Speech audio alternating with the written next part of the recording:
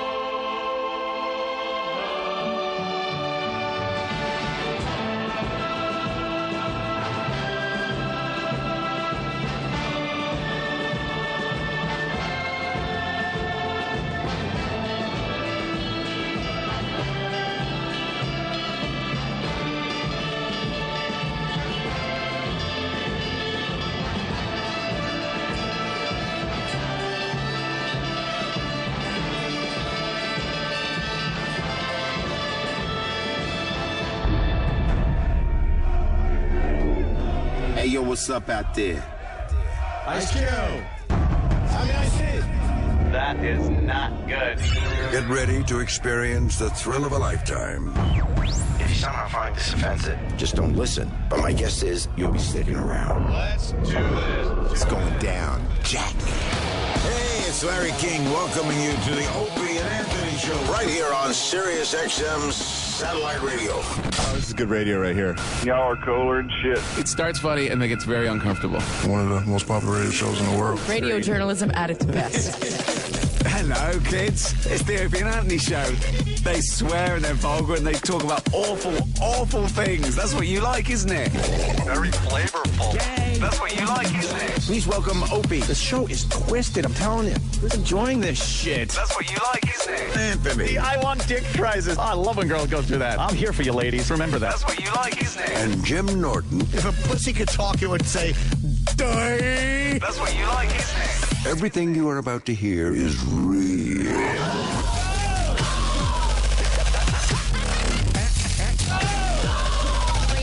Kind of hard.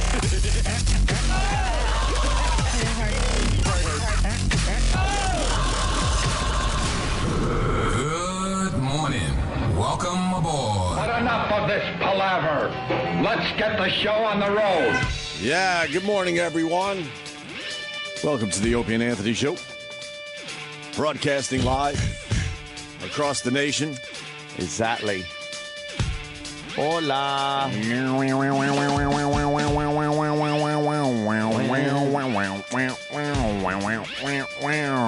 was in a tizzy this morning, huh? Yeah. Got his phone. I get in his car and he goes, "You're going to be very disappointed with me today, GH." This is really how he talks. And I'm thinking, I don't know what I'm thinking with him. Because I forgot my phone. And I don't know where it is. I'm hoping it's still plugged in at home. But I don't know. He goes, "Would you mind waking up Jimmy today?" So I want to know. I want to see if Jimmy knew it was me. Because then I dialed Jimmy. I go, "Good morning, sunshine. It's 5:30. And then Jimmy goes, "Can you give me 5 more minutes?" "Okay, sunshine." So you probably thought it was just Kenny anyway. Yes.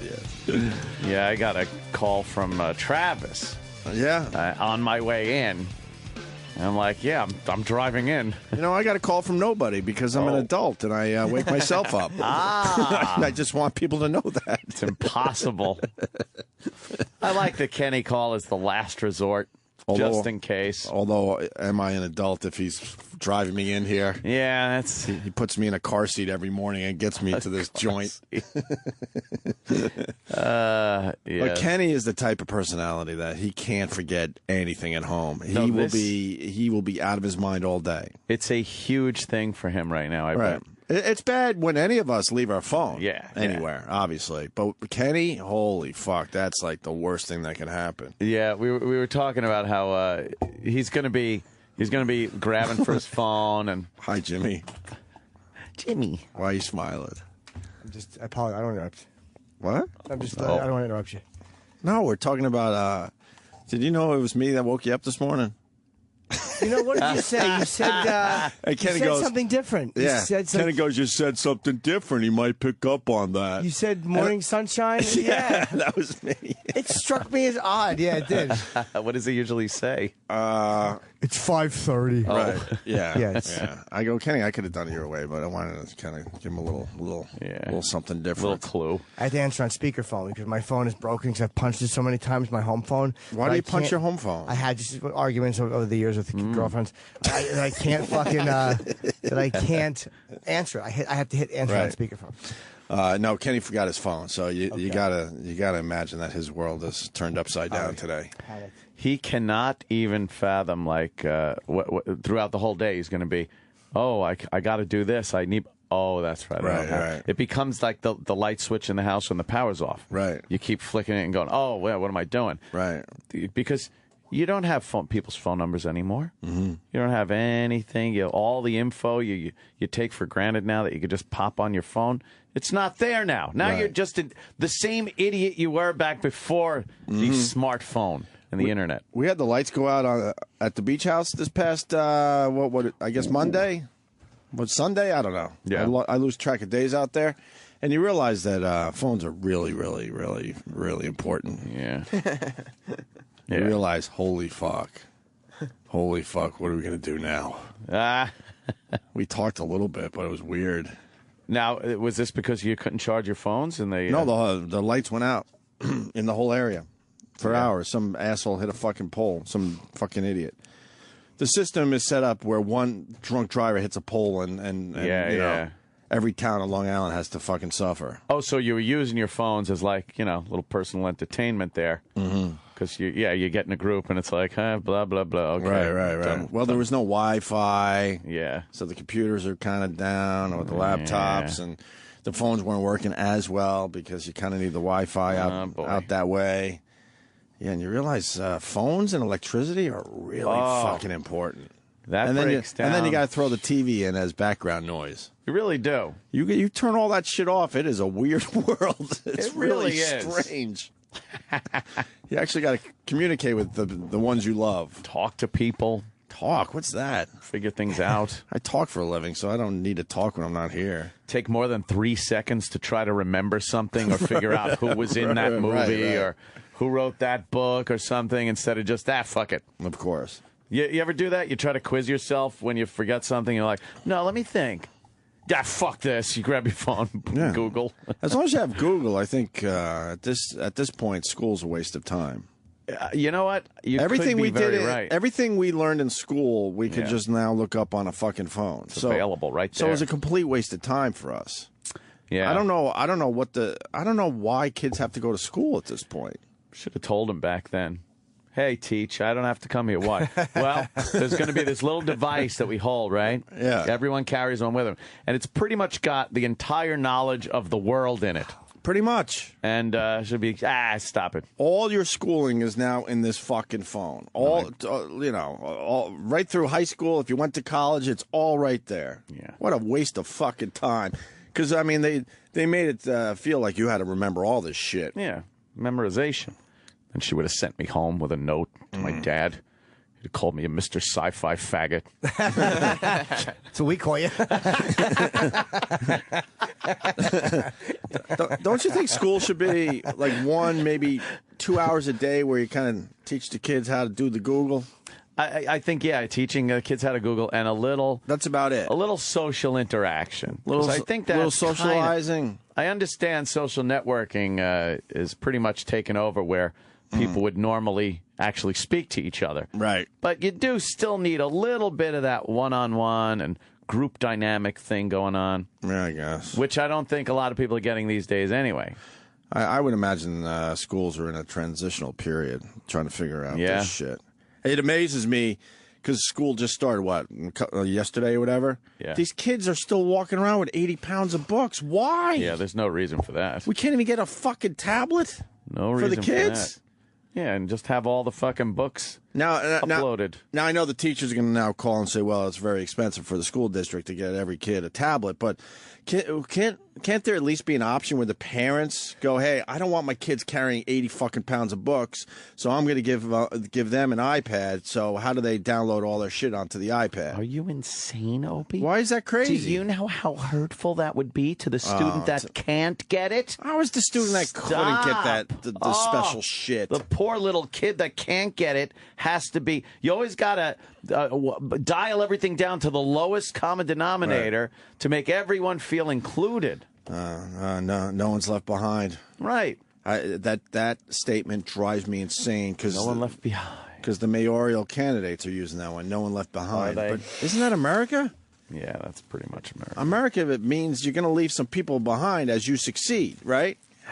You kind of take off, leave someone in your rearview mirror a little bit. Isn't that how America was built? Yeah. I don't mean to step on people's fucking heads and shit, but... Step on their cake, but not their heads. Hey, shit. Shit, did I... Still sweating over that one. Oh, boy. But, I mean, the country was built on that. You're going to kind of leave people behind. People, if you work really hard, you're going to leave some people in the dust. Yeah. And you're going to be a little more successful than your peers. Yeah, America's the big gamble. Right. You could put everything in, you could do well, and sometimes you're still not going to make it. Not Other so times, much. You're going to. Not so much a gamble anymore. But people don't like that. They want guarantees. Right. The pursuit of happiness? No, I want life, liberty, and guaranteed happiness. Change it. It's really strange. Yeah. The changes are happening all around us. The future. Speaking of phones, so I love the fact that John McCain was playing online poker. Oh, my God. At the Senate hearings yesterday. They're all together trying to discuss this Syria situation. When we finally do attack, we're just going to pretty much make a brand new lake for Syria and say, we did something. Yeah. I mean, what the fuck are they going to bomb at this point? They're going to make sure they don't hit anything. Right. And God forbid, because they can't even take the chance that they hit an errant missile goes into a school or something. Oh, my God. Yeah, because one dead kid because we... Forget about it. Did a strike against Syria, and that's going to make us look horrendous. Now, no one wants to do it at this point. Congress, even the president, I think, is like, oh, fuck, what did I say? and so they'll finally be like, yeah, we're going to do it. and some mountainside is going to get millions of dollars worth of fucking cruise missiles lobbed into it. They're going to make a tunnel for a future highway. Yeah. That's great. And then they'll talk about, infrastructure and ability to wage war and blah, blah. We've degraded the ability to... And then nothing will have happened. And all this time that they're spending on this, that the president and Congress are spending on this, is wasted time that they could be discussing things that are much more important to this country, especially right now. But let me distraction. Let me say hi to this. All right. Oh, this guy thinks I'm a liberal. Go fuck yourself. What happened there? I'm a don't give a fuck. I'm a George Carlin. Carlinite. I'm not comparing comedy. I'm just saying how he thought. And you're alive. All right. Yeah. How he thought about the fucking system. That's what I like. Yeah. Listen to some George Carlin bits. That's me. I like that. I like how he thought about things. Yeah. When you're watching John Kerry in front of Congress. With his frozen face? His frozen face, his big Where block head. there's a civil war going on between his two eyeballs. Right. And I think the right one is losing to the left one. He's a creep to look at. He really is. He really is ghoulish. Sorry. I can't even look at the fucking guy. To have him trying to sell a military action to Congress for the president is astounding.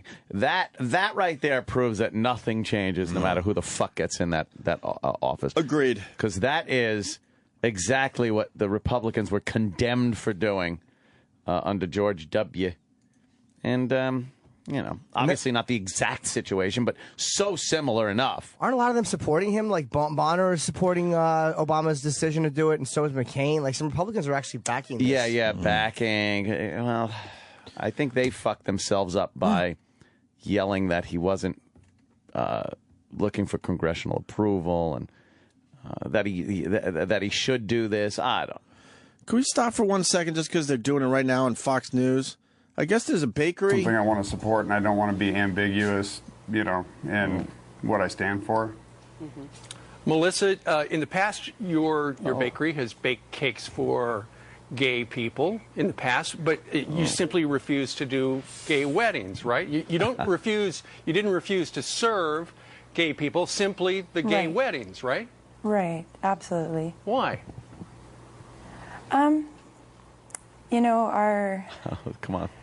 Our faith is we're Christian, and we believe in the Bible. We believe what it says, and we're trying to live our life the best we can by our. Then turn the other butt by God's cheek. word.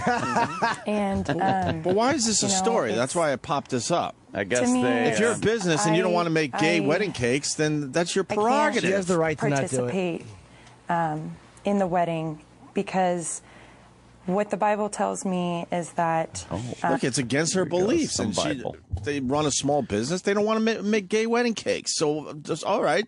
There you go. You have that right in America. She has the right. I hate her for it, but she does have the right to do it. Right, of course. She shouldn't be forced to close. I guess they're closing, yeah. Why are they closing? She shouldn't have to protest and do my art on. So that's your personal belief, and that's your husband's personal belief. And in this free country, we would think that there would be tolerance for your beliefs and for people who disagree with you. But what ended up happening? Because I'm watching the video now of these protests and people outside with signs, and you ultimately had to close your business. Was it the result of that made you have to close? Yeah, I mean, it had to do with a lot of harassing phone calls, mainly to the people we do business with, wedding vendors, just all kinds of mean-spirited stuff going on. I mean, we've got boycott pages up on social media. We've got all kinds of stuff. Wow, and the people have the right to fucking protest, obviously. But I will say one thing, though. This is what annoys me about Fox. They're asking this question. If they were black and they weren't making them a cake, are you going to tell me that Fox anchor still would have said, hey, you have the right to your personal belief? Really? You would have spun it the same way? Stop. But, I guess it is their right. I mean, you can't make them fucking... No. Yeah. I guess it's a story because I didn't know they were protesting all that. There's the story. Okay. Yeah, I get it. I was behind on that one. When you're a business, though, it's a weird thing. Like, if you're a business and you're serving the public, like in something like that, like it's almost like the pharmacist that wouldn't give birth control. Remember the pharmacist that wouldn't prescribe birth control because of his religious beliefs? Yes. Yeah. And I'm almost like, you know what? Take your religious beliefs and fucking throw yourself in front of a subway train. If you're serving the public and you're discriminating against a certain segment of the population, I'm kind of glad to see you suffer, even though you probably do have the right. Does that make sense? Right. Like, even though I know that they have the right to serve who they want. But I mean, there's plenty of other bakeries that will make the gay wedding cake. So, you know, go to those places and support those places. But again, I don't know if they do have the right to not serve people based on sexual preference. Like if a black couple walked in and wanted a wedding cake and they said, no, we're not serving you because we don't serve blacks, there would be a civil rights violation. Right, our beliefs say that races shouldn't mix or whatever. Right. So I don't know if they do have the right to not serve people based on sexual preference at this point. I think they do have the right because they weren't closed down for that. They closed down because of the pressure. Yeah. Well, maybe they hadn't gotten to that point yet. Maybe no one filed. That's a good question. I wonder if that's... So I'm caught in the middle on this one, too, because I hate them for it, and I'm glad that they're suffering, and yet there's the part of me, it's like, you can't make people see it the way you like. You know what I mean? Like, just because I think it's right, I can't make them think it's right. I can't force them to see it the way I do. You're not allowed to say you're against, gay weddings at this point. You're just not allowed to. Right. No. Which is unbelievable to me. You'll be looked at as very intolerant. Right. You're not allowed to give your opinion on that because they will crucify you for it. Yeah. Period. We all know that now, right? Mm-hmm. All right, sorry. That was popping right there. So now back to John Kerry. So like you're saying, yeah, it's the same shit, basically. Same shit. And, God, there's just so much other shit that's going on that needs to be dealt with. And it's distraction after distraction. And I hate sounding like the conspiracy theorist guys. Oh, they just come up with these distractions automatically to... No. But you know what? We just don't have our shit together. It's a mess. Right? Yeah. But I love that John McCain was so bored 3 hours in. He fired up his phone and started playing a little poker. Little poker on his iPhone, and everyone is so mad, and he's basically he basically tweeted tough shit. That's basically what he wanted to tweet. Yeah, he's like, oh, big controversy. Right. I'm fucking playing some poker 3 hours into this nonsense congressional a little meeting, but I don't know if he could just blow it off like that. People are taking it's bad. It's a pretty serious deal. You can't be caught playing poker. No. I mean, we all take take a sneak peek at our phones. Sure, but you got to make sure you don't get caught.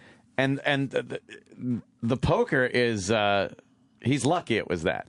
Right. Because you can imagine what pops up on your phone every so often. Imagine they caught him looking at some fucking porn or some shit. Oops. Yes. I'm surprised you're allowed to even have your phone in there. Yeah. I mean, they're big boys, so I guess they do whatever the fuck. But they really do whatever the fuck they want at this point. You would think everyone would just turn their phones off and focus. Yeah. But those things look fucking dry as all hell. Holy fuck. It doesn't look fun. And then, of course, the New York City mayor race, the debate was last night, another debate. Right. And de Blasio's just running away with the Democratic nomination here. Yeah. Yeah, he's going to be the Democratic guy. What happened to Quinn? I don't know. She really dropped off. De Blasio. He's got like 43%. He's the guy with the son with the big afro. Right. Yeah, that was strong on his part. Yeah, he's got the son with the afro, and Wiener is just really. I heard he left the debate frustrated. Oh no! Why? I guess they were just asking him questions about fucking his dick and like and his support for whatever it is, is even less than it was. So he's not doing. He did it to himself. I mean, It's like, dude, you got caught, and everyone's like, all right. At least just wait till you're not going to run again. I don't care if you fucking jerk off on the phone with the girl. Just don't do it when you're going to run again, stupid. Right. Yeah. You know you're running again. Of course we're all focused on that. It's an amazing story. It's an amazing story. Quinn drops to 18% in the recent polls. Well, Mayor. Well. Yeah. We do have a clip of McCain explaining why he was playing iPhone poker. Oh, really? This guy was almost president. I love it. I love McCain. He's a little wacky. I love that he just speaks his mind. He is a little wacky. You were caught today. You know what I'm talking about, Senator. There you are. There's the picture. During the 3.5-hour hearing, at one point, you were playing a little poker on your iPhone. What was that all about? Well, as much as I like to, I'm always listen in rapt attention constantly with remarks of my colleagues over a 3.5-hour period. Occasionally I get a little bored, and, and so I resorted. But the worst thing about it is I lost thousands of dollars in this game. You what? I lost thousands of dollars. I probably... Well, you know, it was a poker game, and you know, you play money. You know the. But you were playing for real. You were playing for real money. No, all right. I just want to clarify that. I hear you say you lost thousands of dollars. Thousands of fake money. Thousands of fake dollars. Okay, sorry, that's much better. Oh my God! Wow, he's just laughing it off. Oh my God! He's fucking. Well, how old is he? He don't give a care. He doesn't care. He don't give a care. Yeah. I did say fuck no. you. Dude, He's got to be 70. Go fuck yourself. Early 70s, I would say, right? I couldn't stop thinking of that when we took the picture together. You could see when he gestures a little bit. You could see like how his arms, has that full range of motion. Yeah. And I'm just thinking, this fucking guy was tortured for fucking 5 years in a Vietnamese prison. Like, yeah, let him play his poker. What else? Yeah, play your goddamn poker. What a tough son of a bitch, man. Like he's earned that right. Yeah, if he wants to play a little poker. If he wants to play wherever the fuck he wants to play poker, let him do it. He also, there was some other controversy with something he said. I guess people were saying how the Muslims yelling "Allahu Akbar, Allahu Akbar" when they do things is it shows that the religion is warlike, and it's this fanatical kind of a thing that they do. And he's like, that all it means is they're thanking God. He goes, would you get have a problem with a Christian? Who said that? For saying thank God? I believe it was McCain. Yeah, I don't agree with him on that. Yeah, I don't either. That's a whole nother thing. Yeah. It's a whole nother meaning. They're not just going, oh, thank God the missile worked. They're like, they just fucking scream it when they cut people's heads off. It's a chant that they do. Do they do that same chant at a wedding or something? Or? You know, I don't know, actually. They might. Right. I would love to. I've never seen it in a fun, but I'm sure it's fun, yeah. We only know it in the most horrific way. Right. Yeah. Kids never yelling it in the ball pit, you know. Yeah, you never. Jumping around. Right. It's always bad things are happening. You're special when you said that. That was such a funny line. Thank you. For he's a jolly good fellow of beheading. Thank you. It's one of the favorite things of mine I've ever written. Is that a funny fucking line? I edited part of that joke at the end. I made you talk about a really weird decision. At the end, I do the thing on Allahu Akbar, and I'm like, because I've never seen it in a porn. And the whole thing I do is I act out the guy jacketing the girl's face instead of yelling, oh, God, he's yelling Allahu Akbar. And it destroyed. But I'm like, you know what? I had to edit for time anyway. And I'm like, there was a visual of me standing there pumping my arm back and forth, yelling Allahu Akbar. And I'm like, if you don't speak English and you don't hear that in context, all you do is see a visual of me jerking my arm, yelling Allahu Akbar. Oh, you don't need to get your head I'm like, cut off. you know what? Fuck it. It could be a problem. Yeah. But I'll tell you why I did that. Because a lot of times when Muslims don't like what you say, they're violent towards you. They kill you, right? But it wasn't out of courturity. It wasn't that you were respecting somebody's. No. And I kept the rest of the bit. I wanted to live. But when you're chopping, for a better way of material out, I'm like, okay, and part of it was it's a joke about jerking off in a girl's face. It's like, how many of those do I fucking need? Like, you try to chop a little of the fat. It's possible. Yeah, there are times where you don't want to be redundant and just be a fucking dick joke specialist. Great special. Thank you, man. Yeah. Oh yeah, you were there. Yeah, it was. You saw it live. I had a ball. That was a good time. We got Patton Oswalt coming in this week. Great. And Jake LaMotta. Nice. Oh, really? Fucking Jake LaMotta's doing stand-up. He did it in the 50s. How old is he now? He's 90. 90 oh, something. my God. I know. We Here's a saw tough him interview. We saw him at the Tyson thing. And he's going to do one-man show. stand-up? He walked in really slow with a big, huge monster cowboy hat. Yeah. Oh. But he's Jake. Yeah, we'll have a good time with him. So wow. Yeah. We have Bourdain today and Misha Tate. All right. She's the UFC broad. Yeah. She's doing the Ultimate Fighter this year. Nice. I'm attracted to her. Oh, yeah. Yeah. Is she another hottie? She's sexy, yeah. Do you like the word hottie? No. Hottie. Oh, boy. Is she another hottie? Ant in North Carolina, actually. Oh. Yeah. Hey, good morning. Good morning, brother. Hey, listen. two things. At least McCain is not ducking the issue. He admitted it. Yep. You know, you caught me. I'm playing poker. Kind of hard not to. Yeah, there's a photo of it. Yeah, we said that. The other thing, I wonder if when the dealer's dealing the cards, if he says, "Full house, please." Oh, boy. Yeah, picture McCain on the Senate floor. That's kind of funny, actually. Yeah. All right. Thank you, Ed. All right, bye. When are we attacking, whatever the fuck you want to call it? I don't know. I think they're trying to get him back into that surprise mode where no one knows. It's embarrassing. It is. You either do it or you don't. Yeah. They got some fucking hardware over there, though. I guess they sent a carrier over and 5 destroyers. Right. I was laughing at the name of that the other day. Just kind of fucking just name it a destroyer.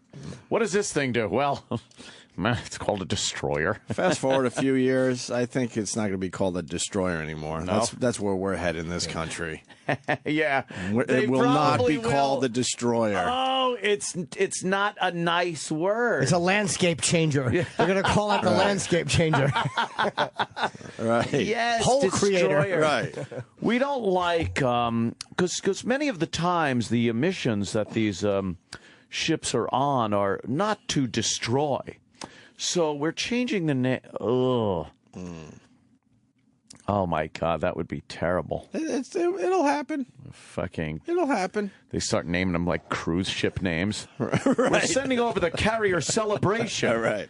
To the Love Boat. Yes. The amphibious vehicle Pearl of the Seas will be making its way off the coast. Oh, you're so right. What a bunch of fucking assholes. There's no way that continues down the road. Yeah, they'll have to change it. This country, man, we're fucking a bunch of pussies now. I guess they're having troubles, too, in the some of the branches of the armed services are trying to train women for combat roles because I guess they're allowed to.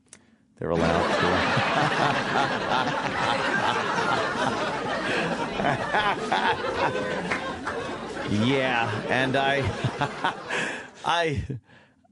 guess they're having some trouble. Why? Well, because many of the women just can't keep up on that level. That's terrific. That's terrific. I mean, now you're going to get the occasional bruiser that I'm sure will just do fine. But that is the exception to the rule. I don't think it's a very good idea to incorporate women into the combat, ground combat anyway. Logistical support roles like that. Even air power, I think, isn't a problem. But when you're just talking grunts down on the fucking terrain, right? Wow. But when they're on their period, wouldn't you get a fucking fighter? You'd think you'd get a fighter, but... oh, man. But you're probably talking about getting fragged by your own troops at that point. Shut her up. You replace her tampon with a grenade and pull the string. This is almost hack. I know. Yeah. I know. This is old school. It's so easy. But I honestly don't... because it's the exception, like I said. If there was a shitload of women that were really good at equaling what the men do, sure, on a battlefield, then sure, why not?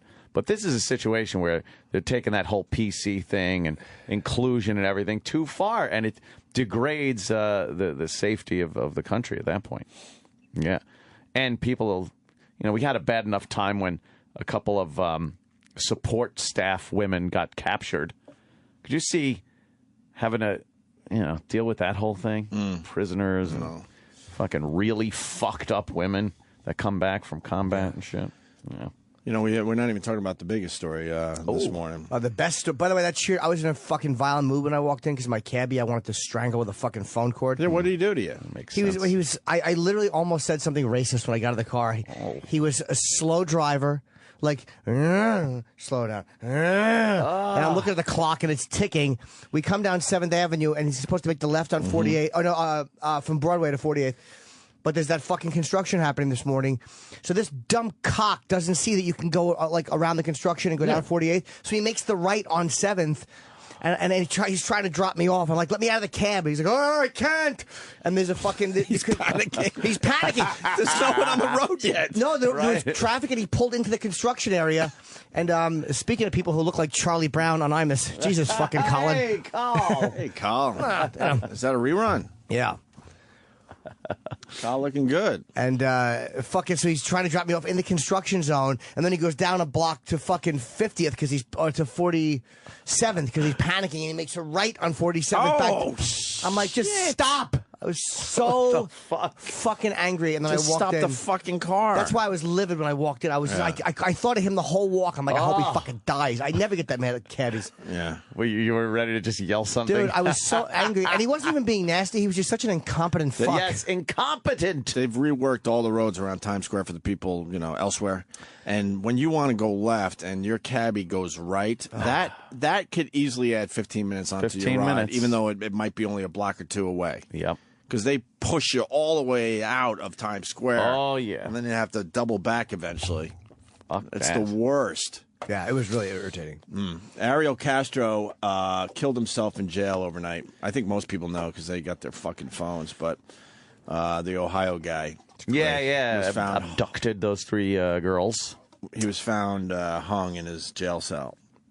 That's how I'd be found if I was in jail. He was on suicide watch and in protective custody in jail against away from general population.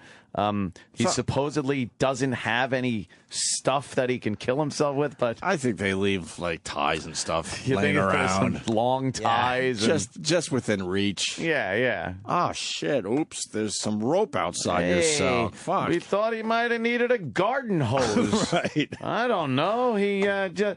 But I don't think anyone did it.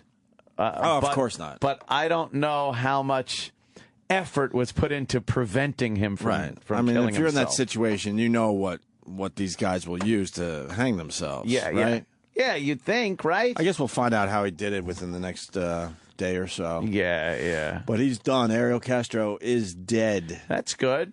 He is dead. It's sad. He was sentenced to life plus 1,000 years. Oh. And, he imprisoned those women for, 10 years, and he couldn't even handle a month in prison. He was, right. Exactly. What a fucking asshole. He was talking suicide right from the start. Well, good. He wanted to off himself the whole time. Yeah, good. It frees up a cell.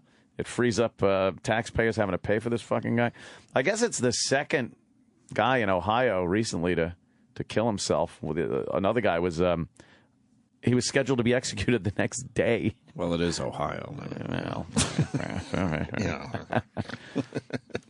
and it amazes me that it pisses people off though. It's like we wanted to kill him tomorrow. Yeah. Roll on 1, roll on 2. Mayor Menino. You hear what he's saying about Detroit? It's too bad we had our issues with this guy in the past. And not even real issues. We just, said he was dead and scared his family. And laughed about it publicly. Well, I'll give a half-hearted, phony apology. And exactly. Thanks, Jimmy. Yeah, and wouldn't even let him throw a pie at you just to make good. Yeah, we don't understand, little perspective. Right? Yeah, a little perspective right there. Jimmy's here for the perspective. Yeah. Thanks, Jimmy. Yeah, I guess you're right. But he's a guy we would have got along with. Yeah. What was he saying about Detroit? To basically, did he say bomb it? I think bulldoze it over. Bulldoze it over, right? Yeah, and start over? Start over. I'm trying to find the actual quote, but... Yeah. The D. The D's in trouble. He's not a big fan of the D. And then, we had a little bit of a crime up in your neck of the nape there. Nape of the woods. Neck of the wape. I guess there's that bicycle trail Upper West Side that goes to the GWB. Yeah, I've been on that a million times. Oh, that's my trek. Oh, well, here's what you got to look out for now. Apparently, a group of people are stretching ropes across there. And when you hit the rope and fling off your bike, they beat the shit out of you and steal your stuff. Or they just come out of the bushes with baseball bats and start pounding you. Where is this? And it's the bike path from where we live, and it goes all the way up to the GWB. I've done that. Oh, of course. Yeah. I've done that a million times. It's one of my. I love doing that. This is why I really wish citizens carried guns and would just literally shoot people shoot 'em for in that. the face. Yeah, in the face. And Kill 'em. you know, you go through some really sketchy areas to get to the GWB, and I'm on full alert. Yeah. I really am, and I'm even thinking, you know what, this might not be the smartest thing to do. But you see the people like, like they're just not even just paying taking everything for attention. granted. Those are So I could see why someone would set up a little rope in that area. Yeah. It's easy pickings. It's like being hungry and watching steaks just traipse through your neighborhood. right. Yeah, because they're on really nice bikes, and you know, they dress the part, and you know, just basically showing everyone they have money. Yeah, I go with my smelly sweats that have the crotch blown out. You use the skunk defense on a bike that I should probably upgrade. you gotta be a little smarter. Yeah, some guy last night, I guess, was riding. How high up is it? I know this is getting way too local. I don't. They just set up a West Side. Yeah, they didn't say. Exactly I know where. exactly where. Yeah. There's a stretch where you know it gets a little dodgy, where the picnics get a little rambunctious, and the music, the reggaeton. The reggaeton is cranking from a million different cars. They all tune into the same reggaeton station. And, And in general, I love going through there because it's like you want to people watch. Wow. Sure. But you got to be careful. You got to watch because I don't know. I don't even know how watching. If you're just riding your bike along and they decide to jump out and smash you with a bat, right? I mean, what could you possibly do? You also realize, like, you know, they just don't give a fuck about certain neighborhoods in New York City because I start. The bike path is pretty much like paved in gold. Oh, nice! And by the time you get into the area I think you're talking about, it is pothole city. Potholes and there's a baseball field there where they haven't mowed the grass in years, but they're still playing baseball. Yeah, it's like, oh, all right, I see what happens with the tax money.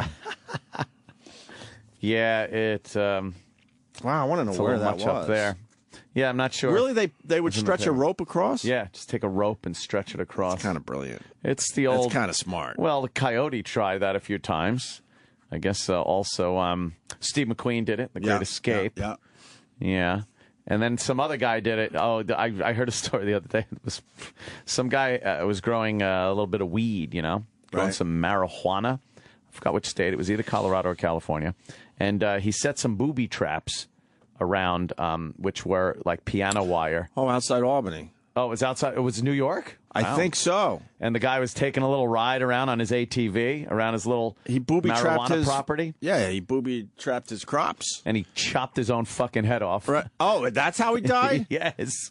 I heard the tripwire was almost, invisible. Yeah, it was a piece of piano wire. Oh, it was. They said that? Okay. He was wailing on his ATV. Right. And fucking took his head off. He didn't realize that's where he put his tripwire? I guess not. And that's pretty fucking brave to do, because you're thinking someone else would do that, maybe by accident. Now you got a fucking murder charge. Yeah, I don't think people care about murder charges at that extent. No, he's got a big crop. Well, not just a little weed for his, little, for my own little use. pocket money. These acres of pot. Wow. Yeah. I think we should break early because we got Misha. Yeah. I almost said Miesha. Yeah, no, it's Misha. Misha Tate's coming in a few minutes here, so yeah, we probably should break. Mm-hmm.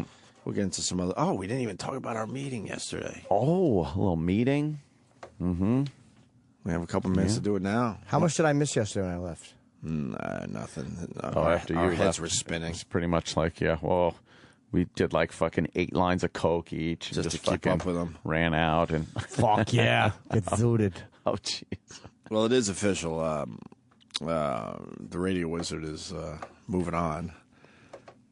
Finance, right? I think so. I don't even know what they described. It's like finance? I don't know.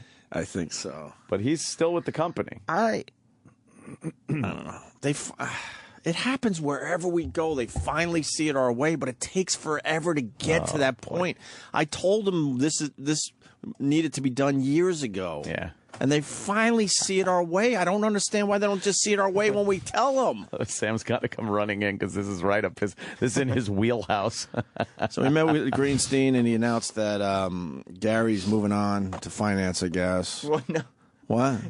I don't think he's going to finance. I think he is. He's lying? I heard he's looking over some things, like with people that are here already. What? Like the talent.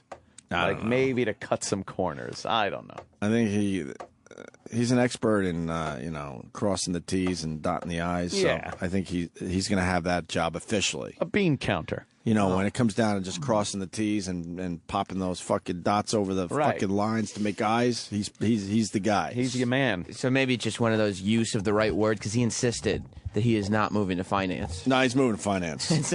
so at the end of the he's moving to finance. Yeah. At the end of the big announcement with Rob and Gary and Blatter all in the room, they asked if they had any questions. And I asked them who exactly will be moving to finance. Oh, shit. So they're all moving on. Rob.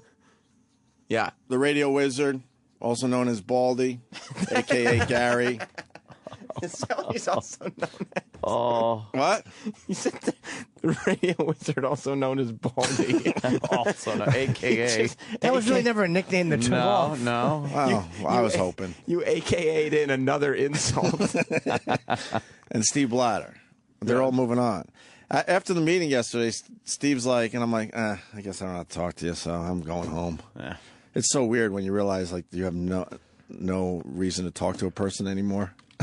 Yeah, now no more. He knew it too, but it worked both ways. We looked at each other like, oh wait. At this point, I would go into his office for a little chit chat. I'm like, oh, that's right. Don't have to do this. No so need. I'm going to go home now. No need. I'll see you later. Bye. And Tim Sabian's coming aboard to run our channel and I guess other things. I don't know. You might remember him. I'm not sure what we're allowed to say at this point. But I remember him from the old YSP days. Yeah, Philly. He's the tight slacks guy. He was the tight slacks guy. He's great ass cheeks. That's how we met him. We met him. We were syndicated to Philly, and we went down there for a little visit. Met Tim Sabian for the first time, and to be honest, we hit it off with him immediately. We always had a great time when we did our little Philly trips. And he wanted to take us around the area just to show us some Philly history, get us going down there, and he proceeded to walk around in his extremely tight slacks and his loafers. Yeah. And we saw he was a guy that likes to put his balls on one side and his dick on the other. Oh, that's right. I forgot about that. Yeah. That's with his tight slacks. It's good to know about the new management coming in. Right. You know what? We're assholes, but this is a very good move for for us and the Opie and Anthony channel. So. We like Tim. He's a good guy. He knows this shit. The other guys didn't know this shit, which we've said a million times. So we're not no fault of their own. We're not speaking out of turn here. They get put in these positions, I'm sure. Right. So but, this is good. The radio wizard moves on with his participation trophy, and we'll all be good. Do you think they all just fucking all of them just went into an office and were like, oh, thank God. Yes, of course. Thank God we don't have to deal with that fucking show. Of course it works both ways. I'm not here to think that they're not trashing us right now. Here's how it happened. Scott, Tim would be perfect for this job. Who is this? Gary. Why don't you let Tim do this? Yes. Tim should have the gig. Yeah. What'll you do? I don't know. You got something in finance? Whatever else you need. Yeah. Whatever else you need. Whatever you Anything else you need. I'm a company guy. I think the channel will sound much better in the very near future. Not that I think it sounds very good, but it'll be even better under Tim Sabian. So we're very happy. I was amazed. I'm like, this is really happening? Are you kidding me? I know, right? Because this is something we kind of wanted years ago. Yeah. Years ago. You know. He understands the program. Right. So, are we going to say goodbye to Gary today? We're planning on it. We're trying to put something special together. Oh. Did we get the participation trophy yet? No, we don't have a trophy. Why? Everyone gets a trophy. That's not to say we won't have one. We live in a society where everyone gets a trophy, so he should get a trophy. period. Are you looking for some kind of, maybe you can come in for a presentation at the end of the show? No, he even knew what was going on, and he couldn't even tell us as we were walking in the hall. I'm like, good riddance. Off the air, he wouldn't tell you. No, I'm like, good riddance. Good riddance. At this point, you can't say, like, oh, well, you know, go meet with Scott. We have any Radio Wizard songs to play in a break? All right, yeah, let's play something. You gonna miss him? You know, it'd be good to say hi to him in the halls. I've heard people with chronic diseases that after years and years have actually been cured of the disease, miss having the disease. Oh, that what's it called? Stockholm syndrome. Well, no, it's not called Stockholm syndrome. What's it called? Munchausen. That's when you're kidnapped and you begin to. No, but it's the same principle. It's an odd. That's what Gary would have. Reversal of this. Like if Gary was a disease for us. Oh, you're talking about. I thought I was from the wrong perspective. No, Gary is a disease. Gary, no, he was a disease. The chronic disease. And Sabian is the cure. Hey, the cure. Yeah. So you'll miss being sick with a disease. And Right. Some people actually miss that. Right. So in that way, people could miss Gary, a.k.a. the disease. A.k.a. Baldy, a.k.a. the disease. You know who I feel really sorry for? Who's that? Sal. Why? Because we need to beat someone up. Oh. And, you know, we spread it out because there were so many fucking idiots around us. I heard Sal had a hell of a meeting yesterday. Yeah, what happened with Sal in the meeting? Honestly, Sal had a hell of a meeting during the first hour of the show. Oh! What happened? He's just been having a rough time. We've been trying to get some rough time of it clips together, and the ideas of timeliness are not translating throughout the staff as well as one would like. Okay. Yeah, because starting tomorrow, we don't even talk about him anymore. The Radio Wizard. Yeah. He's done. All those guys are done. And he's gone. So you're saying nothing we can do about it. It's bad news for Sal that there are less and less idiots being that's what I'm saying. That's what you're saying. Yes. When you're lost in the because I know how I idiots. am. Right. I'm in the category of I can't help myself. When you're a small idiot in a big pond, right. It's okay. You better get his shit together. But I would he's shave the that dumb big mustache of his immediately, so he blends in better. He's realizing there's room to do a backstroke in the idiot pond. Yes. Oh, yes. No. Oh, yeah. Oh, no. Clearing out the idiots. You know, so I want to thank Gary, for, showing up. Years of faithful walking around with his cup of coffee, making believe he service. was busy, thinking about the show constantly, Well, yeah. Thinking about or worrying about? I don't know. I have no idea. That was just a nice thing to say. And never had a relationship with him whatsoever.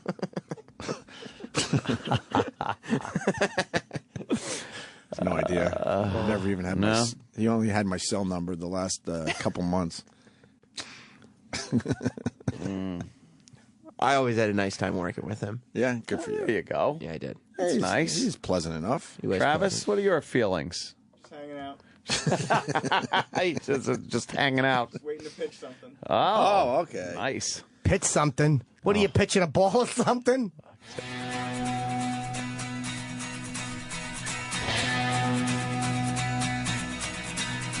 Ever since he was a young boy, he's been fucking bald. His baby's instincts, he just clutters up the hall. Asking him questions like talking to a wall. That egghead dummy doesn't like the show at all.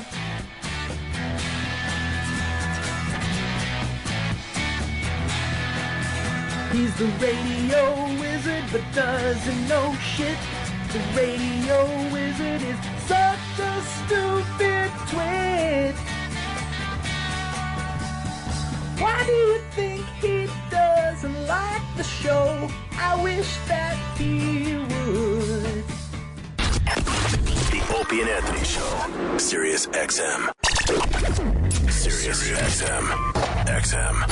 This is the Opie and Anthony Show. Beth, I hear you calling, but I can't come home.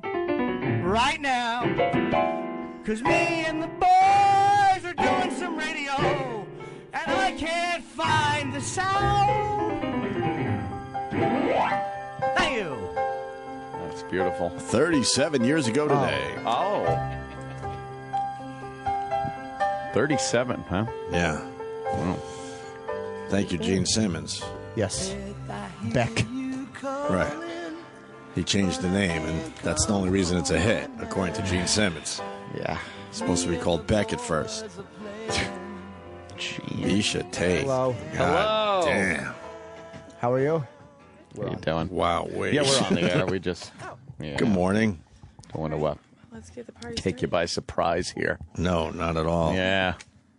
You were going to come yesterday, but they said your flight, you had flight issues. Yeah, it was horrible. I got stuck in Minneapolis. Not that Minneapolis is horrible, but it was just the whole flight situation. Minneapolis is okay if there's a reason to be there, but if you're in an airport, kind of stinks. An airport's an airport, though. Yeah, you don't even know so what city you're in. I didn't get to see it. Yeah, exactly. So, I mean, it was What'd you just do? Inconvenient. Just sat there all night? No, they bought me a hotel, but I mean, it was really just like a few hours. It's like a mile away, so we just went there. But yeah, first they delayed my flight, and then they canceled it. So after waiting around for like an hour and a half, then they're like, oh, never mind. They just canceled it on me. Happens so much. And then the next morning, the same thing. I mean, Delta was just like on a mission. Like I was never going to get there, so I had to switch over to American Airlines earlier. Anyways, it was crazy. Anyways, it sucked. Yeah. Yeah, like I don't know if the listeners enjoy that, but I could listen to a bad airline story for. I literally could hear that for 4 hours, and then what happened? Well, I was supposed to be in C25D, and then they moved me to C. I love that shit. It just makes me happy. Traffic. If you talk about traffic, if you got stuck in traffic on 7, I could listen to that for 45 minutes about how the guy just wouldn't move. Yeah, you kind of commiserate with it. Yeah. Oh, it makes me very happy. Well, welcome to the show. Thank you. Yes. Look at you. You are very built, very beautiful. I would spend time in the gym, but I wouldn't, I wouldn't call her built. Jimmy. I would call her attractive. Very. Wow. I'm just saying that. Extremely. But very defined. Oh. You know, yeah, but like not too. But not we'll big. just sit here and talk about you right. for a while. Yeah, awkward. Yeah, sorry, I wouldn't doubt it. Does that annoy you when guys do that? Because we all do it. I mean, we all like look and go, "God, she's a beautiful fighter." Does that like irritating? No. I'd rather be that than like, oh God, that's the butch fighter. Like, you know, it could be worse. Just look at the glass half full. Who's the other one? Cyborg. She's not. Yeah, she's not the most. She's built. Yeah. She's built. Not the most delightful looking gal. I want to say. Wow, what a surprise with a name like Cyborg. Cyborg, yeah, you'd expect her to be a real right, vision, a real I think hottie. nobody even like knows her real name. You know, I do because I like follow it, but like nobody. Everyone's like Cyborg. When did you realize you could like beat the shit out of people? I don't know. I started wrestling when I was in high school, and I wrestled on the guys' team. Oh, really? Yeah, and I must have been interesting to made say a few the boys least. quit, and I kind of got a good idea then. That, wow. You know, I like combat sports, and then when I went to college, I found MMA, and I didn't think I wanted to fight at first because I was like, yeah, I don't want to get punched in the face, you know, like total typical girl reaction. But then no, that's my reaction as well. And his reaction. Okay, well, wow, we have girl reactions to that. I don't want to get hit in the face. Yes, I don't think anyone enjoys that. No, it sucks. And then I watched my first event, and I learned a lot more about the sport. And I was like, man, if they could do it, I could do it. So I wanted to. And well, who's the first guy you wrestled in? I want to get back to high school because, like, you want to wrestle. Mm-hmm. What do you like? Do you have brothers? Mm-mm. You just realized you were stronger than most guys, or like how did it come out? It's actually, I mean, kind of a funny story. I was sitting in English class, and it was my first year of high school, obviously. So in the winter, the only sport offered was basketball and wrestling, and I cannot play basketball to save my life. I don't like it. I suck at it. I'm terrible. Forget it. They would have cut me from the C team. So I mean, it was just like hopeless. So I kind of went out for wrestling out of default. Okay. Because I wanted something to do. I wanted to play some sport, and the only sport offered was basketball for women. And so I was like, well, screw that. I'm going to go for wrestling. Did you make the local news? No. Because usually nobody cared back then. Oh, no? There's like who's this weirdo, like weird chick that wants to wrestle, like, you know. Did you, the first time you wrestled a guy, though, I mean, did they take it easy on you at first or try to? Because they didn't want to, they didn't want to hurt you, and then they realized, oh, they really had to wrestle to beat you? I think it depends on the guy. Like, a lot of them I found were very nervous, so like they would shoot like right off the bat. So I'd have to be ready for like a bulldozer to hit me like every time that we wrestled because they did not want to lose, you know. So it was like like in dire need to like win. So yeah, and they wanted to win quickly. Harder. Yeah. Oh, okay. Yeah, because the idea of losing. What was your record? Yeah. Did you win most of your matches in high school? No, because I just didn't have much experience. You know, I went in there as a freshman, and most of these guys have been wrestling since they were little, you know. And I actually ended up wrestling varsity my senior year. So I did well. I only got pinned once, you know, in my senior year wrestling the varsity matches. But I beat all the girls that I wrestled, and it wasn't like a ton. But, you know, they had in Washington State, they had a women's state wrestling championship my senior year, and I won that. And so I got to wrestle a few women. Wrestling for women in Washington's pretty big. Yeah, it's gotten a lot bigger. Actually, my high school now has a full women's team. Well, you're wrestling a guy though. Like, cool. is he obsessed with like losing in front of it? Because that really, like, as a guy, the worst thing you can do is have a girl pin you. Like, I mean, again, I'm in front of everybody. Yeah, from a high school point of view. You were responsible for how many dads smacking their sons when they got home. I know. I lost to a girl. Poor guys. Yeah. Do you remember the first guy you beat publicly? Yeah. How did he react? Not too well. The team like told me later that he didn't come back to practice. He just quit. Oh wow! Oh man, he was just like so heartbroken. Although they're probably now though looking back and going, well, that's the one that beat me. That's at least they know now that it was a real. Now he's probably proud of it. A little he's like, vindication. yeah, I wrestled that girl in high school and she totally pinned me. Like, yeah, well, no doubt she pinned me. Now he's able to like. Now he's got credibility. Now pride, yeah. Right, of course, I was supposed to lose. Do you? Is that the type of? Do you only like alpha male guys? Is that like your main thing, or do you kind of go like opposite guys? Well, I've been dating a fighter for quite a few years now, so he fights in the UFC as well. Right. But I like personality, you know. Like, if you're funny, if you can make me laugh, you know, that's probably one of the biggest things. But I definitely couldn't see myself ever with like a couch potato. Right. I have to be active in some way, shape, or form. Whether it's like a surfer, like, you know, anything, hiking, and you know, someone who's secure enough, because I think a lot of guys would be too insecure to like date a woman that could kick their ass. I completely agree. Yeah, I would find that really just weird. Like, not that you would ever do that, but it would just feel, I don't know, strange, right? Because there's always that weird dynamic in an argument between a man and a woman that if it gets heated, it's always the man deciding, okay, I'm going to not dominate you physically, and we don't, because we're civilized and that's just not how we act. But to literally be arguing, I'm thinking of my ex-girlfriend, and if she could have beaten me, I'd be dead. If she could have kicked my ass, I would be a dead person. A lot of women like lack that sensor. They think it's like it's okay because they can't, you know, hurt you or whatever. But I don't see it that way. So I have to say.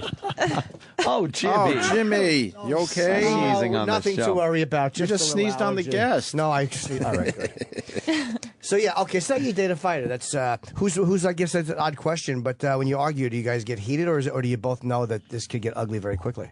Oh yeah, we're definitely like, you know, we have our boundaries and whatnot, because obviously we're both very, very physically strong, and that would be terrible. Like, and I'm so stubborn. He'd probably be like kicking my ass, and I would still be like, "Fuck you!" Like, you know, like, you're gonna have to kill me. Like, I would totally have that like mentality. Like, if you're not prepared to kill me, you better not get in this fight right now. Yeah, imagine the neighbors just hearing that. Yeah, you should just see our disputes when it comes to doing the dishes. You know. Well, was he a good fighter? Yeah, he's actually a very good fighter. Do you say his name publicly? Yeah, Brian Carraway. Okay. I know the name. I don't know Brian. Yeah, he was on season 14 of The Ultimate Fighter, and right now he's ranked, I think, right outside the top 10. Oh, okay. So he's working his way. Nice. Working his way up there. It's a lot harder for the guys because there's a lot more, obviously, way more men that fight. So. Well, did you coach this season of The Ultimate Fighter? Is that why you're promoting, right? Yeah. Okay. I did. It premieres today. Oh, wow, okay. I should probably know that. Yeah. Well, you now guys you can do. do your homework. Yeah, right. We have the prep sheet, and I did. We usually do. We're just getting back into this again. We're just back from vacation for a week. She just called us out. She's right. Yeah, she's calling us. Absolutely right. She's calling us out on our dog shit show prep. Well, so you're a boxer. Yeah. You're right. Please don't hurt us. It airs on Fox Sports 1 for you guys' information at 10 o'clock Eastern Time. And it's going to be badass. I got to watch the first episode. So it's a 2-hour premiere. And there's 16 fighters, 32 fighters, and they all fight to get in the house. 16 of them make it, and yeah, it's exciting. And it's you and Rhonda. It is, yeah. And how many men and how many women are there as fighters? Didn't they mix them this time? Yeah, half and half. So we had teams of 8, so 4 and 4 on each team. It's like I guess there's just not enough female fighters to have it. Is that what it is? They can't have a full house. It's just not enough. I guess so. But I mean, there was enough when they brought 32 in and they cut half of them. So technically, they could have filled the house with them. But I think they were looking for more quality. They wanted to make sure everyone in there was legit. So. And there was no difficulty coaching men, right? They didn't have any problems. Did any of them have any issues listening to you or? Not too much. I remember at one point, one of the fighters, I wanted to work on like the game plan, and I was going to mimic his partner, and he kind of just like looked at me for a second and was like, I'm not really sure like about this. I don't think he'd ever trained with a girl, but he did it, and then I mean, it was great. We had a really good workout, and I felt like he got a lot out of it, and he was happy. So it was just kind of like awkward at first, like he didn't know what to think of it. Wow. But yeah, I mean, other than that, no, they listened great, and they were all very coachable and a really, really nice team of people.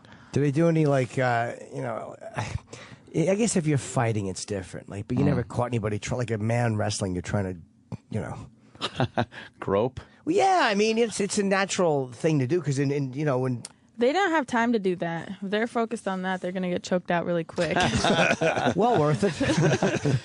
Yeah, I guess that's the problem. I would make sure they didn't remember it. Yeah. That's for sure. So yeah, I suppose there would be a penalty to pay for that if you grab something and you get fucking armbarred. Probably not be worth it.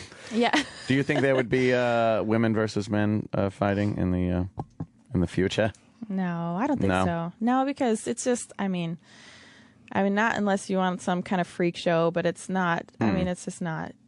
I don't know. I think it would be stupid. Yeah. Personally, I mean, men and women are different. We have different chemicals running through our veins and whatnot, and that's fine. There's nothing wrong with that. I don't see it as, like anything to be frowned upon. But because I think a woman versus a woman is equal, and I think they make for great fights, and we're trying to entertain. So it doesn't matter that physically maybe we're not quite as strong pound for pound because we're just as awesome. So more awesome pound for pound. Yeah. They don't even have men versus women in chess. Oh, really? They have a men's champion and a woman's champion, and it's like that's weird. Yeah, that they could probably. That's just because probably some man doesn't want to lose to a woman. They probably could figure that one out, right? At least start there. That sounds like something that we could probably do. Start. I mean, grappling. I think men versus women. Is good. I like that because there's no like blow for blow. But just punching in the face. Yeah, it's different. So how do you feel about because Rogan got in some trouble when he talked about who's the fighter? Fallon Fox, the transsexual or had the full surgery, who started out as a male and now is completely female. But Joe raised the point that like bone structure is different. It's not just about you're a woman and hormones. Your fucking bones are different, right? And jointed like ligaments and all that stuff. Is that? Yeah, it is. And men are born with a bigger vascular system, so they're a little bit more efficient at moving the blood through there and the recuperating. Right. And also not just that, but think about our sport involves weight and cutting weight, and men have more sweat glands than women do, and it's easier for them to push out water weight. So potentially she could cut a lot more weight, whereas a woman wouldn't be able to do that as effectively. So it's just other advantages that I think you can't make completely even in a full contact physical sport. Yeah, can't really change it. Yeah, exactly. So what are they going to do? What are they going to? That's what is happening with her now? Yeah, man, it's all about the athletic commission. I think Florida Athletic Commission is allowing her to fight women. So each state is different. So I don't know. But that's an interesting point. If you can cut weight easier and do all these things that have nothing to do with political correctness or politeness or being fair. Yeah, I'm all for. I mean, for her to live her life and be respected as her wishes and whatnot. But when it comes to some other woman's safety, I don't know if I feel like full-heartedly. I guess there would have to be more research done. You know what I mean? If those things can be completely reversed, and to be able to actually have medical doctors say that yes, she is 100% like a natural-born woman. Until I could get that kind of like reassurance, then I would be a little bit. A little hesitant. Yeah, exactly. Or fight other like transsexual women. Like then, that sounds a little like a circus. Sounds like a video I'd run. But you know what I mean? Like then at least there's that equal starting out place and that equal I think you're going to be waiting around a long time. Yeah, I mean, that might be a little bit too... Yeah, I don't think there's that many. Oh, we found one. Yeah, found another. Found another. Maybe that's a little too specific. I don't know. Just a tad. And you were not supposed to... Wasn't it supposed to, according to the way the rules were structured, you fought Kat... how do you say her last name? Zingano. And she beat you. You did do some homework. Yeah. Well, no, I remember the fight. But... you were going, so it was supposed to be the winner of you two fights Ronda for the championship, right? And I guess it means you coach the house and then fight. But what happened with her? She's injured now. Yeah, she like blew her knee out jumping over hurdles or something. Wow. Were you happy to hear that? Not that you wanted her to get hurt, but like, well, do you just get the call and go, look, she's hurt?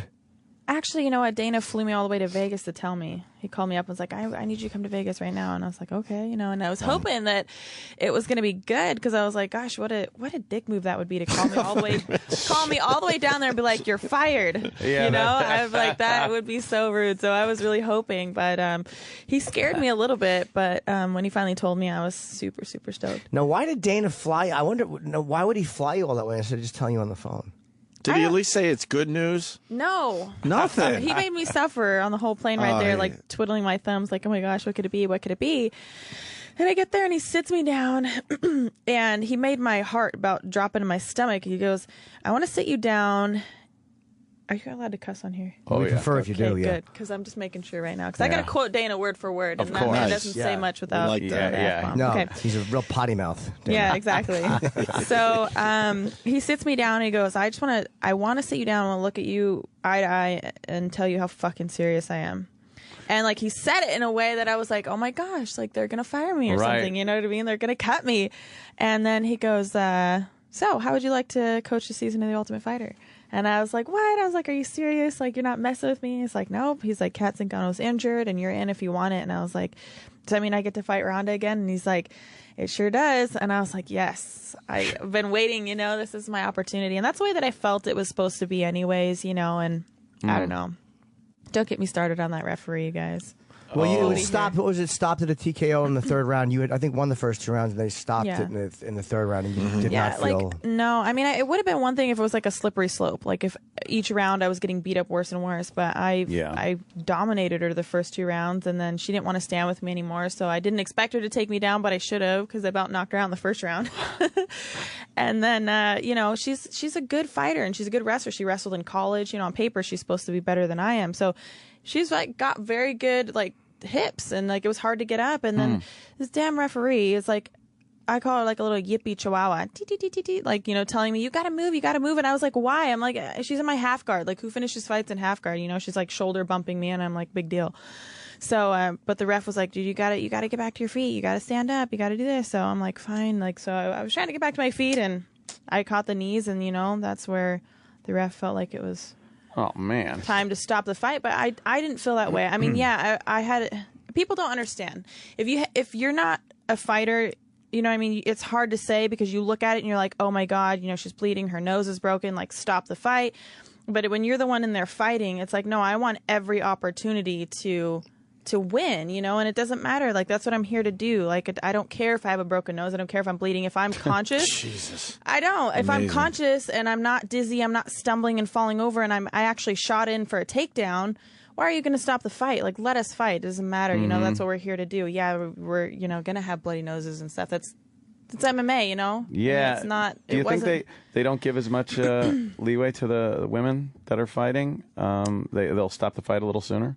I think some do. Yeah. I think some do. I think some have a harder time stomaching it, and you know, they feel like more protective over it. But not all of them. But she's very hot and cold, you know. Sometimes she lets fights go way too long, and then other times she stops them way early. She's just terrible. She's just a bad referee, and I will never, ever let her referee another fight of mine. So Can you veto a referee? Can you say, I don't want this one? Oh, yeah.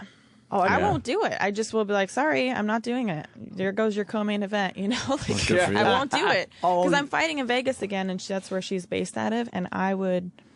I'm sure they'd rather just get a new ref than. Yeah. So you guys know in advance who's refereeing your fight.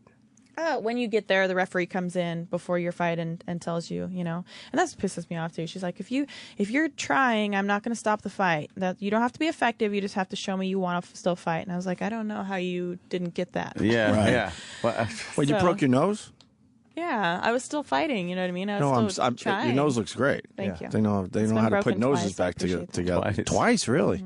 Yeah, I've never had to have it set though, so it's just healed on its own. But I say I get hit one fight and it goes this way, and then I get hit the other one and it goes back this way. So as long as I'm on my even number of fights, then it'll be straight. Right. If I'm an odd number, it might be crooked. It's always hard to say because fighters never think fights should be stopped. They like Frank Mir just fought and got. He took Josh Barnett. I think he fucking took a knee or something to the head and collapsed on the floor. And then he gets up a second later, and if you watch it, you're like, "Oh, he's fine." But then there was that 1 second where he goes down and his arms kind of go limp, and you're like, if they didn't stop it, the other guy wasn't exactly going to stand up and watch. And we can't even wrap our heads around that, where these guys will not stop themselves. Even they just want to continue. That just amazes me. Yeah. Right? Yeah. Yeah, I don't know. I think that the fighters should be given every opportunity within reason to try to make a comeback, because I've seen that before. I got dropped with a head kick when I fought Julie Kedzie. I mean, she caught me clean, flashed me, dropped me, actually, and I armbarred her after that. So, I mean, if the referee would have been like, oh, stop, like right away, I would have lost the fight. But I was still like, I took a shot. That's what it's about. I got dropped to the ground. She came in to try to finish me, and I armbarred her, and I won the fight. And it was like, give us that opportunity to try and finish the fight. You know what I mean? So we're talking to Misha Tate. Does it ever hurt in there? We ask all you guys that. No, the only time I've ever had anything hurt was I got hit in the ear once, and that hurt. That's the ear. Yeah. That doesn't weird, seem right? like. I think someone else said that on our show. They're sensitive. Yeah. Does anybody ever have someone like when it's like cold and like they flick your ear? It stings really bad. Yeah. I mean, it's kind of like that. It's like when you get punched in the ear. That's what it feels like. It's really weird. But an earshot. None of that other stuff that we watch. That's that you really amazes me. Go for the ears. How come more guys don't do that? Why don't they aim for the ears? That's the first thing I do is try to punch in the ear. Like sometimes when you're on the ground, you'll see fighters open hand slap the ears. Oh yeah, that's gotta hurt. Yeah, that hurts. Huh? That's an effort to like break your eardrum because you cup it. Oh yeah, you try to cup it, and the suction breaks your ear. Breaks the eardrum. Oh man! Wow, and that has to be painful. That reminds me of what the hell was that? Fight Club. Well, it makes your punches equilibrium. him in the ear out front of the bar. Right, the first punch. All right, punch me. He goes, you punched me in the ear. It hurts. And the foot stomp, which you're no longer really allowed to do. Foot stomp. No, a lot of are. Oh, you are? Yeah. A lot of the guys complain about that, too. They say that's a fucking nightmare. Take a foot stomp. Shins really kind of, shins got to hurt. Some of those kicks I see to the shins. Oh. It's like all Did you guys ever see, I don't remember who it was, but there's this disgusting video where a guy goes to kick, and he's got already breadstick legs anyways. It's like, I don't know why you're trying to kick anybody with those things, but he kicked and the guy checked it, and it broke the guy's shin in half, and it wrapped his foot around the other guy for a second. Yeah, like a rubber. So disgusting. Those are just so visceral. You watch that and you feel it. Yeah, you itch. Oh, we bang our shins on a coffee table. I know. We turn into crying. These guys take full shots to the shins during a fight. I just don't get it. I'm amazed by you guys. I really am. Just amazed that you could take that punishment. Yeah. Yeah, man. And like it. Right? That's you gotta the like weird it. part. Jeez. So what do you do? What do you do to just separate yourself from the fighter and be just, a lady? Or do you, Jimmy? Not you. It's that there's no separation really. It's just me, and just a balance. It'd be like saying, how do you separate yourself from your job when you go home and you just become a dad or a husband or whatever? Right. It's just part of my life. I go to the gym, I work out, I train, I come home, and I'm me. I cook and bake, and I'll, a girl outside of that. But it seems like an odd mixture to some people. But I think for me, it's just, I'm just a very competitive person, but I'm proud to be a woman. I don't have penis envy or anything like that. So you don't get annoyed when you have to like dress up for something, really. Sometimes I do when I have to like do my makeup for like these media days. Like this morning I was complaining about it. I'm like, I have to do my makeup again, I was like, but other than that, no. We normally like the gals to come in a prom dress. That's how we like a gal getting, of course. That would be annoying. Guys can just roll out of bed. Yeah. They can just roll out of bed. That is true. Exactly. I mean, there's different expectations on, women when they... Yes. So, Rhonda, you said was a real bitch on the set. Yeah. What'd she do? Well, she was just a brat, like, the whole time. She just was very difficult and rude and, Yeah, you guys have to watch it. I can't... I mean, it premieres tonight, and the first, like, week we kind of got along all right. All right. All right, yeah. And then shit hit the fan, so... Oh, cool. The second episode, I think you guys... definitely by the second episode. The first one, is not too much about her and I. It's about the fighters getting into the house and whatnot, and then shit gets real. Cool. Well, she beat you. I mean, she's armbarred everybody in, I guess, the first round that she's fought. Which that streak will obviously end. I mean, you can't do that for your entire professional career. But what is it like going into a fight with somebody who has beaten you in the first round already, pretty much, and has seemed unbeatable so far? It's exciting to get that second opportunity. Not everybody gets that. You know what I mean? So I'm really, really lucky, and I'm really looking forward to it. I wanted to fight her again since that very moment, so I feel like I learned a lot, and like you said, she's only human. She can only do that for so long, and I really think that I've got her figured out this time, so I'm excited to give it a whirl. All right, well, it starts tonight. And it's on, you said, and they're promoting, by the way, UFC 168, which is Saturday, December 12th. Oh, wow, that's this Silva Weidman too, right? Yeah, so they're rematching and we're rematching, so it's going to be an epic night of rematches. That's an amazing card. I guess you guys are the co-main event. Yeah, it's really like two main events, though. You know, it's going to be awesome. 2 title fights, 2 rematches, 2 good storylines. So the fans are definitely in for a treat. We're going to go out of this year with a bang, that's for sure. Do you think Weidman beats him again, or do you think that Silva just was showboating and got caught? Man, that's so hard to say. I think that's what I love about MMA is it's so, you can never really say. Like, it's so unpredictable. And, if we were able to tell the future with it, I don't think it'd be as exciting. So, what do you think? I don't know, honestly. I really don't. I like both of them as fighters. I think that Anderson's probably getting closer to like his way out just because he's been doing it for so long. But by no means does that think that I just count him out or don't think that he's worth it. I mean, I think it's going to be an amazing fight again, but hopefully he'll take it a little more seriously and he won't, drop his hands and do that because he got away with that for a long time. Yeah. You know what I mean? It's kind of the same thing with Ronda. She's gotten away with that and she has some bad habits from her judo and stuff, but it only works for so long and then you got to change it up and adapt. So hopefully we'll see that. Yeah, well, it's the 28th in I'm guessing it's in Las Vegas, right? They're not saying where it is on this sheet. It's Vegas. Yeah. Okay, at the December 28th. Mandalay or the MGM? I think it's at the MGM. I don't know why do I need specifics? You could just go online and buy it. Asshole I am. What I think people are driving to the casino to buy the tickets physically. Year was it 74? Jesus, I'm a true shithead. UFC 168, and it's Misha against Ronda. I really want to see that fight a lot because I like you very much. Well, thank you. And it's Misha Tate on Twitter. It's MIE. Yeah. SHA. I would have. I before E. Yeah, except when you're writing receipts, there's a couple of words where E comes first. Isn't that weird? I know, I hate that. Why did they make that rule anyways? That's just stupid. I don't know. Just to fuck with us. There's like 3 or 4 times. It's I before E. Except after C. After C. And then with these words. Oh. Yeah, except after C. Yeah, it's like, what's the A-E-I-O-U, sometimes Y? I mean, who doesn't love that song? And it teaches us about vowels. All right.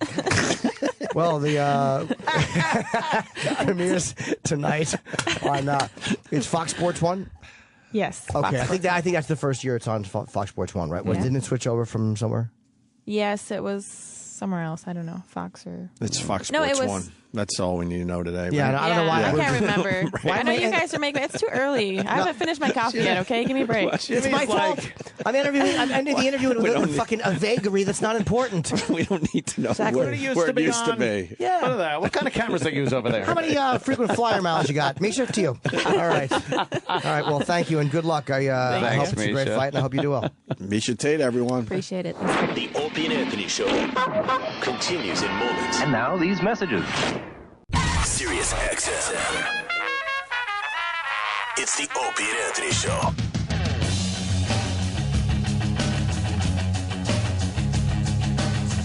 Want to thank Misha Tate for stopping by. She was great. Really liked her a lot. Yes, she was. Let's not forget about The Wow. Ultimate Fighter, premiering tonight. It says tomorrow on my sheet, though. Does it? Tomorrow is tonight. Okay. Who did the one? Tomorrow's tonight. Tomorrow is tonight. Every Wednesday, Sunday. No, our one sheet says The Ultimate Fighter, which premieres on TV tomorrow, September 4th. But today is September 4th, so tonight. Check out The Ultimate Yes. Fighter with our new friend Misha Tate. She stretched after the interview, and we all lost our fucking minds. She stood up. We She- lost yeah. our minds. She did that thing where she took both of her hands, kind of clinched her fingers together, stretched her arms above her head, and arched her back. Yeah, her- Holy fuckaroni. Her chest went forward, her ass went backwards. Yep. we That all was we quite astounding indeed. Yeah. Wow, is she sexy? And she did a little move on Jimmy. We'll get that video up online a little later today. Yeah, we forgot to ask, and then before she left, we just asked her to do something real quick. So she did it off air, but she's quite strong. But you'll see it later. Quite strong. Mm-hmm. Yeah, I know. The noise you made was terrific. I love when Jimmy gets choked out. The noise is great. And you realize in that moment, I said to myself, I'm going to let it go a half second longer. Oh. Just to see. And it's a fucking vice-like grip. It's exactly like it feels when the men do it. It's unpleasant. Does it hurt now? No, but it hurt after she did it. Sure. Because I let her go an extra half second, and fuck, man, that gets really painful really fast. Yeah. But I think she's really attractive. Indeed. And I got zero vibes from her. Well, she's when she was describing what she likes in a guy, oh boy, was that the fucking opposite. She said sense of humor. I guess All right. I like a martial artist with a sense One. of humor. That's one. 1 for 10. You don't like hiking. You don't like surfing. She needs guys that are active. Right. Doing active. things. Well, Doing a little elliptical yesterday. well, Nice. like that. Very good. But, she means, hiking. Yeah. What are you saying? Biking. Surfing. Falking. Socking. I'm saying I don't think... You think I have a shot with her. No. No. I didn't see... I never heard of her boyfriend there. I've heard his name. Yeah? Yes, and I've seen him because I think he's like walked with her to like he's in her corner for the fights and stuff. Should go up to him and go, I'm taking your fucking gal. Yeah. Hey, mister, I've got my eye on your best. Like before I got that out, I just have a UFC fist in my mouth. That's a hell of a Black Sabbath T-shirt, I must say, Jimmy. Oh, you don't like it? I like it. No, it's cool. They're touring with this picture now. This is the cover. It's one of the faces from Never Say Die, their last album together, and it was from the '78 tour. 78. This is the. I think they were taking some kind of Star Wars thing from there. Oh, baby, no, it's a fighter pilot. Yeah. It looks like a fighter pilot. Yeah. The cover Never Say Die, and that's kind of like what they're using now. It's pretty cool. Yeah. Now this. Dear Santa Dude, here's my Christmas list. Oh, no. Oh, no. I saw this pop up while we were away. I hate when our old stuff pops up. I hate it. No. Wait, dear Thank Santa God Dude. it's not me this time. Oh, no. I hate when they find this shit. That's I got it cranked. Oh, God. I got it cranked over here. All right, let me hear this. It's from AF, the only station that really rocks. I've never heard this. When Anthony was all in with production. I had to do production. That's when I got one of my many nicknames. Slappy. Slappy. Opie's nickname was Slappy because he'd slap the production together so fast and get out of there. And meanwhile, everything, like I said, was all new to me.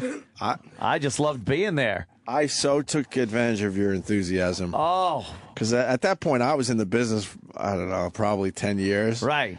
And you were brand spanking new. And I took advantage of your enthusiasm. We both, after the show, I know we've told the story many times. E-Rock would certainly agree. But when we were at AF, radio guys, you had to work weekends, you had to work holidays, you had to do production, you had to do appearances. Fast forward a bunch of years, we don't have to do any of that anymore, thank God. But there was a time we had to do all of it. And you would finish with your radio show, and then you had to go in the production room and do production, which meant like voicing commercials or tagging commercials. And they wouldn't even. They would just give you the script, and then it was really important for you to be creative, so you had to find music and really make it fucking work. Yeah. And when we first got to AF, our production piles were exactly even. Yeah. Even. Like, here, do a couple tags for this. Here's a script for this. And I slapped mine together, and they would praise Anthony's work. And he was so brand new to the business back then that, I mean, getting praise like that, you're like, fuck. This is fantastic. I'm going to win an award for this. My award-winning work. I did win an award. You did? I don't remember. For one of my... Sir Morgan's Cove? No, I think it was for that head shop or something. All right. Was it an Air Award? No, it was one of the sponsor awards or fucking whatever it was. Which homeless guy might have been an Air Award. Has that an award? Yeah, exactly. That got thrown out. But I would sit there for hours on end, dubbing, overdubbing, redoing the music. That isn't good enough. And I go, fucking hours. And I would go, I'm out of here. I'll see you. You're done already? Yeah, man. I'll see you tomorrow. Yeah. And I find out the next day you were there till 10, 10:30. Oh, yeah. I'd be there 11. till 10, just fucking... fine-tuning your production. Yes. Honing my craft. And I remember these types of commercials because there'd be a script. Right. And that's it. And the production guy, what was his name? Oh, God damn. It sucks when you forgot his name. We liked him a lot. Yeah. Had that voice and everything. Yeah, he did. Yeah. How do we not remember him? No. We remember most of the guys. It's always the way. Who was the engineer guy with the glasses? Oh, and the drill. The big guy? Yeah, I didn't want to say that. Big guy. Well, he was a big guy. Yeah. Now this is we can have this conversation Eric? after. Eric, very good. Yeah, that was Eric. Well, how do we not remember the production guy? He was cool to us too. Everyone was great to us up there. Yeah. Just about everyone. But he would give me these scripts like this and be like, just do this one in kind of a California surfer dude. Right. And then throw some music on it and have fun with it. And then he would see me and go, hey, I got you 3 5-second tags. You think you can handle that one, Slappy? So all Opie would have to do is go, on Fox 25. Tonight on Fox 25. Right. But the whole Tomorrow thing was on taped. Fox 25. It was like a taped thing that was already there of like, so catch this show. And then he would just be like, tonight on Fox 25. That was his production. And I'd be sitting there till 10:30 at night, overdubbing vocals and... You learned, though. You know. You learned quick enough. Certainly did. I remember, like, you had to have music, but you're not supposed to talk over the vocals. And I would just leave me talking over vocals, and they're like, and I would explain, no, man, it's kind of different. It's cool this way. I'd find the music part, and if the vocals came in too quick before I was done talking, I would have to find the perfect spot to cut it, and then re-loop the music in seamlessly. What? Opie would just be talking over the vocals, which is like the commercial no-no when you're doing that. Are we playing from there?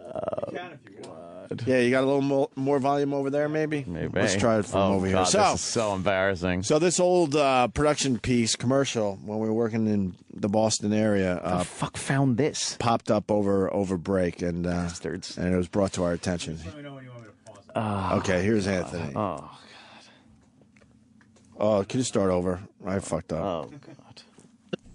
Dear Santa Dude, here's my Christmas list. A new nose ring, lava lamp, leather jacket, new Opie. Now, I know you have your elves working pretty hard, so I'm going to make it easy on you this year. You see, everyone's going to that cool mall, the Sears Town Mall in Leominster. It's your one-stop shop for everything this holiday. The Gap, Record Town, Spencer Gifts, Jeans West, Wilson Suede and Leather are all at the Sears Town Mall in Leominster. And Santa, if you're running a little tight this year, there's always deals for $1. The Sears Town Mall is so convenient. Located at the junction Windsor Loop 2 and 190 in Leominster. And dude, check out the Secret Santa 2000 in the atrium. Win great gifts, including a 2-year lease on a Ford Ranger from Jarvis Ford in Ayer, or one of 5 Bahamas getaways, which includes 3-night vacation packages for 2 to the Princess Resort and Casino, featuring non-stop flight from Hartford to Grand Bahama Island, courtesy of Searstown Mall and Princess Vacation. Some restrictions apply. Happy holidays from Searstown Mall in Leominster.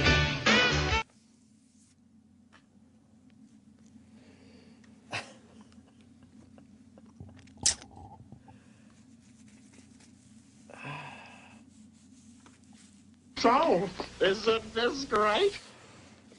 Oh, Jimmy's just looking at me here. It's not bad for the time. I had a little sympathy from Opie, exactly. It's not bad for the time. What time would that be? Do you understand he was multi-tracking there? Yeah, it's I cool. heard all the fucking multi-tracking. I have no technical issues with that.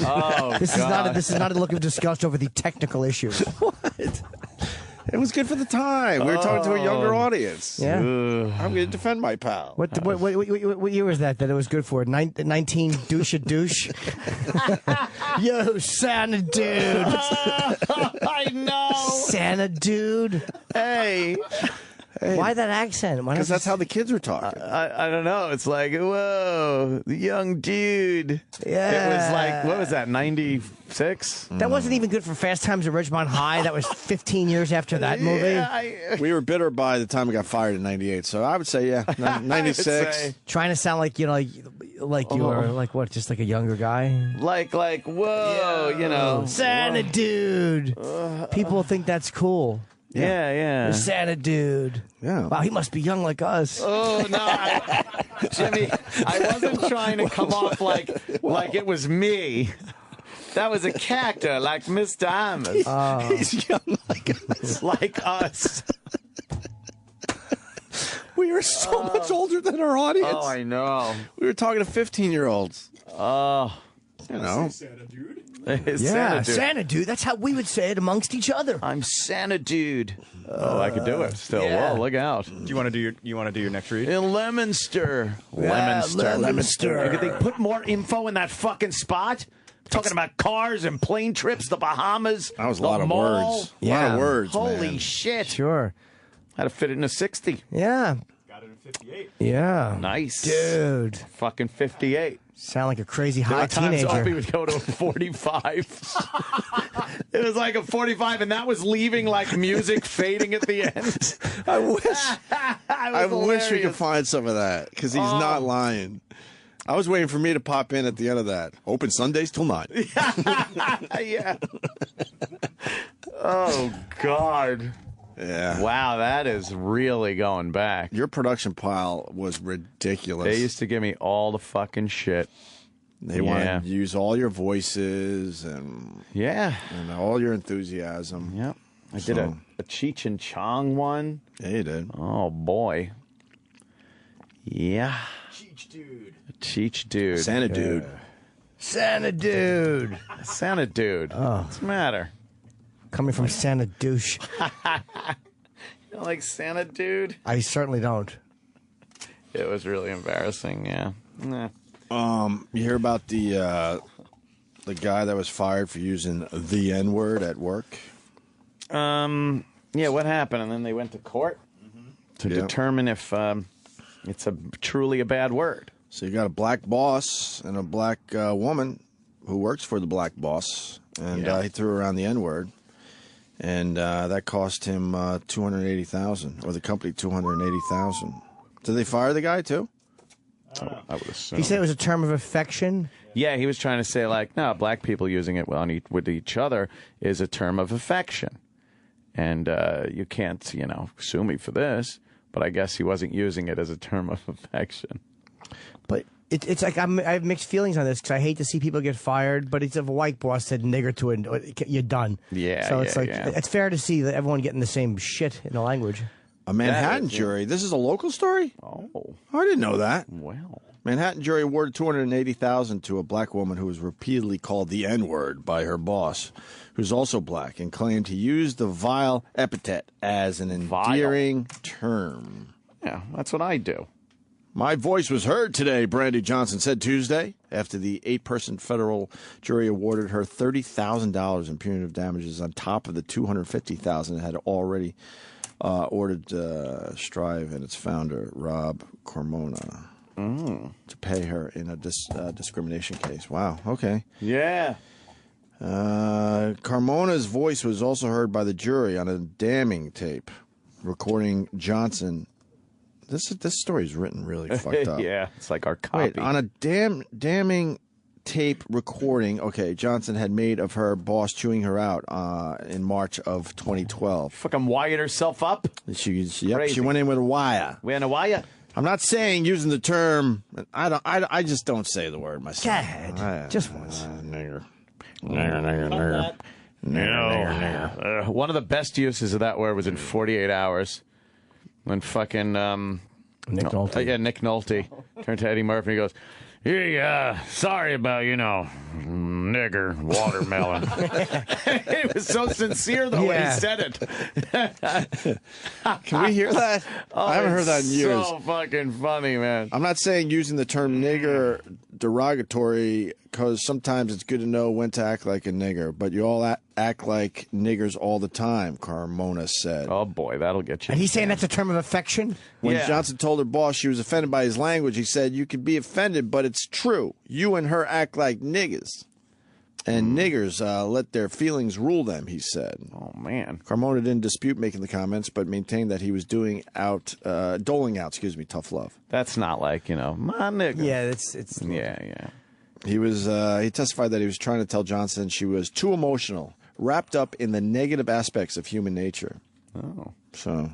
What a wacky word that is, man. Yeah.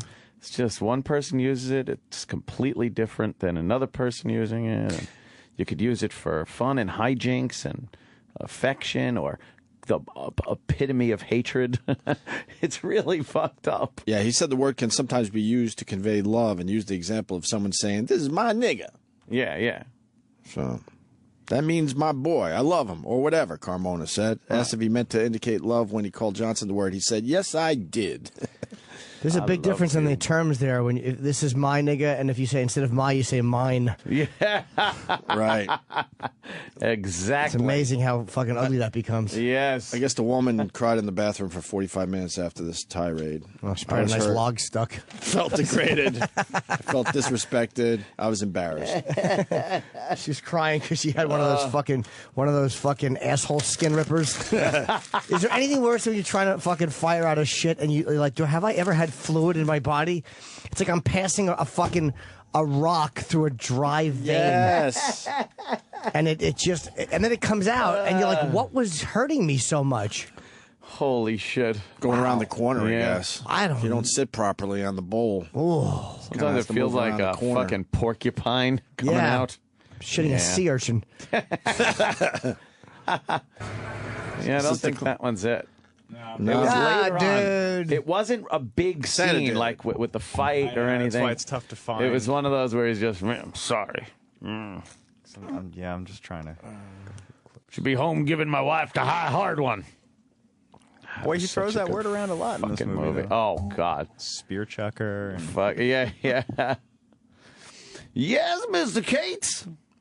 That was a good fucking movie. Does it hold up? I haven't seen that one in years. You know what? It holds up in that it's an 80s movie. Okay. So as an 80s movie, and knowing it is, it still holds up. Gotcha. As opposed to something like Cobra, where you know it's an 80s movie and it doesn't hold up. It gets better. It gets better because it sucks so bad. Right. But 48 Hours was just good. And it's what still date's good. it? The music. Oh, they got the music going? Yeah, some of the fucking styles in that it. Casio the shit, chicks. basically. Yeah, exactly. Mm-hmm. And just the way they made movies back then. But, fuck. It's so cool. That bar scene is classic, man. Yeah. Just here to help you, officer. Yeah, it was a fucking great one. That is a great comedy. And it's before cop buddy movies became so watered down and shitty. Yeah. Like, that's why Lethal Weapon works. Right. Because it was, it was believable and funny and At like, the time, right. wasn't that this adorable. Yeah, now I can't even sit through, a lot of these fucking... Apparently, Mark Wahlberg has become the guy for these police buddy movies.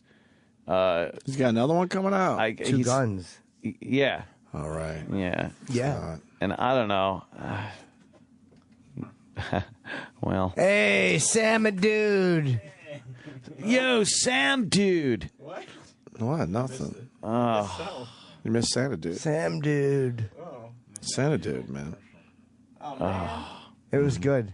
Yeah? Yeah, it was Quality. terrific. Then I used my other voice for Ten's Show Club. Yeah. Ten's Show Club. Beautiful girls. Bleh. Yeah, that was a I mean, good we can one. play it again if Sam wants to. Yeah, Sam didn't hear Oh, it. no. Oh, no. Yeah. You sure? Yeah. I mean, just so everyone's on the same page. The whole thing.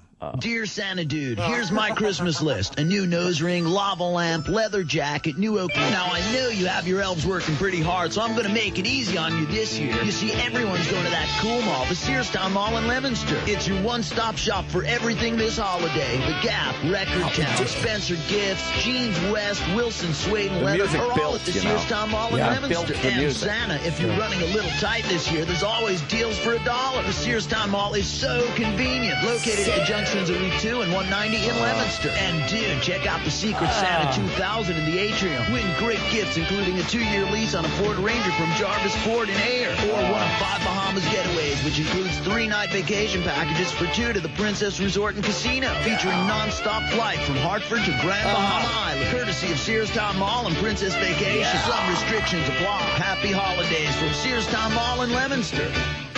Good job, dude. Happy holiday. I also remember, like, they would have the music library. Yeah. And I guarantee you listened to about 10 or 12 tracks. Oh, yeah. And finally found the one you liked. There was 3 different tracks in that.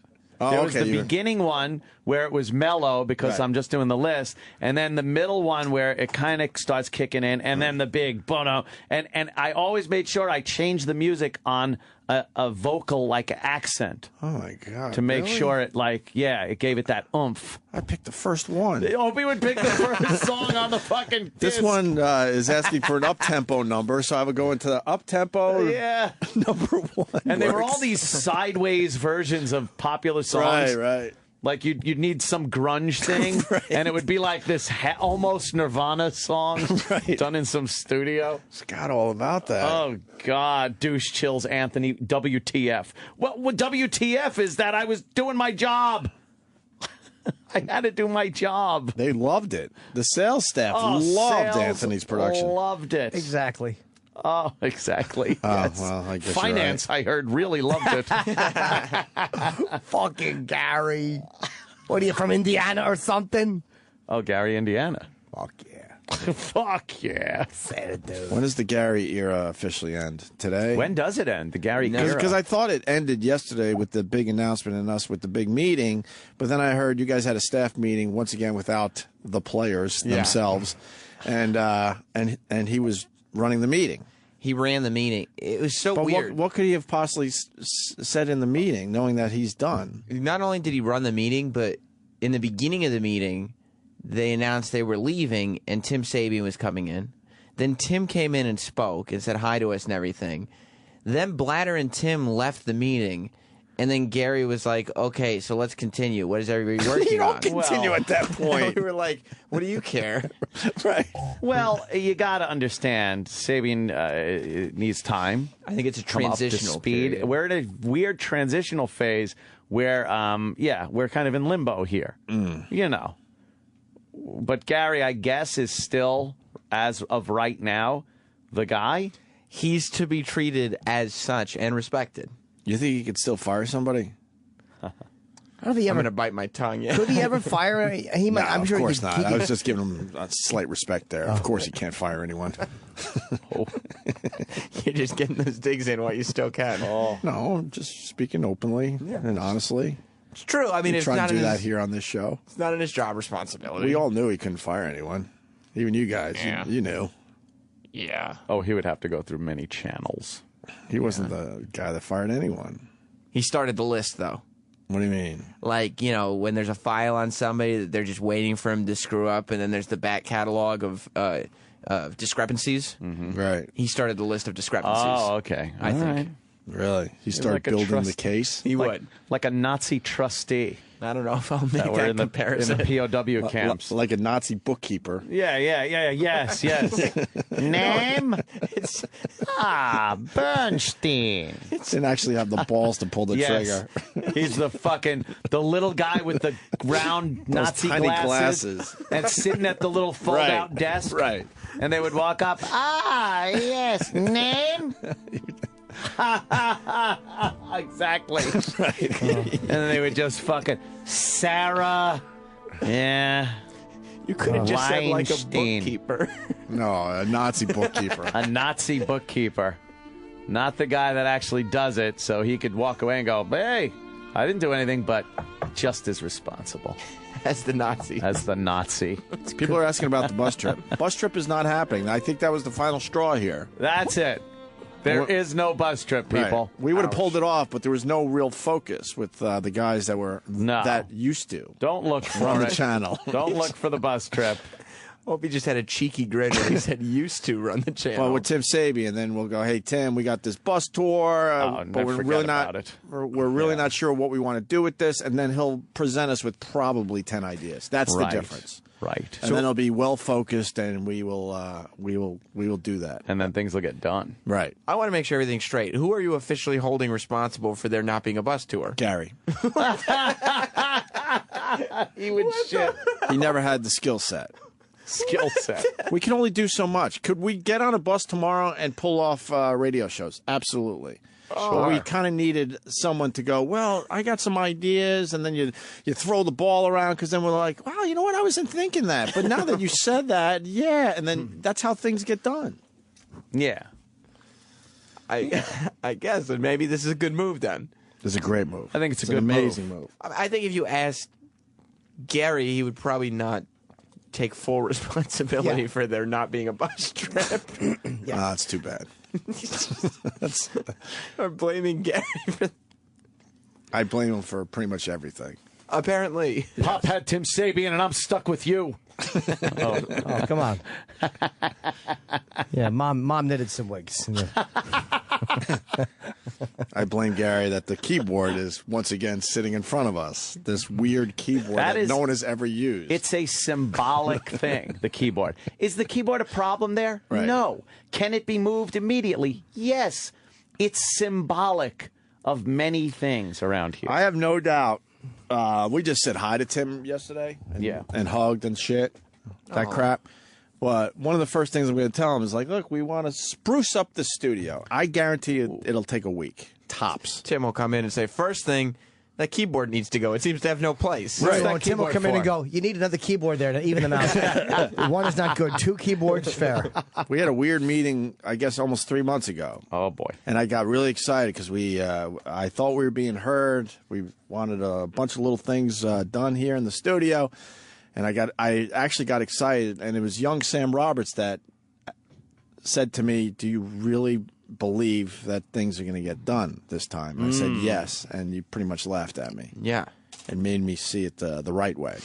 The way that you taught me, Opie. Do we have a clip? Do we have that clip? Yes, we do. It's from 3 months ago, right? Just about. June 18th. June 18th. We're into September already. Okay. This is what happened on June 18th on our show.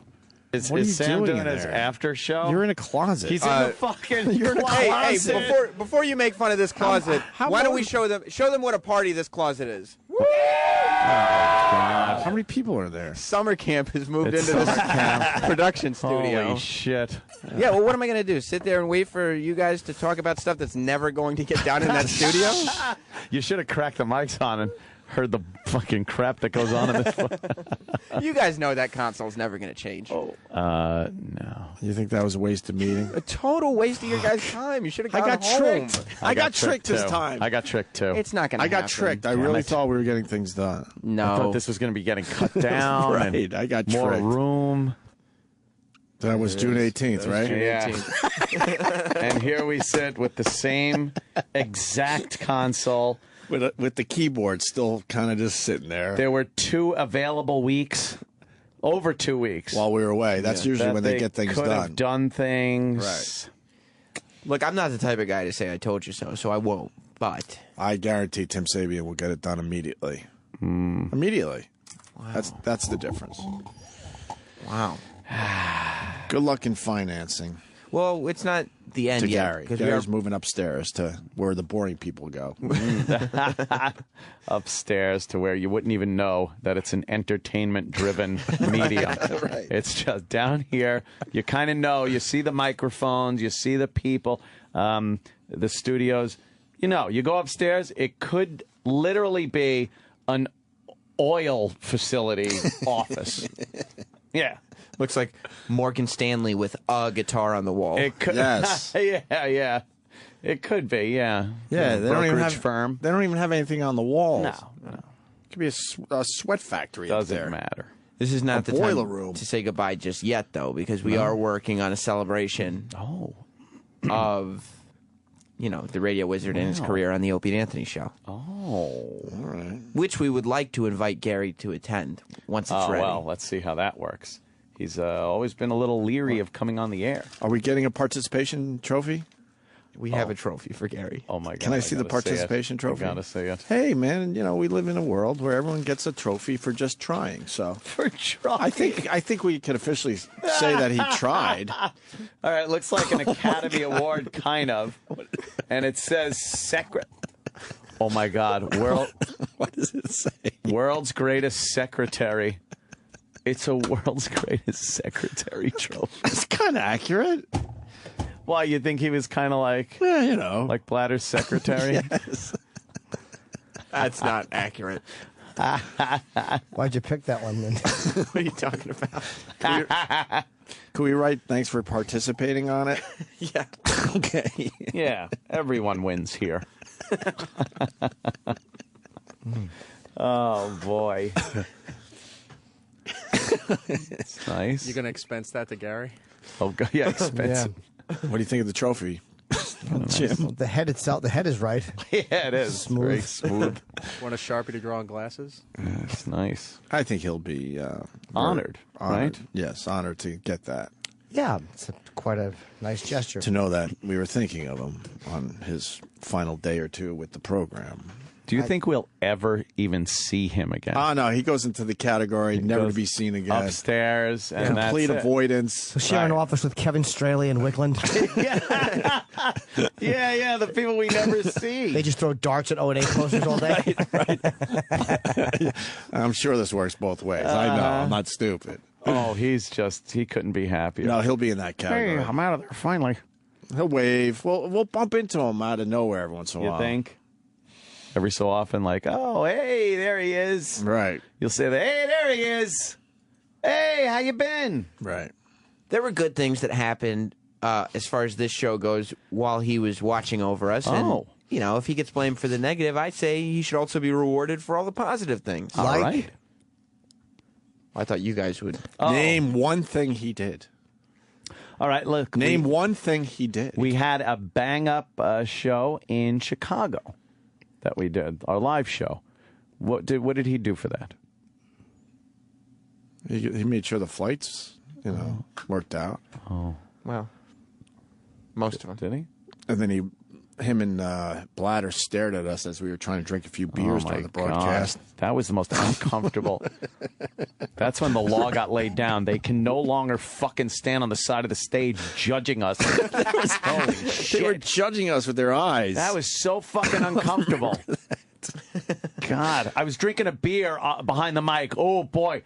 I felt like when I used to be driving and I picked up a beer to take a swig and I'd look over and a cop was next to me. Right. Same feeling. Yeah. I don't need that. We got eyeballed. Why wouldn't they want that? I don't know. You're away on company time. Why wouldn't they want you drinking alcoholically in front of an audience? Getting sauced. Yeah, why wouldn't they want you getting drunk, making decisions in front of 500 people on company time? The nerve of them. You mean these idiots paid for everything and wanted a sober show? I hate Jimmy's voice of reason. Oh, I know. It's the worst. Those bastards. Yeah, well. It was just that judging look that we got. Montreal went well. Montreal. He Now made look you at guys that. pay for lunch. Oh. I wasn't talking about lunch, but He made you guys all What did expense your lunch with them. What was his responsibilities as far as Montreal? He had to suck everybody's pecker. I don't think that was it, Chippa. No, he didn't. Well, like you said, it wasn't lunch. Yeah, it wasn't lunch. All right, how about... You sure you want to give him the trophy today? I'm having second doubts. Well, yeah, why? Or second thoughts. Second thoughts, yeah.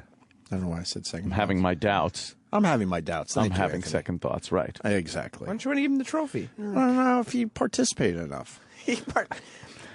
I'm not getting much input on this participation thing. He was at the event. All right. That's true. He was at the. He was. So in that's attendance. participating? That's participation. Yeah. That's true. Okay. And the Montreal was a hit, and Chicago was a hit, and the Cleveland event was Cleveland. All Cleveland. great live events. Cleveland All was great a live hit. events. Yeah. Yes. And Gary was in charge. Yes, Present. completely. He was in charge of If the you're event. present, you participated, you get the trophy. Right? Everyone wins. Yeah. No losers here. We all win. I'm texting Kenny questions. I'm not getting any response. What do you mean? Oh. Oh. Oh, God. He just panicked.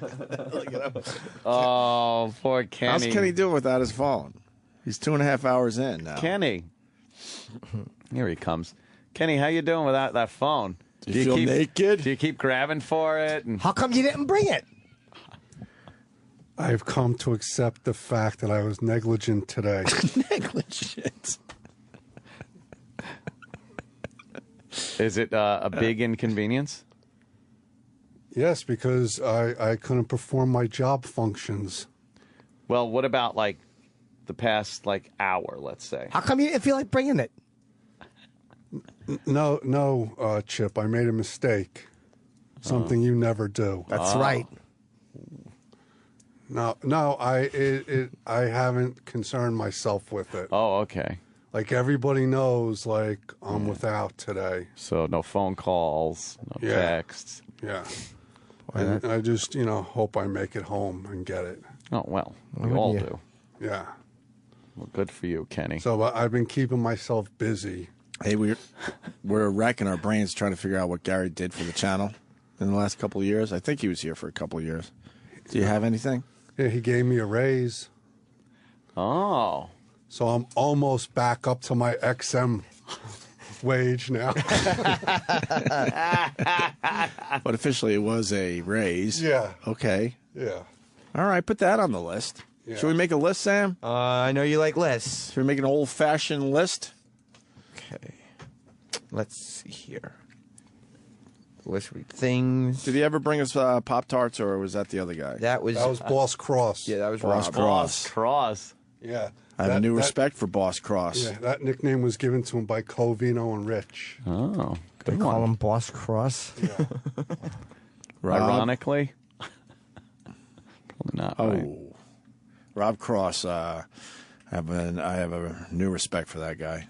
He put his fucking balls on the line for Troy Kwan. Yeah. Big fucking time. Troy's back. We should have him in and talk about any of the. Oh, that's right.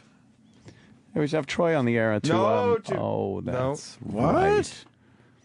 I'm sure the listeners would love to hear from Troy. Banned, What the fudge? banned from the airwaves until further notice. Oh my God, what is wrong with this place?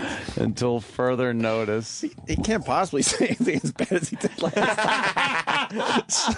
So aren't we over it? What could he Isn't that the possibly truth? say that was worse? Of course he should have been fired. Oh my God.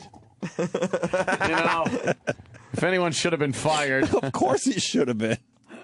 I can say it now. Oh, shit. No,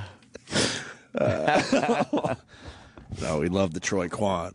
And we're very happy he's still here. Yes. All right, so how's the list coming along there, Sam? Slowly but surely. All right, good. What do we got? The list is called things Gary has done for the channel. This Great. is not my opinion. These are your words. Okay. I'm just reading the list. The first thing you guys said was he participated, and I put in parentheses attendance. That's Sort of, though. His attendance was a little off. Was it? He was never here. He was when never we, here when we were here. When we needed something. So He always had to wait. He was sort of in attendance. Thank you. Sort of in attendance. This is nonsense radio. I love it. Second thing on the list is he gave Kenny a raise. All right. We'll take a break, and could you, get with the guys? Oh, yeah. Secret ballot, though. Okay. So we could add to our list of things Gary did. Uh-huh. Yeah, sure. And we could update the list after the break. Yeah, I don't see why not. And then, see if we have any songs or anything ready. Ooh. Are we almost ready for songs? Oh, I hope so. It's possible. After the break? I'll check in with Troy Kwan. Well, how about he comes in here? Don't mention his name. I want his name stricken from the record. The record. So it is written. So it shall be done. Yeah. Until further notice, huh? I don't know what you guys are talking about. By the way, that means never, ever, ever, ever. Really? Yeah. You think? When is anyone going to go, okay? No one's going to. Oh, you can't be the guy that puts your balls on the line. Because if you say, okay, it's like you were the one that let him back on the air. So you now get fired. Right. You're vouching for him. We all know Troy Kwan can't help himself. Who's going to walk? I know. You can't walk up and go, he's with me. He's with me. Right. Look, he's got a short fuse, and that's documented. right. Yeah. That's been well documented at this point. It was obvious to everyone that he's out of control. Oh, my God. I was driving home listening to that show going, oh, my God, he's so fired. Although, what you were texting me was, this is awesome. Well, it was awesome. That's the other side of it. That's what it was. That's what we had to tell those guys. That was your argument. Yes. Yeah. That it was awesome. There was some awesomeness. Mm-hmm. All right. Yeah. We got Anthony Bourdain coming in today, too. Yes. Very excited. I like him. He's always fun. He turned me on a great sushi joint in New York City. I want to personally thank him. Holy fuck, was that good. Oh. Jimmy, we still got to go. To which one? I forgot the name. Yasuda? Is that how you say Masa. it? What? Masa, I think. No. Who you calling? I think it was Yasuda or something like that. Or Yasuda. I don't know. I'm going to figure it out. All right. After these messages, the Opie and Anthony Show. We'll be right back. Sirius XM. This is the Opie and Anthony Show.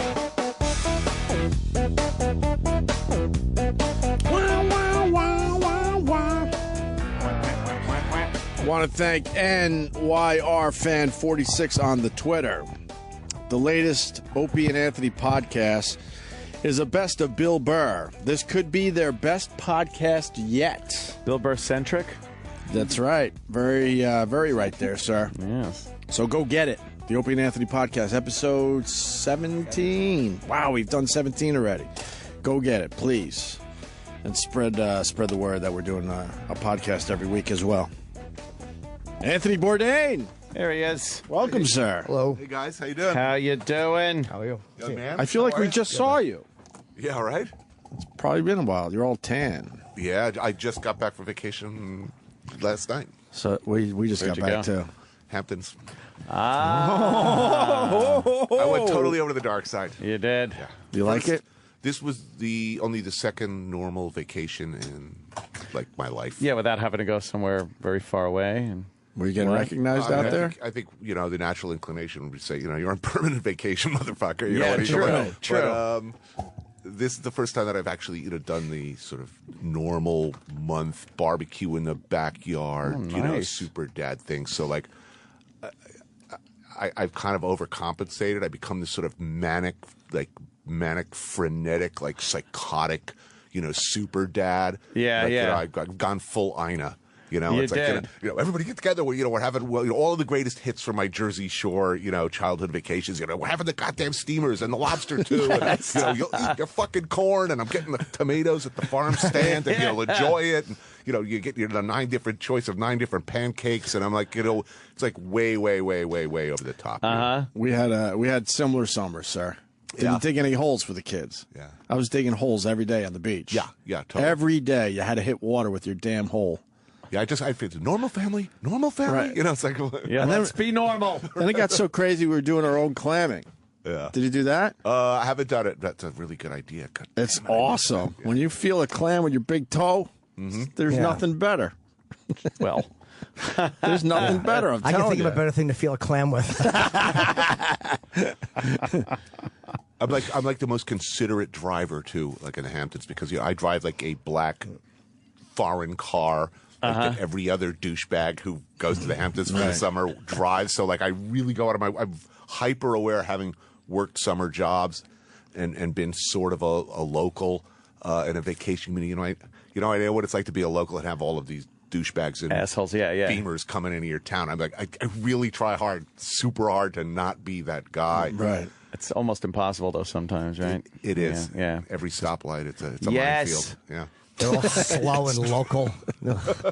I don't give anybody any leeway these days on a red light. If they're in front of me at a red light, or an arrow especially, and I'm behind them, and they don't move the second it turns, I know that they're texting or something. They're not paying attention to the light.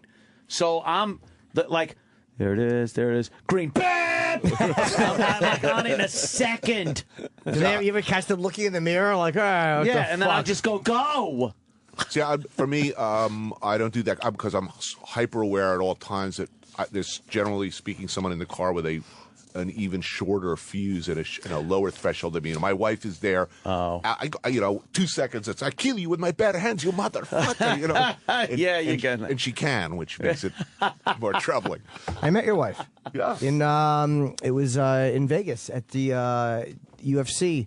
She was in the back area where all the fighters are actually, and. Reed Harris introduced us. She was very lovely. She chatted very briefly. And she could kick some ass. Yeah. As we all know.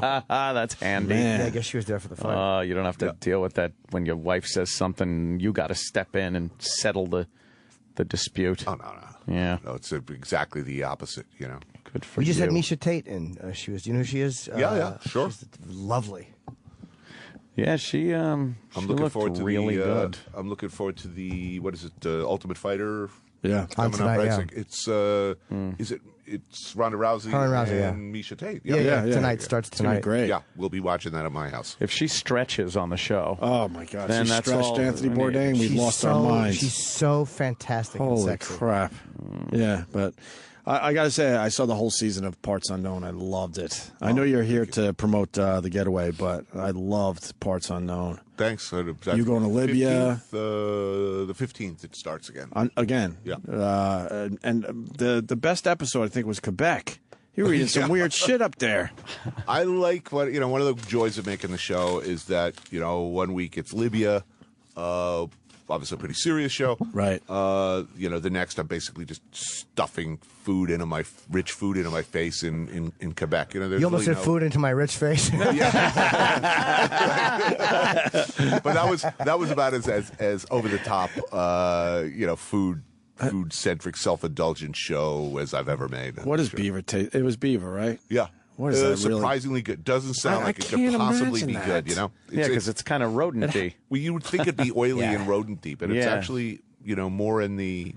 I'm not going to say it tastes like chicken. Chicken. God damn it. It's always chicken. I guess it depends on how it's prepared, right? Like anything. I'm sure there's a way to fuck it up. Yeah. I mean, you can fuck up chicken easily, Pop it in the microwave. Just nuke some this beaver. year, it's Israel, West Bank, Gaza show.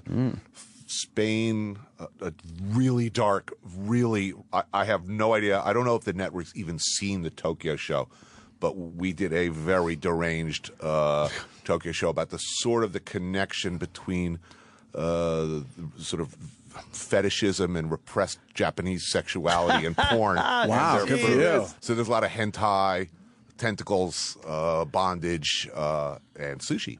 Wow. And sushi. Let's throw in the sushi. And we did a Detroit show, Denmark. No, it's going to be a good one. How bad is Detroit these days? I love that's a city I really, really love, and I, Detroiters really hate it when people from outside go in and say, "Wow, it's really awesome. It looks like ancient Rome. Look at these ruins, taking pictures." Romans don't like that either. but you can't look away. I mean, it really is. It looks like Chernobyl, and that's not a joke. It looks like I've been to Chernobyl. It looks like Chernobyl. overgrown. You know, all of these 70,000 unoccupied, vacant buildings. These just incredible structures just left to rot. Fields. Waist-high grass and old gardens. The house isn't there anymore, but the gardens are now sort of growing wild. It's pretty amazing, but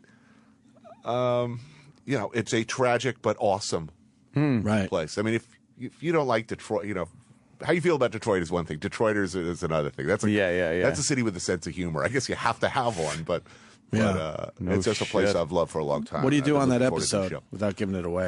We're hanging out with a guy, Charlie LaDuff, who wrote a former New York Times reporter and now a reporter for a television station in Detroit, and born and raised, and wrote a great book called Detroit: An American Autopsy. And so we basically hung out with old school Detroit politicians, cops, firemen. It's definitely not the new, hipster pizzeria that you must know about. Right. It's really What are they going to do to fix that place? I mean, there's no reason an American city should be in that bad a shape. It's going to have to shrink. I mean, that's what would be nice to happen and what will probably happen are two different things. I mean, what would be nice to happen is all the people who've hung out there and fought it out and survived and held on to their homes as everybody around them, burned down or ran away or turned into crack houses. It would be great if the future of Detroit included them. I don't know that it will. I think it'll definitely shrink. It's down from over 2 million people to a city of 700,000. It's 134 square miles. So police and fire coverage is forget about. I mean, they don't have computers. The National Crime Control computers in the police cars. They use their own cell phones sometimes to call in. They take the bus to murder scenes. It's not unheard of. It's pretty ludicrous. Wow. But what will happen? I think it'll probably be like the Lower East Side. The people living on the Lower East Side are not the people who lived there, who grew up there, and then who lived through all the bad times.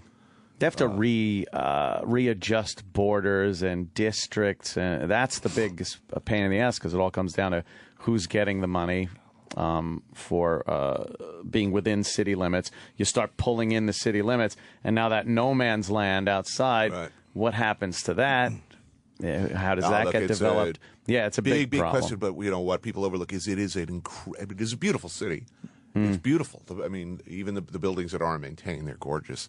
And it's like just about everything cool in America, if not the world, came from Detroit or Detroit especially. The automobile, the credit card, the music of Detroit. It's everything American. If we can't get it right there, we really should sort of fold up our tents. How did it fall so far into the toilet? Was it just the auto industry collapsing? The auto it shrunk. Basically, the auto certainly didn't help that the auto industry started to contract. I mean, so you went from a city of 2 million people down to 700,000. The decline really started in the 50s. Oh, really? So quite some time. And there was a lot of not just white flight, but black middle class flight. Decades of really spectacular political corruption. I mean, I don't know how many mayors in a row have been in the joint now, but it's quite a number of them.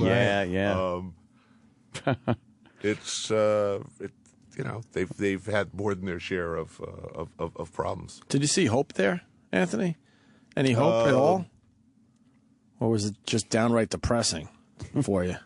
Yeah, because they are obstinate. They are obstinate, proud, funny, tough as hell. Anytime you have that in a city's character, there's going to be hope. Right.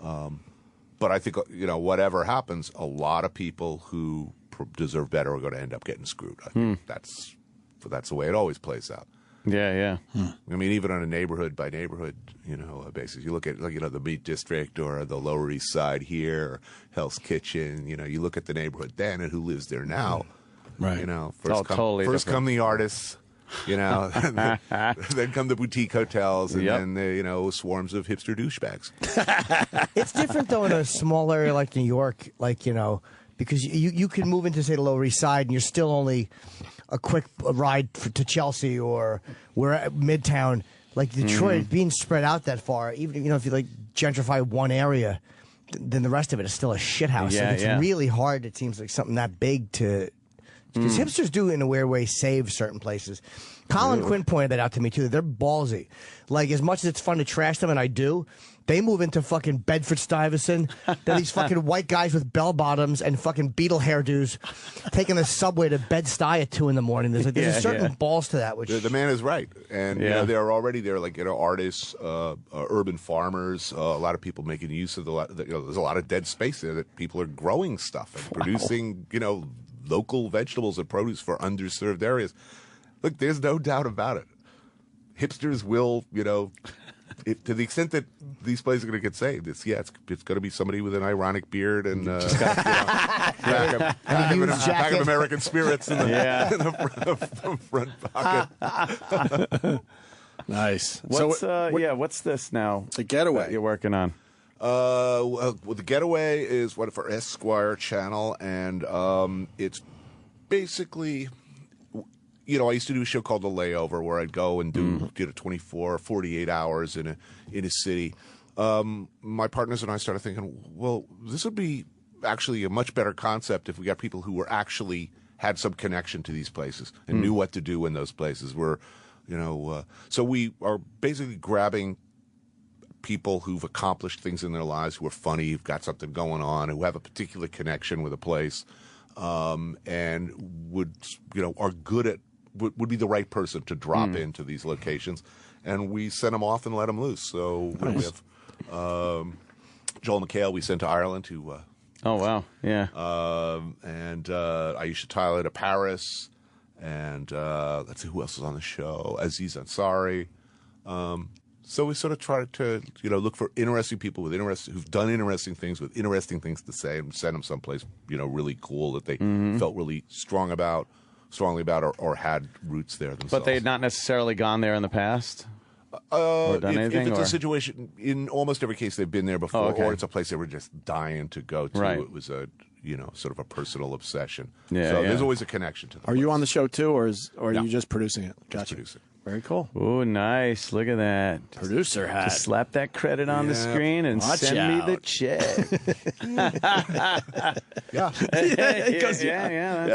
That's also doing another season of Mind of a Chef. That's for PBS. I'm producing that as well.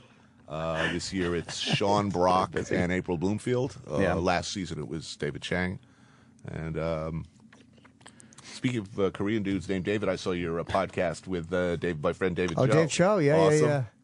Has he been on the show? No, I'd love to have him on. He would be fun. Yeah, he's a really cool guy. What's he about? I don't even know him. He's most known for his Facebook, his genius face. He's the highest paid artist in history because he did Facebook's wall for stock or whatever. Okay. And when it translated, when it cashed in, it was like over 200 million. Like Jeez, that's a nice. He basically was showing, I think, in beauty parlors and shoe stores in the neighborhood. I mean, he was a successful graffiti artist, street artist, and very successful degenerate gambler.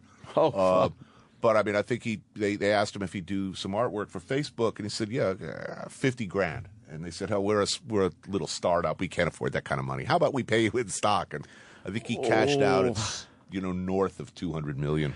For painting I would paint my face with Tommy Morrison's dick for that kind of money.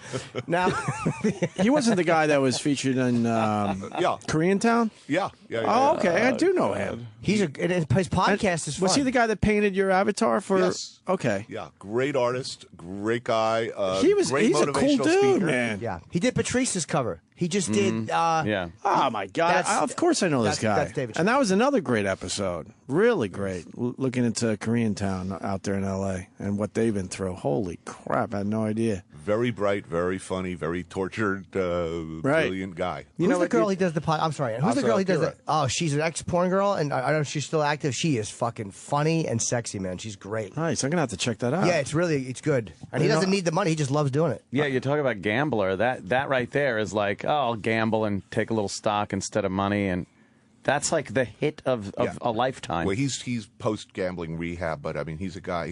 He'd bet like $50,000 on the coin toss Oh boy, 50 grand on what color of Gatorade's coming out of the they're pouring on the coach at the end. Wow. Not Oh, he got not a healthy gambler. No. But he probably has a great story, and when you got that much money, it's like you're lucky you got it out of your system before you blew through everything. But I mean, I just saw him a few weeks ago. He hitchhiked across America with his buddy, shooting it with a little handy cam. He rides trains, like hobo style. Right. Wow. He vacations in places like Afghanistan and the Congo. He He's was not in your Mexico. usual rich guy by a long shot. He just went to Mexico right after we did the podcast. He went down there for. It's kind of crazy to do. Show these some. days. Yeah, man. It's like you got to enjoy your money and not change who you are, but you got to be careful too. There's a certain line you got to draw. Like, all right, there's a reality boy, would here. a kidnapper love to get their hands on him down there in Mexico, I bet. Yeah, hopefully he's back now. But Yeah, he's back. He had a big exhibit down there. But great guy. He'd be great on the show. yeah, we talked about fucking perversion for quite a while. Yeah.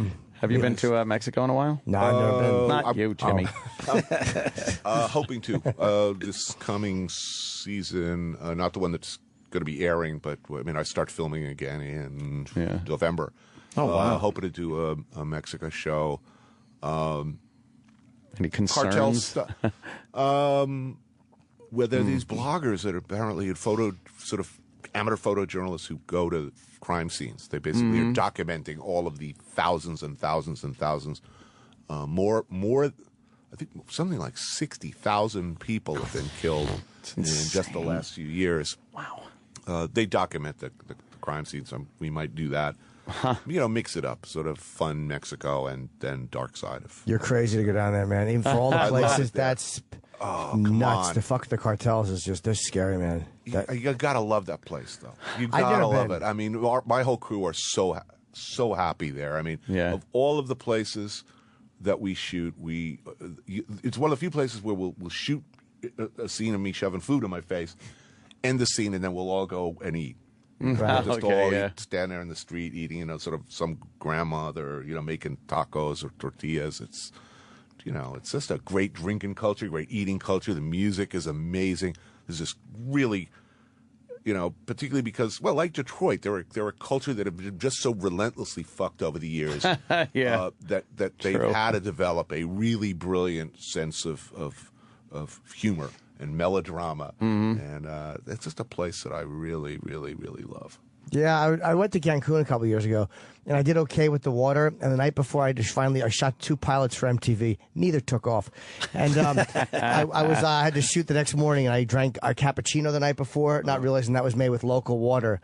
So I'm surrounded by teenagers in 110-degree heat with lights on a beach, and I had to keep running and shitting. Oh, it no. was horrendous. Oh. Horrendous. You were percolating? Yeah, it was you sort of have gurgling. to plan around the shitting like a mink, It's, Yeah. Well, why don't the locals shit They like do. that? They do. Well, I mean, it's horrifying that I know this, but actually love they what you crap know. a lot more frequently. They do. And have lower Really? incidence of rectal cancer. I don't know why I know that, but Is that because of that, you think? apparently there's a connection between frequent shitting. Also, squat cultures, lower incidence of rectal cancer, Well, where you squat rather than ride the bowl. Well, when I shit, this had to come up at one point. I have a thing that I prop my feet up on because it's supposed to be my knees are actually raised when I shit. I sit and my knee. You have a mirror in front of them. Exactly. And a video camera. It's my new website. He's got a little stool for his feet there, Anthony. I do. I prop my feet up. I got it from a health place. Amazing. And so my feet are always kind of propped up in the squat thing, which is better for you. It's better for your system. Well, look, if anyone would like to, I don't generally do product endorsements or anything like that, but I would really like a Japanese toilet. One of those deluxe Japanese toilets with the alternating spray that moves back and forth at various temperatures. It ionizes the air, makes covering sounds of tropical rainforest to cover the sound of your groaning and spraying. Cleans itself. Just the gentle, warm pulsing of water. Back and forth over your Heated, taint air and perineal conditioned region. Everyone on my show are upset. It's like we all look forward to Japan. And everybody shows up on set late. They're all like, they'll come out with this blissed out look like, oh, sorry, man. I was like, having the best dump ever. Again, that Japanese culture, there's something about the nether regions that they just really are very attentive to. Yeah. They're very focused on their holes. Are they ever? Yeah. That is a also, you know, it's thing. not just the tight focus is a sort of a signature of Japanese fetish. They have those clubs where you go with like with a what do you call it, a magnifying glass. You sit there, you see these like salary dudes sitting there with a magnifying glass. No way. That's like a robot creepy. strip club. Not really a strip club, it was sort of like robot cabaret, which was like the most insane. It's on the show. It's really? Basically a big, sort of sexy cabaret with battling robots and dinosaurs and like pandas. It's breakdancing robots. They're on the mollies. It's the best thing ever. They got to be on the mollies over there. It's the best. Where does that come from? So strange. Have you figured it out yet? No, but I really because they're not really doing anything different than other people as far as drinking and drugging. Well, they don't really have a lot of drugs there. There's some culture. But when you hear these stories, Drinking, you would think there would be a lot of drugs involved. They're super savage drinkers. They're terrible. Really? They're like the worst drinkers in the world. I mean, they're done by like 7:30, and you got in like Shibuya district in Tokyo, and it's like all these young guys already on their hands and knees, puking into the gutter while their hot, completely sober girlfriends are like holding their hair back. And they just put up with this nonsense. They're terrible binge drinkers. They make the Brits look like good. And it's all sake, or what else? Beer, a lot whiskey, of beer, whiskey. There's a big wine culture as well. They just people really do like to. They don't get a lot of opportunity to behave irresponsibly. When they get that window of opportunity, they really gotcha. Drink all night and then go right to work the next day is not an unusual thing. And it's also the bonding thing. The boss, everybody will sit around at work. Salarymen will sit around at work waiting for the boss to go home. You don't want to go home before the boss. The boss is not going home because his boss hasn't gone home yet. They just sit around, jacking off, looking out the window till midnight, and then it's like, oh well, let's go out. Company spirit. Get completely hammered. You're spending thousands of dollars on cocktails too, because along with it, you go to like these hostess bars, where basically you're spending thousands of dollars for someone to say, oh, your life is really interesting. What do you do? I work for a widget company. Oh, that's so fascinating. You are the most interesting producer of widgets I've ever met, and what a fascinating business. And you're so funny and delightful. And let's play. You don't get even laid for this money. You're just that's very much the culture. So you takes your pleasure where you can. Wow, and it's crowded culture. You live with your parents till you're. Right. Often you live with your parents till you're 30. Not much room there. You could be talking to me. That's when I moved out when I was 30. How humiliating. I moved back in at 29 myself for a little while. At least you were out for a while. Yeah, I was out 18 to 29. Nothing, son. Need a little help in between radio jobs. Magnifying glasses. Yeah, that's a little odd. That's you've heard. I thought I've heard it all, but not that one. The dirty underwear vending machines. Yeah, all that. Yeah. But a magnifying glass. Frottage is big. What's that? Frottage, yeah. Groping and on the subways and stuff. I always thought that was called frottage. Frottage. I did that in high school. Frottage. In high school, I called it grazing, where I would try to get. I would literally, in my mind, go back and just jerk off, remembering what I did, and I would get like a double cheeks with the crack. I did it to a fucking gym teacher once in the pool, where I was walking by and she was standing there in a fucking bikini, and her ass was amazing, and I'm like, I have to do it. And I allowed my hand to graze over both of her cheeks, and I felt her turn around. Oh, she knew what you were up to. It was just me and her. We were outside the pool. There's plenty of room in the pool. Dude, no, we were walking by. She was standing outside the pool. Oh, okay. And I allowed it, and I knew if I turned around. Predator. I knew if I turned around. I was dead.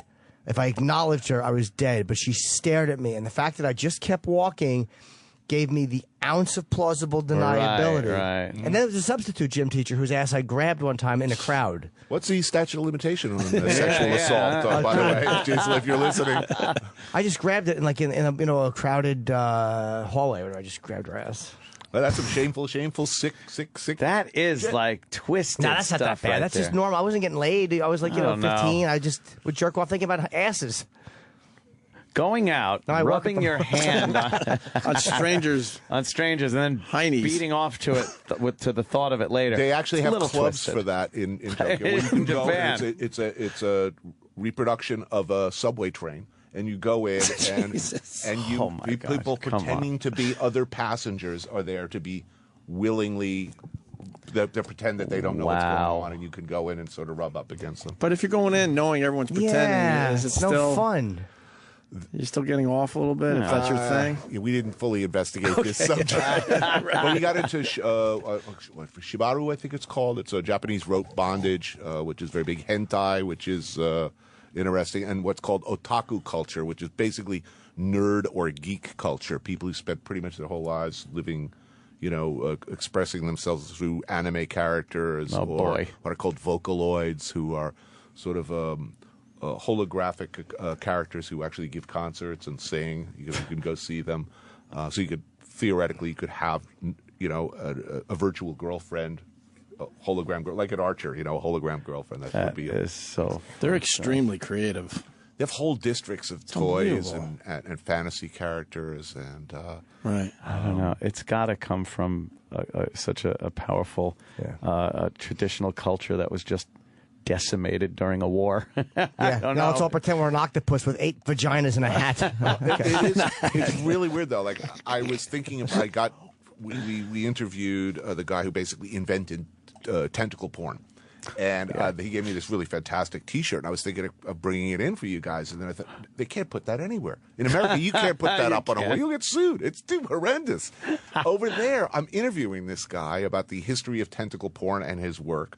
And we're at a very sort of traditional Japanese restaurant, like a shabu-shabu place with a little burner in the center of the table. We're having beers and eating. And the proprietors are these older Japanese women, 70, 80, very conservative dress. And here this guy has his work spread out across the table. And it's just mind-blowingly obscene. And not a blink. That's very interesting. That's very good work. Oh, please tell me more about your, what's the octopus doing there, and what's his name? And just not a blink. Just totally very. So in a lot of ways, they're a lot less fucked up about sex than we are. Are we going to learn where that came from if we watch the show? Where tentacle porn came from? Yes. Okay, good. Yes. I am curious because I find it to be very silly, like all that stuff, like anything that's sexual. Like when they have, I hate anime. Some of that anime stuff's not bad. I just don't like the, with the teardrops shooting off and with their giant eyes. Cock. Really? And there's 6 cocks and they have hooks in them and fucking. What are you doing? Just wish your dick was bigger like the rest of us. You don't have to fucking paint it like that obscenely. I don't get it. Okay. They can't show dicks in Japanese porn. Or pubic hair, right? Right. But tentacles they could show. That makes you know what? Anthony just made sense. That's exactly. We're getting to the answer already. But just show the dicks then and the friggin' pubes. What's the biggie about that? Different standards and practices. Can't show pubes. It's so silly. An octopus.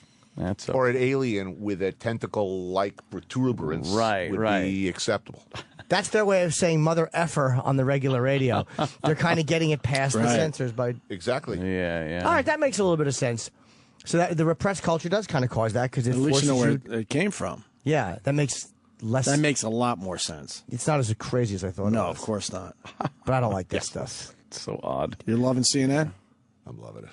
They've been so good to me. I mean, they've never blinked as far as content, as far as where I'm going, and we've asked to go to some pretty upsetting places that no other network in their right mind would have sent us. Congo, the DRC. They didn't blink. They were like, "Oh yeah, we know people there. We can help you." That's we know it too. That's people on the ground. A great organization to be with because they have those contacts and fixers. They have They have the ability to, use credentials and whatnot to get into some of these places. A good fixer will save your life frequently in a place like Congo, and a bad one will really get you in the shit. Really? Just the local contracts. As far as content, what I say, how I say it, how the show's going to look, not a blink. They've been totally appreciative and supportive of everything I've done. That's great. They've been great. I mean, I haven't had a single stupid conversation with an executive at oh my God at CNN. It's an extraordinary. What's that like, sir? Wow, smart people. We've only had stupid conversations with executives here. smart people who've not only supported me, but also in every instance since the first conversation before I even sign up with them, if someone at CNN said to me, "This is going to happen, and this is what we're going to do if you do that." It happens like that. Oh, my God. Okay. I know. It's incredible, isn't it? This is amazing. Yeah. That's a Never heard of strange this. place, huh? Yeah, it's an odd, magical place. Magical, it really is. You know, the music, the storytelling style, the language, the content, it's a big change for them. And it took a lot of balls for them to sort of stand up and stand by me, and they've been really, really great. Did you hear the story about the woman, too, speaking of fixers, who was a Canadian girl, and she was one of these idealistic girls who thinks, oh, the world is good, and she wanted to be a journalist. And so she went to Somalia, and of course, her and her idealistic friend are fucking kidnapped by Islamic jihadists, and they're held for. She had a baby. It's just a nightmare. How far outside of the checkpoint were they when they got taken? I mean, it might have been 50 or 100 feet they had gone. Oh man, past the checkpoint. It was like literally because their fixers wouldn't go. And they're like, okay, we'll just drive. And then they were surrounded by, the certain fixers wouldn't go. Yeah, the fixers said you have to go on your own. That was the look. Yeah, that's a red flag. Big mistake. If your fixer says that, I'm not doing that. That's they know. It's the same as like when we first arrived in Vietnam years ago. Me and my now partners at 0.0 were in the car. We're headed off to the hotel, and our fixer driver is just rambling on. Oh, welcome to Nha Trang. Oh, this restaurant over here is fantastic. Great seafood. That place over there, very good pork. Very good pork. You should eat there. It's superb. Next place he passes, oh, that place very good. And, my friend says, oh, how's the food at my hotel where we're going? He says, oh, it's okay. That's like flashing warning sign, which my guy just drove right through, basically. So, yeah, he had some crab soup there the next day at the hotel. And, I've never seen anyone so sick. I mean, he was like projectile vomiting for like 3 days, turned blue, lost like 30 pounds. I mean, lost his ability to. He was sick for like 6 months. He was really, really messed up. What was it that he had? Did he get, what exactly did he get from it? Some kind of crab-related, parasitical, something bad. Fuck. But look, when your fixer says, I'm not so sure, that's. He knows. Diplomatic. Stop it. Right. No, don't eat there. What do you know about Syria? Have you ever been? Haven't been. Would like to go. It's a really messed up situation and far more complex than anybody's really talking about. I like the idea of doing something as supremely. If we bomb Syria. Right. It's completely against our national interest to do that. It was really not in our national interest to help out in Libya either. That said, I'm really glad we helped out in Libya. That was a cool thing for us to do. Wow, we're actually helping people who deserve to be helped. We're actually do something for freedom, not for oil or whatever. I think it's a mess. I don't know that it's going to make anything better, but I kind of like that we're at least talking about it. I don't know how it's going to turn out. What is clear for sure is Assad and his dad were two of the most reprehensible figures in the Middle East. I would love to see them go. I'm all for change. Like, I don't know whether the government, I doubt very much that the government in Egypt is better for America than what we had before, or that what the government that they get in Libya is going to be friendlier to America than the one before, or Syria for that matter. But the fact that at least change is possible is something that was completely unthinkable not before the Arab Spring. Everybody in the Middle East thought, we're stuck with these assholes forever. This is the way it's always going to be. So blood and chaos for a while, I don't know. I mean, I was very opposed to the Iraq War. That is a disaster. Clearly, that didn't work out. Afghanistan hasn't worked out. I'm not saying any of this will work out. But I sure as hell wouldn't be unhappy to see Assad go. Doesn't it just suck when we help people and then they wind up hating our guts anyway? That's the frustrating part, is that there's not an ounce of gratitude. Fucking 5 years later, we're the enemy and we were shit all along. That's my only objection but to it's it. always the way. I mean, you think the French particularly love, do they love us? Or No, but they don't bomb our airlines. I mean, well, what I like about Anthony Bourdain and your show is like you really get to learn about the people. The episode you did in Libya, you're like, holy fuck, these people are pretty much like us. Well, just want to live and have a good time. They're good people over there like any place else. There's also a lot of bad people who would like to do us harm. There are a lot of good people who, for various reasons, don't like us at all and would in no way be inclined to vote for anything that's good for us. Yeah. But they're people, they love their kids. They want a better lives for themselves. They like to watch MTV. They like to own They like good food. They like getting fucked up. They're not going to be calling us and saying thank you anytime soon. That's for sure. It's a very complex situation. You've got, these militia groups who are made up of what, people are, for lack of any smarter way to describe them, moderates, or what we would call reasonable, or don't actively hate us, a bunch of Al Qaeda dudes up against a repressive government that are using chemical weapons on their own people, who are also and Hezbollah. So basically, you've got like Al Qaeda associated people up against Hezbollah. Pick a team there. Yeah. Hezbollah. They don't attack us. Hezbollah is shitty, but Israel fucking hates it. Killed over 300 U.S. Marines back in Beirut back in the day. Tortured to death the CIA station chief. I mean, I'm talking about you're correct, but I mean, like here, they're not the threat to me in America. Hezbollah, I worry about Al Qaeda more. Between those two groups, I worry about Al Qaeda more. Again, it's a tough pick, and of course, toss a coin. I've met you. There's no doubt in my mind. We could all be having dinner with some Hezbollah folks and have a perfectly great time. They would say some things that would be alarming to us while feeding us and being, we had to deal with them in Beirut. Hey, American, how are you? What you doing in my neighborhood? Oh, really? Roll up in the Mercedes. Gold watch. I can't wait for them. They're not stupid people. They're very sophisticated. How'd you talk to them? What'd you tell them you're doing? Well, we were shooting in their neighborhood, so within seconds of arriving, the Hezbollah showed up and said, "What are you doing in our neighborhood?" And we're making a travel and food show, and so we just shot in order to get into Gaza for this latest show. Hamas had to give us permission, so. It's something. You're crazy. Wait, how did you get the permission? Crazy. That's amazing. When you said we're shooting a food show, how did Hezbollah respond? A travel and food show. At one point, we had everything set. A lot of what is allowed to go into Gaza is extremely restricted. Food, building materials, books, basic stuff. They're basically they're being rationed and restrained. They can't fish more than 3 miles off their coast. Getting over the Israeli border, that ain't really happening. However, for a while, you could, if you wanted Kentucky Fried Chicken in Gaza City, you could order out, and people would run through these tunnels they use to smuggle arms and other contraband into Egypt, get you your Kentucky Fried Chicken, and bring it back through the tunnels.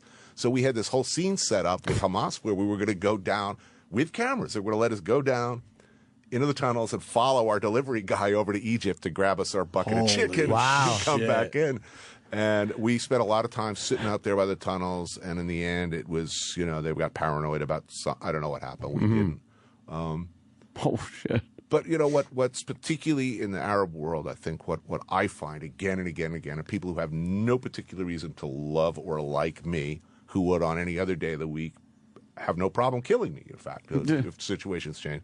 If you wash up at their house and you're hungry, almost across the board, you will be treated with hospitality. And by hospitality, I mean your host will sit right next to you, patting you on the knee, making sure you're happy, checking on you throughout the meal, ripping off the best parts of the lamb, making sure you're eating well.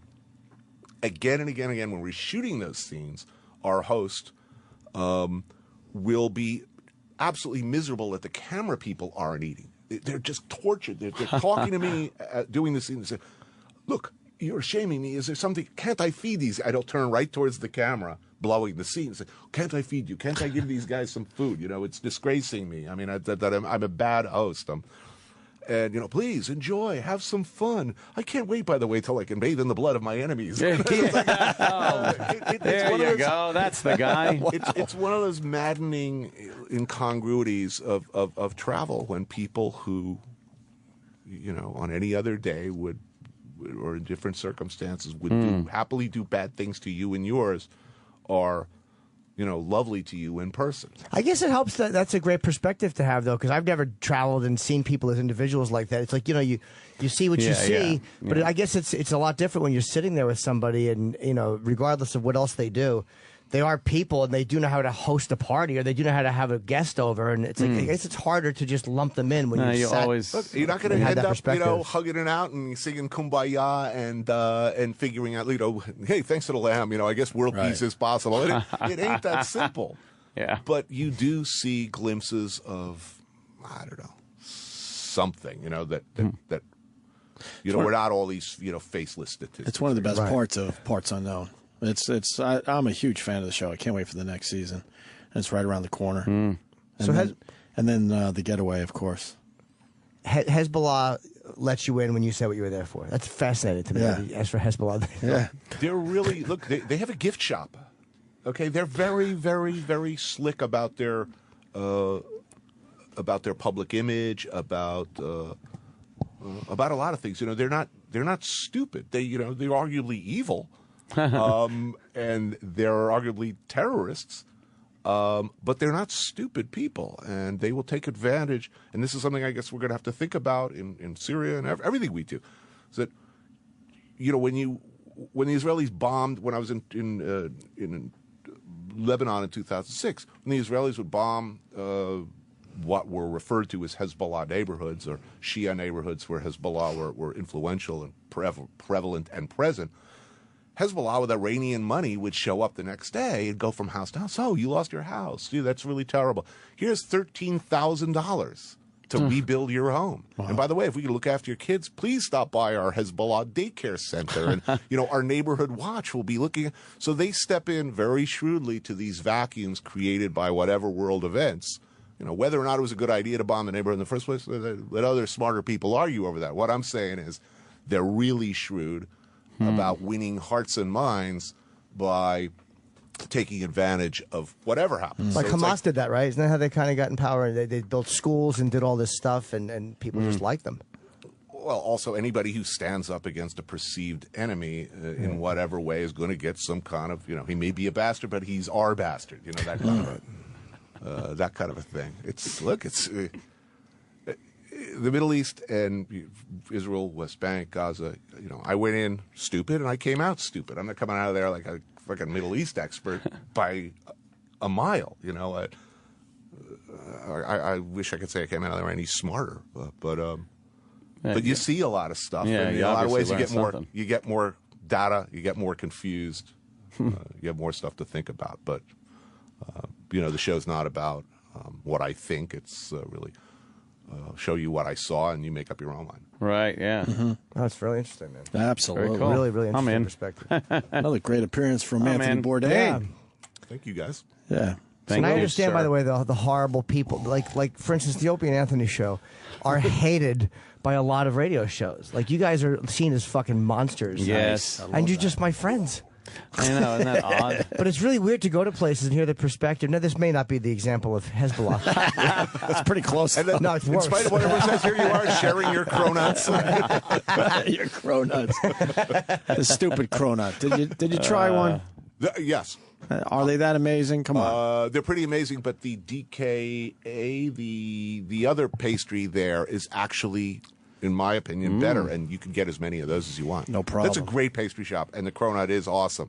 Do you hate that guy, though, for the way he fucking hold on to the Cronuts? I have a hatred for him. And I liked it. You can't jump the line. I think it's pretty cool. What was her name? Emily Roberts tried to jump the line at the, we said, no, back of the line. I like that. Who's she? Yeah, got me. I don't know, somebody famous. Oh, okay. Someone famous. I guess, yeah. But she was trying to, get in they're front waiting of everybody online, for their Cronuts. starting at, 5, 6 in the morning? That's dumb. Look, I don't blame him. It's not his fault. I mean, it's, if somebody wants to wait 4 hours in the roaring sun for two, you're only allowed two. Or trade sex, offer to trade sex for a Cronut online, which people are doing. Oh my God! People are bidding like $500 on Craigslist for Cronuts. Come on. Look, that's a dysfunction. In Yeah. the consumer. The guy's he's a very nice guy making a very good product. He can only do 500 of them a day in it's a small pastry shop. He can only reasonably produce a certain amount. He's not forcing you to act completely silly. Very true.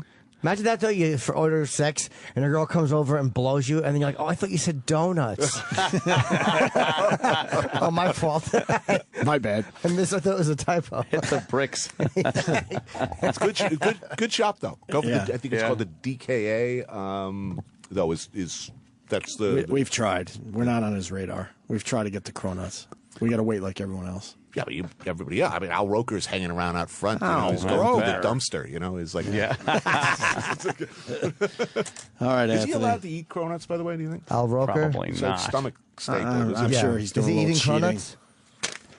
I think he did one of those. I'm sure he's pieces cheating where he was here eating and one. there. Yeah. I'm sure he's getting a Cronut in him every once in a while. Yeah, I hope so. All right, Thank so you, it's guys. the Thank Getaway. you. Take a trip around the globe with all these famous people. That's on the Esquire Network, right? Yes.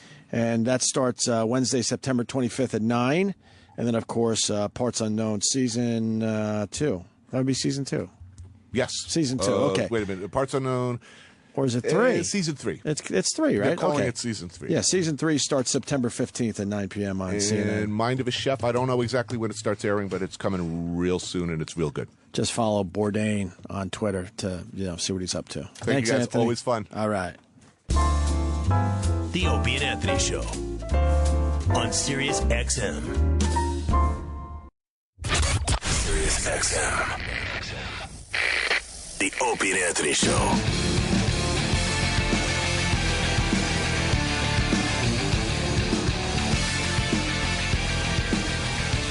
Want to thank Popcorn Buddha. Man, right? They don't advertise, but they sent us some popcorn. This all started in May. I don't even remember where I was. I was with my brothers for a couple days. Little brothers trip. Ran into this little joint. Outside where? Outside. Weren't you fly fishing or something? Yeah. No. No? Outside Shawnee Inn. That's in the Poconos. Poconos. I didn't hear you. Oh. We in the champagne glass? I was in the champagne glass with my brothers. It was fucking terrific. That's adorable. And ran into this little joint called Popcorn Buddha. We talked about it on the air a little bit, and holy fuck. A ton of our listeners got popcorn from those people. They're pretty happy, and they sent us some popcorn to thank us. I got the cinnamon roll popcorn. Oh, my God. Here we go again. It's so goddamn good. Could be their best flavor. They have hundreds of flavors. We're not getting paid for this. Cinnamon Toast Crunch. Whatsoever.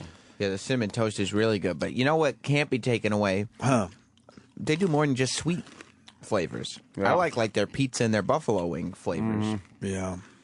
Yeah, that's pretty good. What we're saying is we'd like another box. Yeah. Right? Can we collect the Radio Wizard's tears, and maybe they could come up with a new flavor up there? Oh. Why would he cry? You mean because he doesn't want to leave the show? Baldy Salty Tears popcorn. He doesn't have much of a choice in the matter, I don't think. He's out. He's done, right? You're out, Tom. He is done. Today? Well, we're still in the transitional period. How long does the transitional period last? Till the transition. But how long is that? I don't know. Next week? I'm going to guess. Yeah. Yes, within the week, next week. I would say it'll be done. Once again, we're saying goodbye to management. It seems to happen a lot with Once us. again. No more dealing with Gary or Steve, I guess, right? Yeah. Steve Blatter, I guess, is done. Or Rob Cross. Or Rob Cross. That's right. I barely see Rob Cross. He interacts more He's with us. usually in a pretty good mood. Ow. Cross.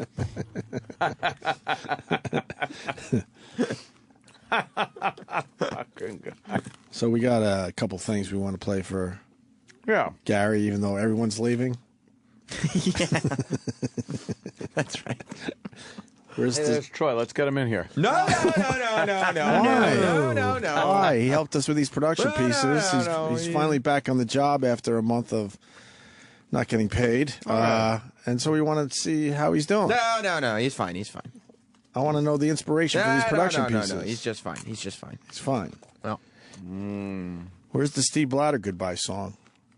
Or the Rob Cross medley? Well, Troy and I worked on what was requested. Oh, okay. We're basically short order cooks here. Exclusively Radio Wizard. You guys said you wanted to say goodbye to Gary and wanted a celebration for him, so we have a gift for him. Yeah. We do have a gift. And a couple of, it's right there in the middle of the table. We did get a participation trophy. Yes. For Gary. I hope he's appreciative. You think he will be? I hope he will come down and join us for a celebration. I don't see anyone. I don't see in the hall. You don't see it happening? Oh. I don't see a silhouette of a light bulb walking down the hall. Do we ask him? And he's going to finance? That was the rumor, but I was told he's not going to finance. No, he's going to finance. Oh. It's pretty obvious. Did you ask him? If he's going to finance? Come down. I did not personally. But I'm asking him right now. I'm sure he's listening. Gary, please. I don't know if he listens anymore. I guess he doesn't have Why to. would he? Why would he be listening to us and beat him up if he has nothing to do with us? Nobody in finance listens to us. No. For old time's sake, could we just beat him up every once in a while? I don't think we could stop you if we wanted to. It's not going to feel the same, though. It won't. No. And the breaking news was that Tim Sabian's going to be running the channel and doing some other things here at Sirius XM after his hiatus. He was gone for a while. Someone get Gary. He took a little time off, too, We're huh? trying, Jim. He's not answering the phone. Whoa. Okay. E-Rock. Where's that coming E-Rock's from? right. Nothing. I just hung That's up the coming from phone. a place of hate, sir. Yeah, speaking of being cross. Wow, E-Rock. We're trying. I can't get him on the phone. What do you think of the changes around here, E-Rock? We haven't gotten your opinion. I think it's a step in the right direction. Whoa. Wow. That's a little controversial. It sure is. What are you saying with that? You know, He's voicing his displeasure with former management. Right. Still current because we're in transitional period. Future former management. Yeah. Out with the old, in with the new. Wow. This isn't a meet the new boss, same as the old boss situation, by the way. No. There's no doubt in my mind. Things will get better immediately. All right, well, we'll be marking this show for drops. Okay, fair enough. With that, why don't we say goodbye to the Radio Wizard? Yeah. Let's do it. The Opie and Anthony way. Yeah. He's a radio wizard. When he sat down with me and Aunt, Steve Blatter said, "Here's the Radio Wizard. It's going to get you to places." Radio Wizard. Are you a radio guy? Yes, I'm a radio. All right, so help us figure it out. What do you know? What do you mean, what do I know? So I was right. We could blame the Radio Wizard. Because if the guy is the guy that's overseeing everything, nothing gets done, obvious things that need to get done, then yeah, you got to blame him in the end. I'm so tired. Gary made the staff pay for their sandwiches yesterday. Standing on the edge of something. Gary, what are you doing? Gary. How much could a sandwich be? It was $13. $7, yeah. $13. So why wouldn't the company just pick up the lunch? Everybody's getting reimbursed. Okay.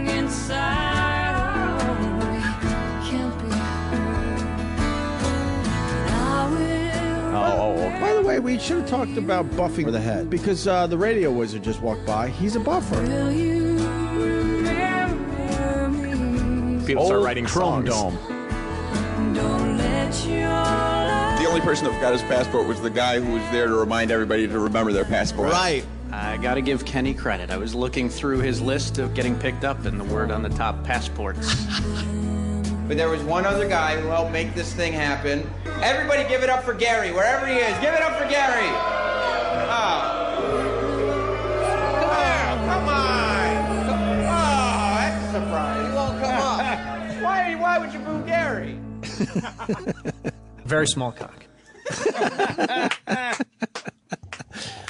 Wow, that was haunting. Yeah. Very touching. If you didn't know better, you would think Gary started just before our Montreal broadcast. Yeah. That wasn't all Montreal. Very nice. No, some of that was Cleveland and all kinds of memories with Gary. Just a tribute to his participation. Yeah. All right. Which we have the trophy for. But Garrett, he's not. He's not coming down for his trophy. No, I asked him. Oh, what did he say? To come in. And he said no. Oh. And I said, why? Uh-oh. Uh-oh. He said, because I don't want to. Oh. Fair point. Well, I guess we have time to play the second goodbye song. Why? Are we going to get even more sad? Yes. Yes. People get 2 goodbye songs on the Opie and Anthony show, don't they? Oh. I've never heard of that. Yeah.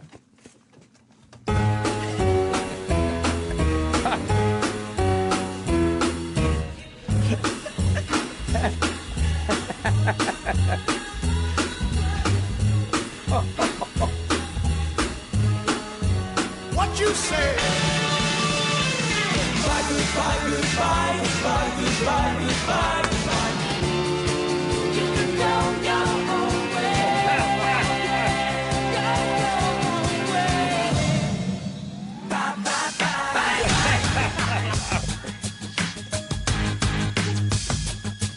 Bye, bye. So long, farewell, I'll be to saying adieu. Adieu, adieu, to you and you and you.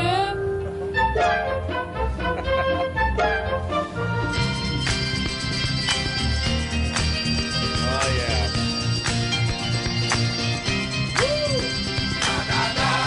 Okay. Na na na na.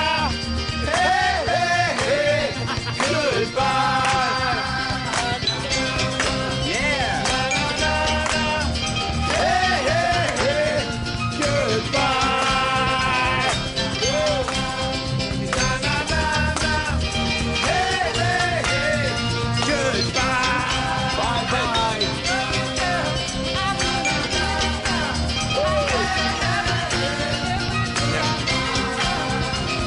Oh, yeah. Watch that door. Don't let it hit that ass. These goodbye songs aren't normally this festive. Hey, hey, hey. Up-tempo number.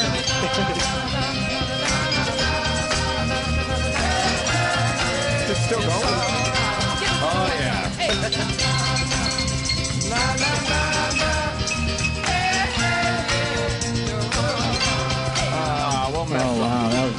We'll miss them. Quite emotional. We're all in here eating sweet popcorn. I'm going back and forth in between them. Oh. Their cinnamon toast popcorn is maybe the best popcorn I've Well, ever had. I gotta say the cinnamon roll is pretty goddamn good. You guys are both jizz drinkers.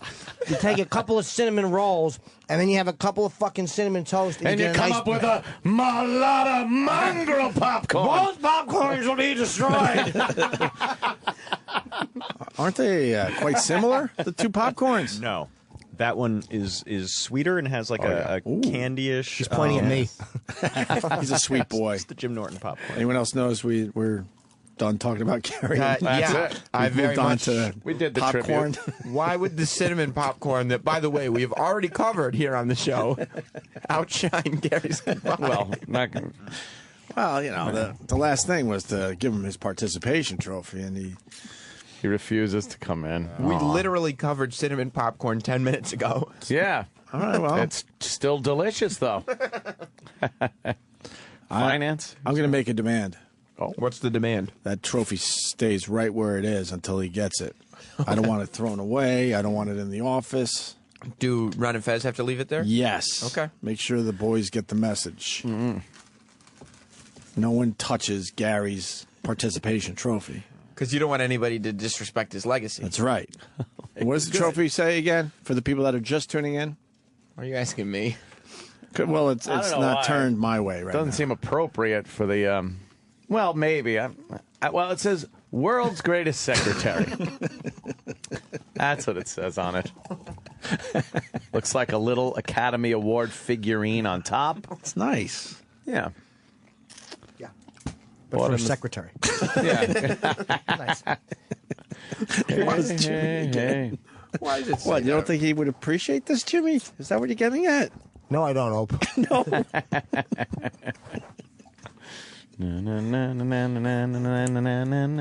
No more elevator meetings. Now we could sit in big boy chairs and have real meetings. Right? You're gonna have real meetings now? I always wanted a real meeting if it meant getting did real something. things done. Right. So you're saying on record you are willing to have Big a boy sit-down meetings. big boy meeting with In Tim? a big comfy chair in an office. Do you feel like you're gonna have creative meetings now? Yes. Oh my God. What? This is amazing. Because if you come up with an idea, even a part of an idea, someone like Tim, he can cultivate that. Right. He knows how to do it. I mean, elevator meetings were fine for those guys. Sure. But now it's time to have big boy meetings. So yeah, no more turning your video camera on and sticking it in their face so they don't have a meeting with you because they don't want to be filmed. No more of that. Well, that might have happened a couple times. Nah, no one would ever do that. There were demands that it not make my YouTube channel. Yeah. They demanded. I do remember more than one time you being told, you can film this all you want, but you're not to post it. Yeah. The only reason why I didn't post it was boring as all hell. Let like the record meeting. show, right. Yeah. Yeah, big boy meetings start next week. Oh, my God. Where we actually plan a real bus trip. What? You just canceled the bus trip. Because it wasn't a real bus trip. I don't know if you can... If it's... I see a trip to L.A. in our future. and a bus trip? And other things. Combine them, a bus trip to L.A. Oh, boy. I see an That's a hell of animation a drive. festival that we need to plan. Yes, animation festival. Maybe go back into the comedy show arena again. Wow. Oh, man. Big How boy rip would meetings that start be? next week. You guys are all motivated. Yes. Yeah. L.A. trip, very important for podcasts. Yes. Very important. Oh, we'll go out there. We'll do our show. We'll do some podcasts. No, you just call them up. You call Rogan. You call fucking Pollock. Yo, you call Rogie. fucking Jay. You call fucking Kevin Smith, and you go, "We're coming. Here we come. This is what you're putting me on." Yeah. I like how you think, That's Jim what you Norton. guys do. Exactly. I want to say hi to the Death Squad. Yeah. They're a powerful group. Yeah, they are.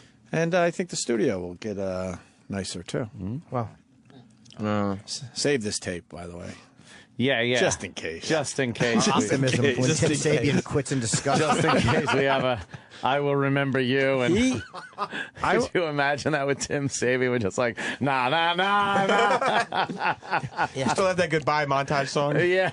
For the people that follow the history of the Opie and Anthony show, Tim Sabian is one of very few that we never had an issue with. Well, how about that? Sabian? Yeah.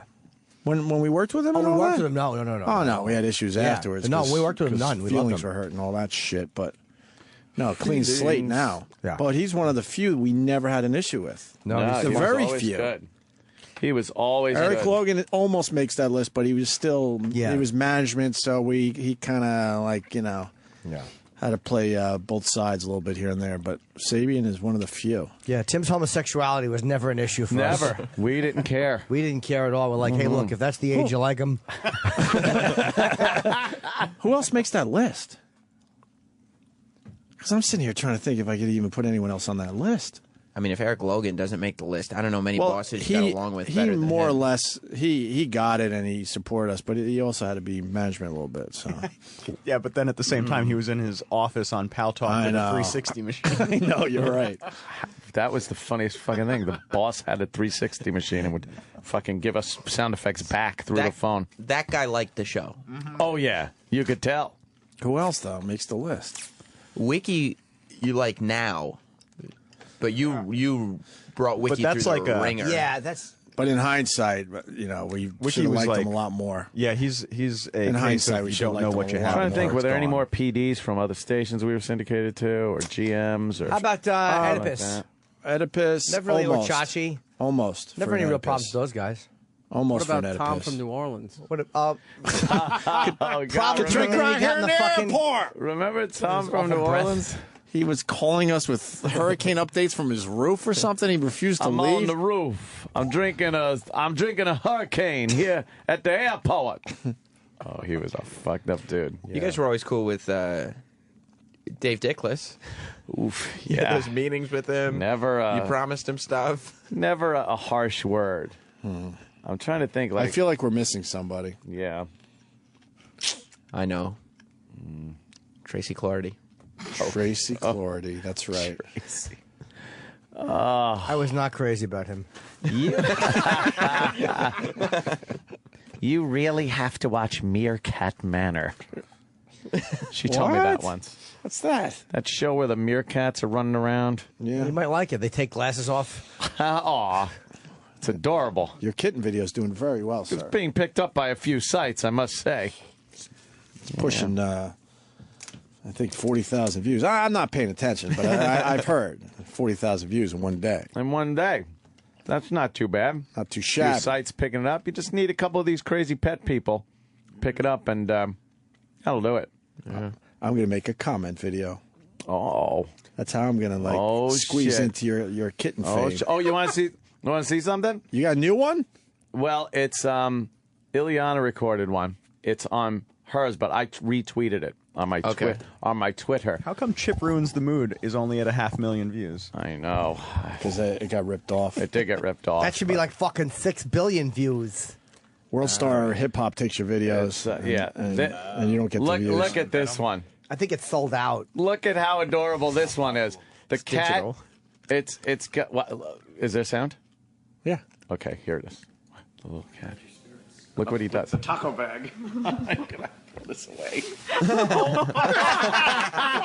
Dude, that's a million views. Dude, that's hilarious. That's right? terrific. Isn't that a funny, cute video? He's clumsy. He jumps onto the table, the ottoman, and there's a roll of paper towels there. He jumps in midair, spins around, hits the paper towels, and falls on the floor.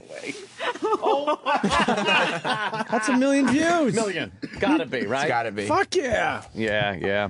You got competition within your own household. I know. For viral kitten videos. The second the cat runs into the room, everyone pulls out their phones and starts just videoing the cat, waiting for something. Let's make your adorable kitten the to most happen. famous kitten on the internet. I know. Well, we should. My big, fat, 20-pound cat falling off the printer didn't exactly. That was pretty funny, though. It was funny. That was funny. But But it didn't wasn't get the cute. views, though. I don't know. Everybody was just happy to see that big fatso fall off the printer. Yeah, Exactly. Yeah, it was more of a good, I wished he died thing than a, wow, that's adorable. We should have had your kitten walking up Misha Tate's body as she was stretching out. Oh, my God. That would have been a fucking hit. That's it. Oh, here's Oh my god. Oh my look god. how fat that got. What a big fat fucking pig. Oh, Jesus. Why did you say that? Yeah, Chippa was tweeting away yesterday with cat jokes and puns. Right. Yeah, Chip Chipperson now has his own official. Yes. And it is really Twitter. Chip tweeting at Chip Yeah. Chipperson. Oh, Wait, which Chip one is tweeting it? at me yesterday? Oh, for real? Oh, okay. Yeah, it's Chip. Yeah. Can't you tell by the new hip hop fucking? Yeah, I saw the hip hop thing. I didn't pay know. attention. I thought it was one of the listeners. Like, Nah, whatever. Wait, which one is it? Whatevs. I tweeted at you. It's just Chip Chipperson. I saw it, but I thought it was one of the fans. Nah, just Chip Chipperson. Chip Chipperson. All right, Fuck yeah. I gotta follow that shit. Chip, I thought you were into metal. You're all hip hop. It's just a fucking cool picture. That is a cool picture. Gotta say. Yeah. Nice. Fuck yeah. Lyle Chipperson. All right, cool. I'm gonna follow that. Who wouldn't? Let's get out of here. It's a good Kickstarter joke you sent to Kevin or Chip sent to Kevin Pollock. Yeah. Oh, you can tell it's the real Chip Chipperson. Why? Because under real name it has Lyle Chipperson. Oh, yeah. And That's hilarious. His profile just cracking people up because I'm hilarious. Hilarious. Yeah. Nothing spelled right. Tell the Right. truth. I've had it with you people. My advice today. show is next. Oh, it is. shit! Sorry, Jimmy. Yes, Jimmy. Oh, good. It's Wednesday? Listen to that. Yeah. It is. Oh, I forgot my Star Trek Into the Darkness. Take those, 3D. Ann. I don't want them, please. Stay tuned for No, I Jim want that. Norton. Yeah. That trophy stays right there. That's right. Should hold these fuckers for a while. Oh, God. Very small cock. Opie and Anthony have left the building. But Jim Norton is not going anywhere. If you have problems and a phone, it's your lucky day. The Jim Norton Show is next. The Jim Norton Show is next, and he's now ready to deal with your bullshit. Call the Jim Norton Show now, and he'll help you out. That's 866-969-1969. 866-WOW1WOW. The Jim Norton Show is next on the Opie and Anthony channel. Jim Norton is a moderately successful comedian, an average author, and a terrible actor. And your chance to speak directly with him has arrived. Call 866-969-1969. The phone lines are open, and the Jim Norton Show starts now. Good afternoon, or is it morning? Depends on when you're listening to this. I was away last week. As you know, we were on vacation. Had quite a delightful week. And why does it not show up on the monitor until, like, how come it shows up in that one but because not if this the calls start coming in before we can load that software for you, they show up on the other ones, just not that one yet. All right. Well, line one, we have a call from Donnie. In Boston. Hi, Donnie in Boston, who's having writer's block. Is that what it is, Donnie? Yeah, Jimmy. How are you? I'm good, buddy. What is it you write? I'm a stand-up comic. I've been doing it for 7 years. I love it. You're the reason why I got into the business. Oh, thank you, man. So thank you. Yeah, I mean, I love my 30-minute set, but I really want to write a new 30 minutes. And everything that I'm writing lately has just been garbage. Yeah, that happens. Now, are you trying to take stuff and just kind of squeeze it into your set? Like, you don't have to write a whole new 30 and just start over. You can always just, bring stuff and incorporate it into your set and then add to it. And then you have 45. Yeah, I'm trying to make the next step from feature to headliner, yeah. To headline, yeah. And so I want to have that extra 30 just in case some things just aren't hitting. Do you do any open mics? Constantly. Yeah, that's what I try to do. We're something like, or I'll do the cellar. Writer's block's a weird thing. Like, the way I do it with stand-up is I kind of have to wait until I'm inspired to talk about something. So after I shot this last special, which we shot at the end of March up in Somerville, I couldn't think of anything for probably a month and a half. So I was going on every night, just doing like fuck jokes and just kind of talking about what was familiar and feeling very uninspired. And I was bombing. And I was walking up the steps every night going, I stink and I fucking hate my act. And then finally, I went to a bris, and that's what I've been talking about for a while. And it just affected me so much, I just began talking about it naturally. So I think, personally, I have to wait until I'm kind of inspired, but just keep exploring on stage. Bring up a few topics you want to talk about and play with them. That's how I did it. You're going to bomb a little bit doing it, but or do an open mic where you don't do any of your regular material. Yeah, I really appreciate your time. Good luck, buddy. I know how it is. All right. It'll clear up too. Don't worry. Just don't give up. Yes. Hi, Rick in Brooklyn. Hey, Jimmy. How are you, buddy? I love you, pal. Thank you very much. How are you? I just want you to know that I'm celebrating 3 years sober, and I owe a lot of it to you. Oh. And I wanted to thank you for that. I don't know. I know you think this is a wacky call, but the reality is, a lot of the things that you've said on the air, off the air, and just listening to you and the struggles you've gone through really helped me get through this, and it's been unbelievable. A lot of things I always thought I would do, like write all these stories that I had sitting around and all these different things that I always wanted to explore. I'm finally doing them, and it's just because I got out of the hammock and the seatbelt of being in that world, Thank you for saying that. And yeah, you're right, man. It is... when you get out of the seatbelt of being in that world, you can do almost, and it sounds corny. It does. That's why I prefaced it with, like, this is not a wacky call. The reality is you know what? I don't know what the future holds, but the reality is what I was doing and how I was living was not going to get me anywhere, And, I lost a lot of things on my way, and I don't want to lose any more, Well, I realized, too, like, when I first got sober, I was 18. I was, so I didn't have a whole lot of living behind me. But they were like, well, it gets better beyond your wildest dreams. And I was like, oh, fuck you. I just thought it was such a line of shit. And then when I look back over it, and, sometimes you have to stop and kind of reflect. Everything they told me would happen has happened. Every good thing, again, within reason, that I was willing to work for, I've gotten. Everything I've wanted, I have gotten. If I've been willing to do the legwork, and as my original sponsor said, 99% of life or whatever is just showing up. if I was willing to show up and be present and do the work, I got what they said I would get. So thanks for the call, man, and good luck. I'm happy to hear that. Thanks, Jimmy. All right, take care, bro. Bye. Rob in Atlanta, I cannot see due to our software lag what you want. It's going to be a big surprise. Hi, Rob. Hey, Jim. I just want to ask you, how far into your comedy career, when you were first starting out, did you start to feel like you were kind of catching on and getting it and were actually, funny? It's hard to say because there's different. I found that I hit different little mile markers. Like at first, I was, very scared and I didn't think I'd ever be good at it. But then I made a few comedians laugh, like Jim Florentine and Bob Levy and other guys and Eric McMahon, these guys that I came up with. So when comedians began to respect me and think I was funny, then I started to feel like, wow, man, I do have something. Or I work with Otto or this guy Stan the Man. So the comedian's approval originally made me think I was funny. At first it's the audience. Okay, I got some crowd laughs, so I feel funny. But then when the comedians start to laugh, you're like, fuck, I really am funny.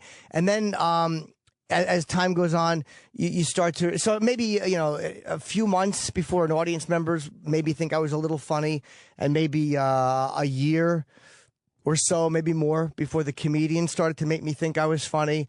And then as time went on, a couple of years here and there, it becomes... now I'm not just emceeing, I'm featuring. Maybe 4 years in, I'm doing a half hour. That made me think I was fun. You know what I mean? It's all these little mile markers. There's never one definitive moment where I would go, okay, now I'm funny.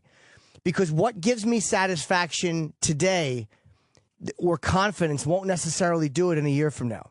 So I kept needing more and more and more. So after a while, hey, yeah, it's great. Comedians think I'm funny, or the audience. But am I being funny with what I think is important to talk about or what I want to talk about? So that became a new thing. So when I learned how to express my opinion honestly and get laughs with it, then I became really convinced I was funny. So I'm sorry to ramble, but it was ever changing. Not at all. Why have you been doing stand up for a while? Yeah, I've been at it about 8 months. Okay. And I kind of go through, it kind of feels like weeks where I feel like some weeks I'm really catching on, I'm hilarious, and the next week I feel like, what the fuck am I doing? Oh, sure, yeah. Welcome to the world, right? Yeah. Hey, one more quick question for you, just out of curiosity. Sure. At the Punchline in Atlanta, your headshot, there's a wall of all the headshots, all the comedians. I was thinking it, by the way, not to interrupt you, I was thinking of that wall of headshots in the Atlanta Punchline this morning. It's funny. Really? Yeah, it's funny you should bring that up. Which one are my headshots? Well, your headshot is right by the men's bathroom, like by itself. There's a wall outside of it that has all the other comedians, and then there's just yours right outside the men's bathroom. I'm honored. And I was just wondering if there was something to that, or if that was like an inside joke or something. No, I have no knowledge of why it's there, but I appreciate the club putting it there. Yeah, please take a photo of that and Twitter it, would you? Yeah, I will. All right, hey, thank Jeff, you. One more thing. I love the last two specials, man. They're getting better with every one. I'm really enjoying them. Thank you very much, man. I appreciate it. I was happy with them, too. Thanks for the call, Rob, and good luck. The 8 months is very new. It seems like forever when you're doing it 8 months. Like, wow, I'm almost a year. But again, as you look back on it, you'll realize you're just you're very brand new, and it's a fun process, to keep rediscovering or peeling these layers off what I'm comfortable talking about and what I'm good talking about, and it's a great journey, man. So keep it up. 866-969-1969. Thank if you you. want to call and talk to Jim. Yes, thank you, Iraq. Yes, Jessica in Bayport. Hello. A lot of comedian calls today, which is rare. What's up, Jessica? Hi. How are you? Hi, Jimmy. Good morning. I'm good. How are you? Good, thank you. Okay, so me and my boyfriend are both comedians, and I've been doing it about 4 years. He's been doing it about 7, and there is some competition. There is some fighting between us. I just want to know, have you ever dated another comic, and do you have any advice for that? Yeah, I dated one comedian. We dated for, I want to say, 1.5 years or 2 years. We were very good friends first. We were, she was one of my favorite people before we dated. And, in a way, I'm happy we dated because it's like I think she's so brilliant and funny. I'm happy she's my ex-girlfriend. And a part of me wishes we didn't because I'm such a shithead. The relationship collapsing was almost all my fault. Like, literally, 'cause I'm an argument. She'd be looking for solutions in the arguments, and I was always looking to keep it going. Like, I'm a dick. And, and she was actually she wasn't perfect, but she was really good in the relationship. And we so never we should break up. Then is what you're saying? No, because we never fought about. We didn't have any competition because I've been around a lot longer than her. So it's not that I'm so far advanced because she's about to be on a television show, so she's going to shoot past me. But I was just in a stage where I was on the road headlining, and she was, doing like shorter sets here in New York, and her confidence as a stand-up wasn't nearly what it should have been because she's so much funnier than she thought she was. And I would always tell her, like, you're fucking crazy. You're really funny. Like, don't ever think that way. So we never fought about comedy because I really liked her act a lot. And I thought she was great and hilarious. Our fights were all because I'm 80% of them, maybe 90% were because I'm an argumentative, insecure fucking idiot. But what do you guys fight about? Because you should be kind of supporting each other. Well, yeah. I mean, most of the time we do support each other, but every now and then we'll get angry at each other, and he'll call me an amateur and shit like that. So yeah, that's that's kind of shitty. I remember one time she and I were fighting, and she really hurt my feelings. One time I had done some dickhead scumbag move, and she was screaming at me. She's like, "I can't fucking believe I used to look up to you," and I was like, "Oh, that one got me." Like, because we were friends, and she thought I was a really good guy. But, you shouldn't be tearing each other down as comics. I mean, there's enough fucking problems with the audience doing that and enough with hecklers. And you don't need to insult each other's art, as it were. We should both kind of be there for each other. And you'll never get a part that's meant for him, and he'll never get a part that's meant for you. You're not a gay couple who will both be competing for the same roles. Then, you're not going to go out for a sitcom read where they're going to go, we needed a janitor of any gender. They're going to say we need a woman between the ages of 18 and 50, or we need a man between the ages of 35 and 70, whatever. Yeah. So just enjoy each other. There's no competition. You can fucking go out and do gigs together. That's great. Yeah, we do. All right, cool. And then it's always weird when, like, one of us bombs and the other one kills, and we're, like, secretly like, ha-ha. Well, look at Rich and Bonnie.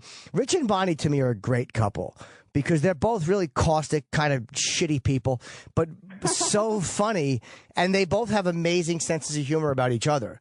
Like, Voss, no one takes a fucking joke better than Voss, and he hits Bonnie really hard, and she laughs. She's not a baby about it. I think that their type of relationship is really good, at least as far as comedy is concerned. So good luck to you. Well, thank you very much. I love you, Jim. All right. Thank you, Jessica. Let's see. Ted in Boston. Who wants to... Hey, Jimmy. Hi, buddy. How are you? I'm good, thanks. How are you, Ted? Good, thanks. I am not a comic, first of all. Okay. I am just I appreciate great comedy. And you hear those questions, name 4 people you'd love to take out to dinner. You are one of them, and let me explain to you why. Thank you. Not only do I find you incredibly funny, and anyone can tell a dick joke, but sometimes some of the comments you make under your breath are brilliant. As an example, I was just listening to O&A, and you actually can carry on a brilliant conversation about Hamas, or you can carry on a brilliant conversation about the Middle East. You're very knowledgeable, and I'd like to know, what is your educational background? Thank you. And by the way, as you're saying that, half the audience is looking at the radio going, he's a fucking idiot. Well, he doesn't know anything about the Middle East. They're screaming at you for saying that. So while I appreciate you saying that, half the audience right now wants to choke you because they think I'm a retard. But my educational background is I dropped out of high school after a suicide attempt, a fake suicide attempt. It was more of an attention whore thing. In January of '86, I went to rehab when I was a senior. And that kind of fucked me up. Like, when I went back to school, I could never kind of catch up. And I just kind of stopped going my senior year.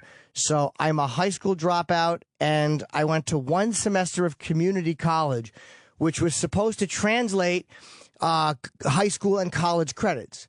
So I took problems in statistics. I took Western civilization. I took English, and I took biology. And I got a B and 3 Fs. A B in English, which was merciful, and F's in the other ones. So never got a diploma. But thank you for the call, Ted. I appreciate it. You're welcome. All right, be good, buddy. I appreciate your call. Let's see here. Luke in Florida. Hey, Jimmy. How you doing today? Hi, buddy. Hey, I just want to start off by saying everything you do is pretty awesome. Oh, that's nice. Thank you, Luke.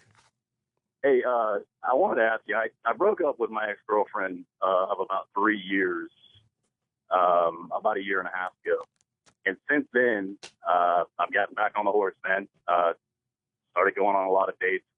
And right now, I'm at a point where I've gone through several chicks, and I still text probably 10 to 15 of them on a regular basis. And, you know, still go out with a lot of those girls. And unfortunately, I still keep holding on to my ex-girlfriend, even when I'm fucking these chicks. Like, I still keep holding on to her. And, like, a lot of these girls that I date are good girls, you know, smart, funny, attractive, caring, all that stuff that I've looked for. But I can't seem to shake the ex, man. Well, what is your ex with anyone else? I'm sorry? Is your ex-girlfriend with anyone else? I believe now she is. For a while she wasn't. Now she is. Now, is it? Do you want her more than now that she's with someone else? You know, now I've actually started to let her go. Oh, now okay. that she's, you know, with somebody. But like for a long time before, you know, I was thinking, oh, if she's staying single for me, we're going to get back together. Now she's, you know, kind of with somebody else.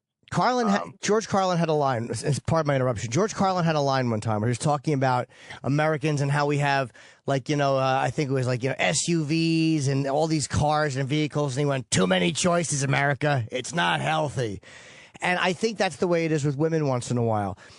I want to keep the ex-girlfriend on a leash or on a string, and I want to keep the new one. I want all of these choices. And when I have so many choices or options, I fuck up and I panic and I don't take any of them, or I wreck all of them because they can all sense that I'm a greedy shithead, playing them against each other and just balancing out which one I wind up with. And they get tired of their lives being treated that way. So maybe that's a problem too. You know, it's hard to let go of the ex sometimes because, again, we don't want to realize, fuck, I made a mistake that I can't change. Right. Makes a lot of sense, man. And I feel like I'm sabotaging these new relationships as well, almost, you know, subconsciously, when I look back on it. So I want to get away from that and find somebody else. But yeah, letting go sometimes is difficult. It is hard because I'm still very close to my ex-girlfriend, my most recent ex. We broke up a couple years ago, and she's still one of my closest friends. We text every day. We don't fuck when I see her, even though I still think she looks really good. It's not about that. And it's hard. I have not been able to find anyone else. I do not have a girlfriend, and I don't think she has a boyfriend. Sometimes it's hard when you have that connection to just kind of let each other go and move on. It's really difficult. Yeah, man. And we were, you know, we lived together for a long time. We did a lot of things. We grew up together in a lot of aspects. So, you know, who knows? Maybe one day we'll end up together. Maybe we won't. But yeah, that's kind of how I feel. Yeah. About me and you, I mean. All right. Thanks, buddy. Yeah, man. Yeah, thank you, Jim. Like I said, you're awesome, man. Keep on doing what you're doing. And, yeah, man, I appreciate you taking the time today. Take care, buddy. You know, because the thing is, when you have a relationship that goes awry, people always say, like, oh, what's the best gift to give a woman in your life? Like, what is the best gift? Now, sometimes the best gift is to remove yourself from her life because you're shit.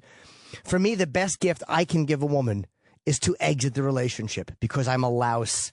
The best gift for any occasion, however, or even no occasion, if you're not a louse, it's an I love you gift. Now, what is an I love you gift? You're all saying, Jim, what's an I love you gift? I have an answer. It's a gift that says, without words, how much she truly means to you. Because how often do you show your girl how much she means? Once in a while, you know, you walk in the house with like a half a Cialis rod and you wave it at her. That's not an I love you gift. That's an I love me gift, because then she blows you and you feel better about yourself. No, showing her how much you love her is what's important. You want to show her how much you appreciate her and how much you value her. And it's something she can keep forever.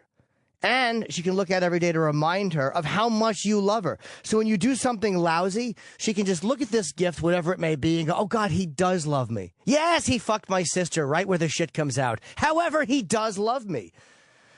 Beautiful piece of diamond jewelry will last forever, and it shows her exactly how special she is to you.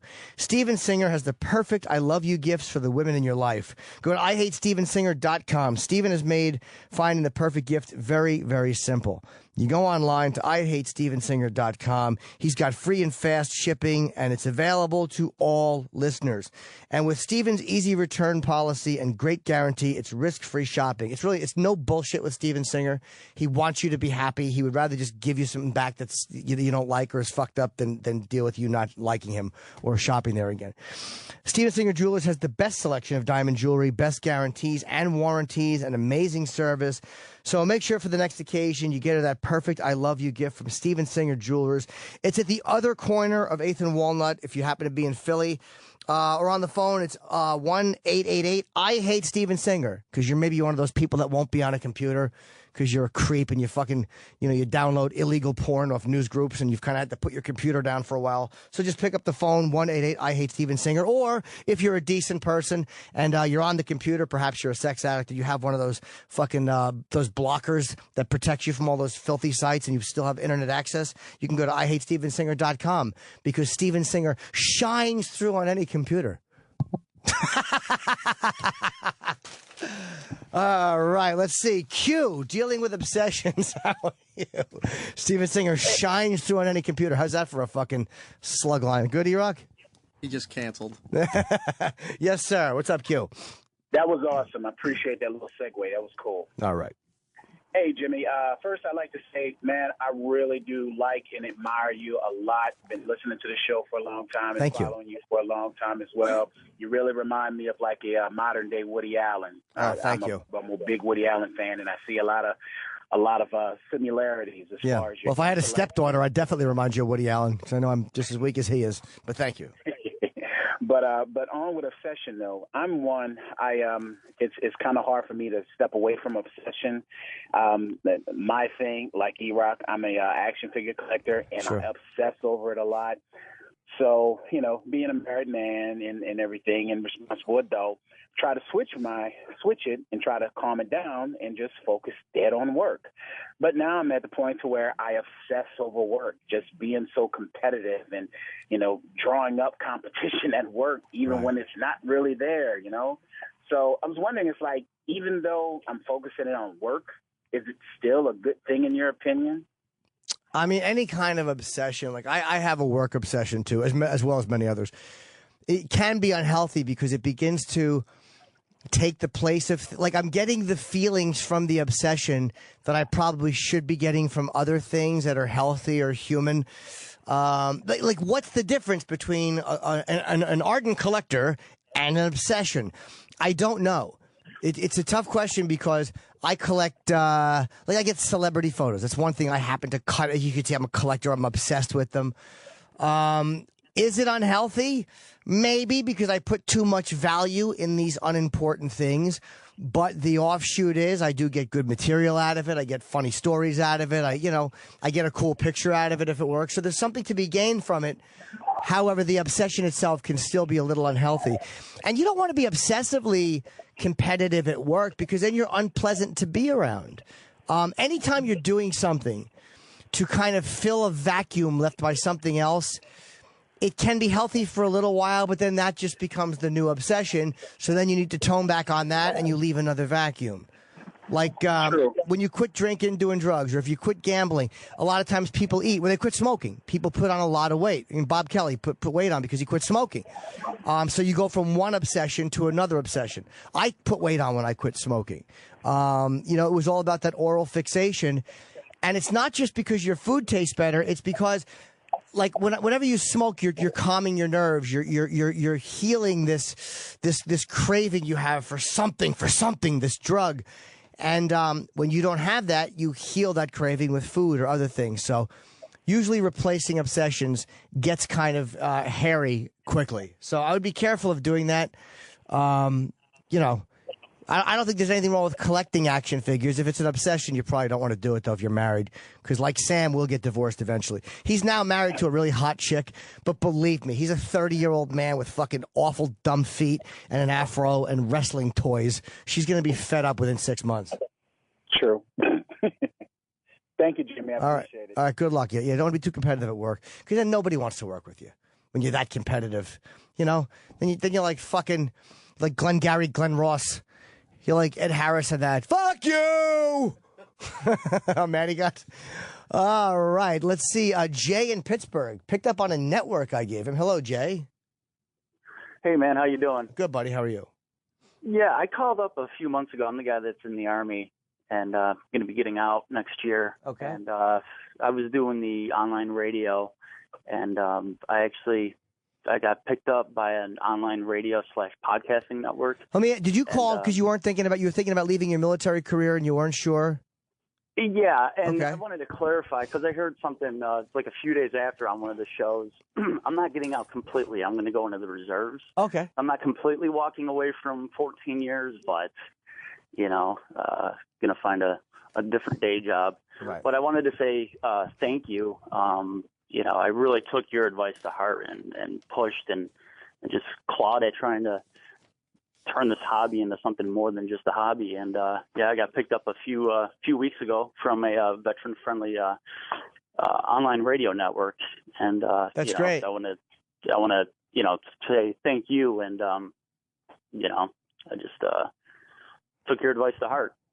Well, congratulations, man. That's good for you. I'm not talking to a guy who's probably going to run us out of satellite radio. Like 5 years from now, fucking Jay from Pittsburgh will have this spot, and we'll be out on our asses. But congratulations, man. I'm happy that you pursued it a little bit, and that you're getting something out of it. So good for you. And it's smart that you didn't totally walk away from all those benefits and stuff like that.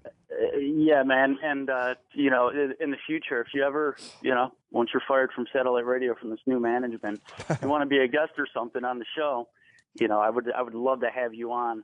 And thank you, Jay. Like I said, I've been listening to you for, 10 years. And your special in Boston last week was hilarious, man. Thank you. You're awesome, dude. I can't say thank you enough for being an inspiration and a drive for my own career. Well, thank you, Jay, and good luck to you. And the special is called American Degenerate. I'm actually having American Degenerate shirts made because my producer came up with such a fucking cool T-shirt that I think people will actually like these and buy these. But thank you. It's different from the poster?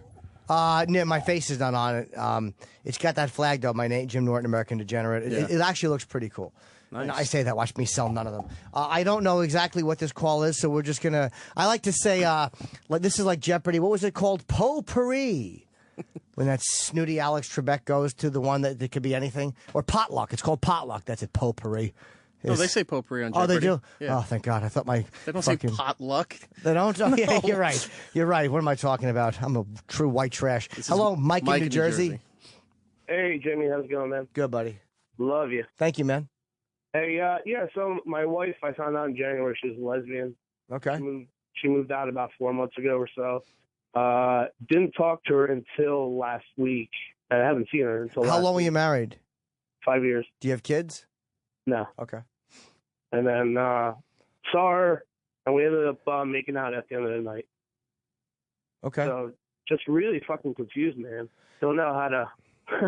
Well, do you think I'm sorry to interrupt you. Do you think she's a real lesbian, or do you think that she just is bisexual and wanted out of the relationship with you? Well, when I found out that, she said that she was bi. She wasn't sure. So I think she's still going through, some, thing, trying to figure out herself and all that crap. And, which I respected. And I was like, all right, let's work this out. Let's do, go to marriage counseling and all that. And we tried for a bit. And then, I don't know, she left me 4 months ago. And then... That kind of sucks. I'm sorry to hear that. That stinks. Do you want to get back with her, or do you want to move forward with the divorce? I'm not sure. I kind of made up my mind a month ago, but at the same time, it's kind of tough. I'm not sure. Well, is it easier for you that she left you for a woman and not a man? Oh, it's definitely easier, Jim. Yeah, because I don't know if she's gay, but if she is, or if that's her inclination, then if that's truly who she is, then there's no human power, or there's nothing you could have done differently to make her not that way. That's who she is. Exactly. That's what makes it a little easier. I mean, because I fucked up a long time ago. I mean, I never cheated on her or anything else like that, but I'm an alcoholic. Okay. And I try to, so all of 2012, I was pretty much sober. I was doing the meetings and all that stuff. Good. And then, and then everything hit me in the beginning of January with her. Now I'm off the wagon again. Okay. So you basically, you used her as an excuse to drink. Well, she withheld sex from me for a year and a half during our marriage. Okay, that stinks, and maybe there's big problems in the marriage, but that's still no reason to put a loaded shotgun to your head or a loaded pistol and play Russian roulette because she's not fucking you or she might be gay. Like, those are awful things. And I'm not saying that they don't hurt, but why would you, again, put a loaded gun at your own head because she's fucked up? Well, sure. I mean, well, you're right. To me, I would suggest getting back on the wagon first and foremost, because to me, that's probably, if you're an alcoholic and you're back to drinking, then the marriage is an important thing. But I would say getting sober is the more important thing, because whether or not you work out with her, I mean, how good are things going to be if you're still actively alcoholically drinking?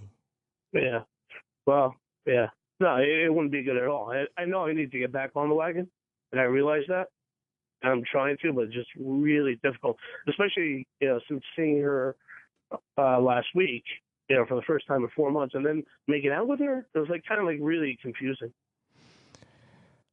Yeah, that is, especially if she's saying she's gay. But then again, you're still her husband, so, it's, I guess, I understand why she would make out with someone who she's married to.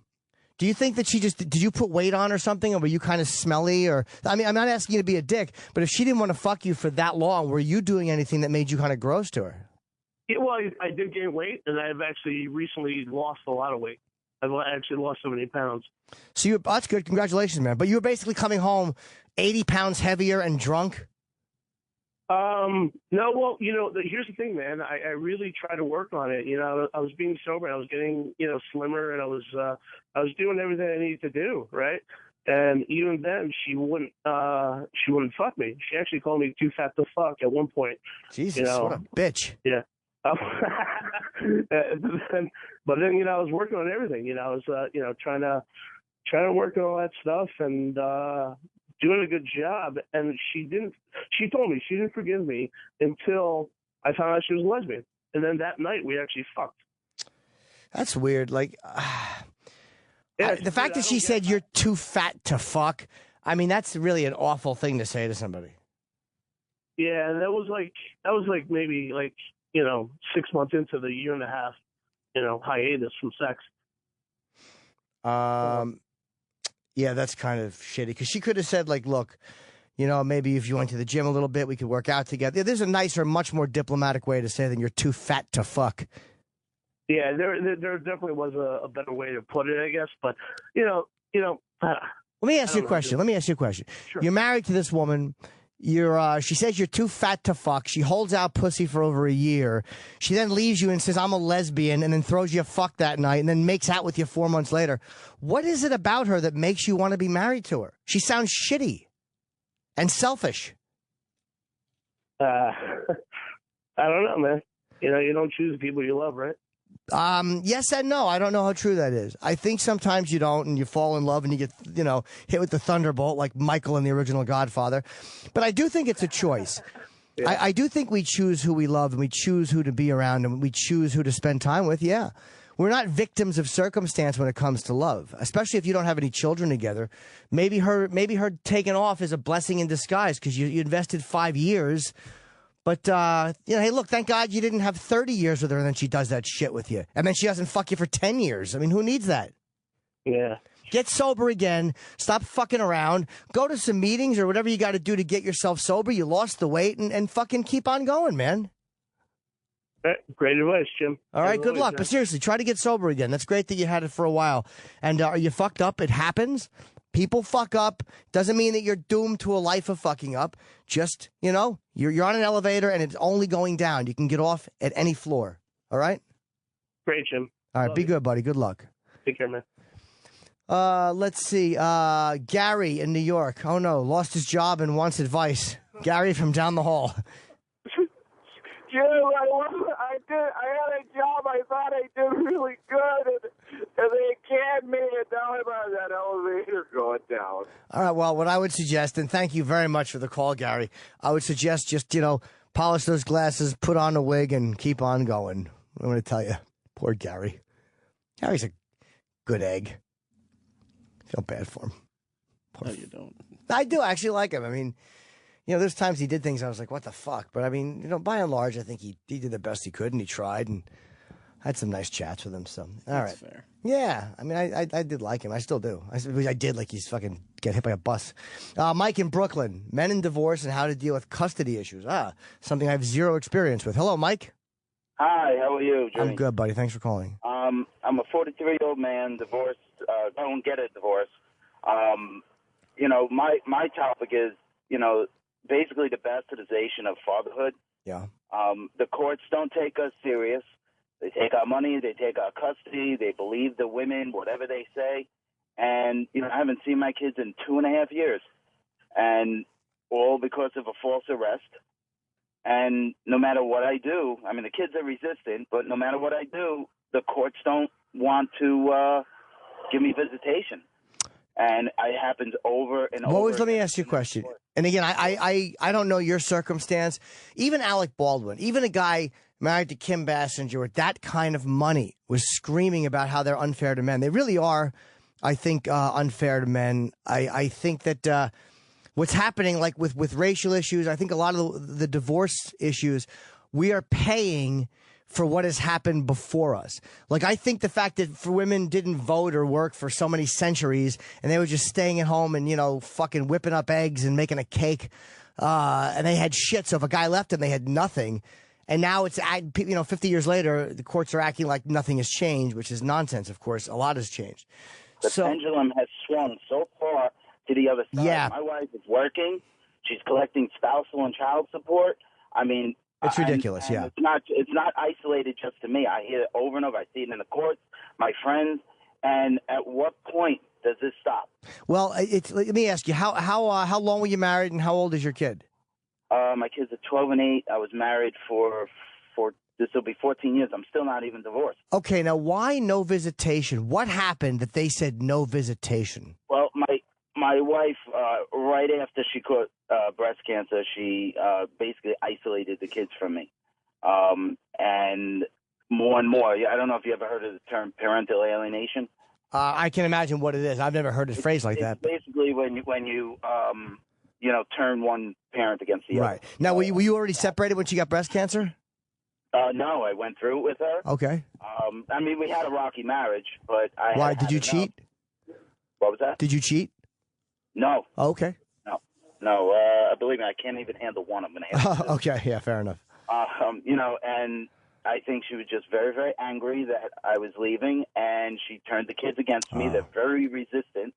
And now the courts are saying, all right, go to family therapy. But the family therapy is will cost like $3,000 a month. These therapists want like $300-$400 an hour. Wow. And I'm tapped out at this point. And the courts look at me and say, so what? I'm basically living on $1,500 a month in New York City. She's got to be living on about, between her and my salary, about $8,000 a month. Wow. Now, and what was the false arrest for? Well, we went into the bedroom. We were talking about me leaving. And as soon as I got to the point where I was talking to the kids about the kids and say, please don't turn them against me, she said, I don't want to talk no more. So I'm standing to the side of the door, and she opens the door, hit against my foot, bam, right on the phone. Hit against my foot. That's it. I said, you can. She said, you won't let me out, which I'm kind of, seeing now. I think she planned all this. Right. And, I mean, of course, they have to take out someone because that's the rule now. And he took me out. I was in lockup for, 28 hours. Had to fight that. Then the orders of protection came. And it's been 2.5 years. They don't think that men can parent. They don't value us. The court, society. I mean, I love my kids just as much as she does. I could be a parent just as much as she does. But when 85% of the time women get custody, now, transfer that to a job. 85% of the time, white people got a job over black people, there would be an uproar. But men are not valued. They just treat us like dirt. Well, again, I mean, let's be real honest. Men run the world. And I'm not saying that it's right or wrong, but it's the facts. We do. Men run the court systems. They're not run by women. They're run by men. I'm sure there's female judges, of course, but most of the people making these decisions are male judges, or at least half of them are male judges making these horrible decisions. I think a lot of it is just emotional laziness on the part of the legal system where nobody wants to think and examine these things. So people are just looked at like fucking cattle. You know what I mean? And that's the way it was for so many years. So here's the way it's got to be to balance it out. next case. And That's what it is. the only answer I could suggest, dude, because I have no experience in this area, is an attorney. I mean, you need an attorney who can really. Well, that's the problem too. Is that her message was cap him out of all his money. I can't save for an attorney because I have to actually live off the $1,500, and I can't. I don't. Right now, I'm representing myself. Who can afford it? They want a $10,000 down payment. Retainer. Yeah. And it's like the catch-22. I can't save the money. I can't get an attorney. Is there anything you can do that would make her a bit more amenable to working with you? No, she has been, and her attorney has been, just get out of their lives. You don't deserve to be here. And the judge is just going with it. My sons were supposed to be going to therapy. I would say, to work their way through this problem, it is a major problem not to have a father in your life, I would say. Sure. And I got proof that they only went 4 times this year. Handed it to the judge, just was satisfied. 4 times January, twice in January, once in May, once in June. That's okay. And it's like, at what point do you start, focusing on the mom when after 2.5 years, and, it wasn't even that. My kids didn't even just isolate me. They isolated my mom. My mom had a stroke. They wouldn't even see my mom in the hospital. No card. And they had a good relationship. What? Let me ask you, to again, not to cut you off, but because this is very complex stuff, and again, I have no experience in it. And we're not going to find an answer today on why the court systems are the way they are. Again, a lot of it's just fucking shitty, lazy cattle thinking.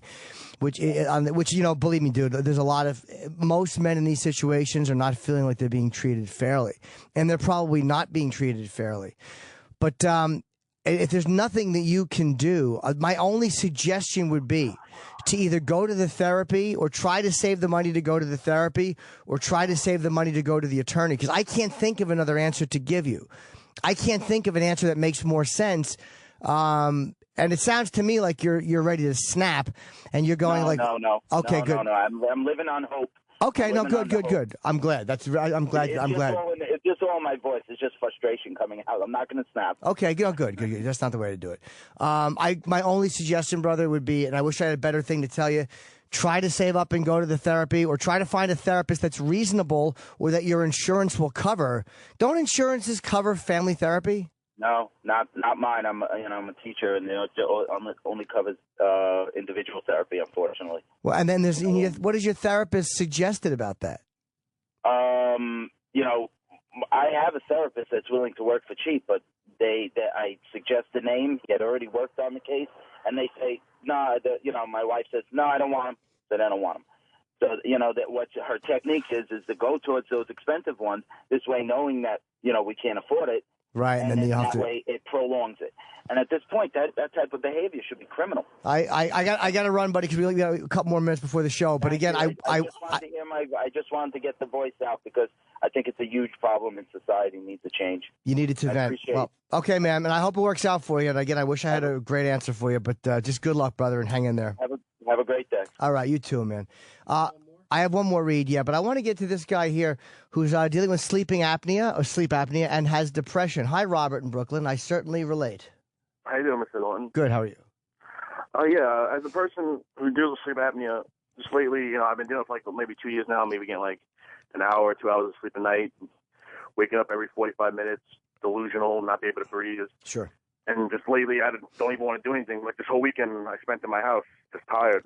Well, what have you done for your apnea? Have you gone for a test? No, I have not. That's one thing I slacked on. But, I've lost weight. I've been losing weight with, 40 pounds, did nothing. I think it made it worse. Well, a couple things you got to do. One, you got to go for a sleep study. You have to. I mean, I'm going for my 3rd one at the end of the month, dude, to be tested for what they call an ASV machine because I have complex apnea. If you just have the type where your tongue, which is called obstructive, is blocking your throat, go online. There's a lot of alternatives to masks. Now, I don't know if I can use any because the complex apnea makes it difficult. But I use a mouth guard when I sleep sometimes when the mask, because this fucking cocksucker place I went gave me a BiPAP machine, which is not the right machine. So go to your dentist and see about getting a mouth guard, which is a little uncomfortable, but you can get used to it. And it'll cost you a few $100. I don't think insurance covers it. But just see if you can do that. And hopefully that will help you from swallowing your tongue, and you may get a better night's sleep. And if that doesn't work, then you may have to go for a sleep study. But you should do something. Don't live in a depression about it, okay? Oh yeah, but also like for a person that's always tired like yourself, like how do you motivate yourself to do stuff? Because you're obviously when you're happening, you're still tired and you still do a lot of things. I just do it. I mean, there's no real answer. How do I motivate myself? I feel depressed all the time. Like I said, many times I've thought of hanging myself. I'm like, this is just, I'm not living. I hate this tiredness. I got to go to the gym. Sometimes I'm just making myself go because I have hope that it will get better. That's basically when I motivate myself. It will not be this way forever. And that's what I keep thinking. The way technology is changing and everything is changing, I will be able to fix this. But you got to take a couple of steps too, man. You know what I mean? You got to go for those tests. I definitely got to take that leap to get to sleep. Yeah, you should, because some people have great responses to apnea masks, and in 2 weeks or a month they're used to it, and then it changes their life. Eddie Trunk and Hard Rock Johnny both have apnea masks, and they say their lives are completely changed by them. So a lot of people have great success with it. All right? All right. Thank you very much. Hopefully it motivated me. Good luck, buddy. Yeah, I hope so too. Because the question people always ask, like, I don't know if I can wear an apnea mask or not. Well, it's like, well, would you eat a fake apple made from fillers and preservatives? I mean, no, you wouldn't. What about a meatball made that way? Fillers and preservatives. Yuck! Like most people, you want to be able to pronounce every ingredient that goes into your food. If you cook at home, you use real fresh ingredients.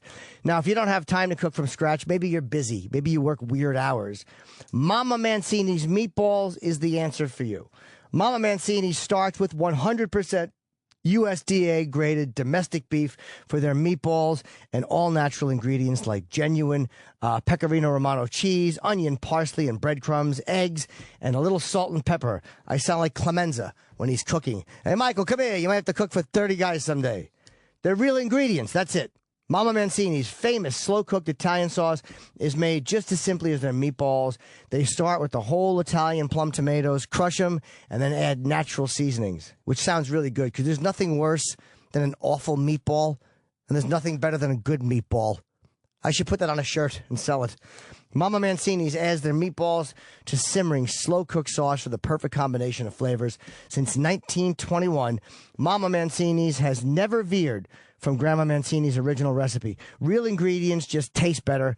Mama Mancini's slow-cooked Italian sauce and meatballs, now available at your local supermarket. I got through that whole read without tripping on words, and I said local supermarket. I apologize. I'm an idiot. I got Mama Mancini's meatballs. You know how hard that is to say 5 times? And I did a good job. And then I say your local supermarket. I'm a clod.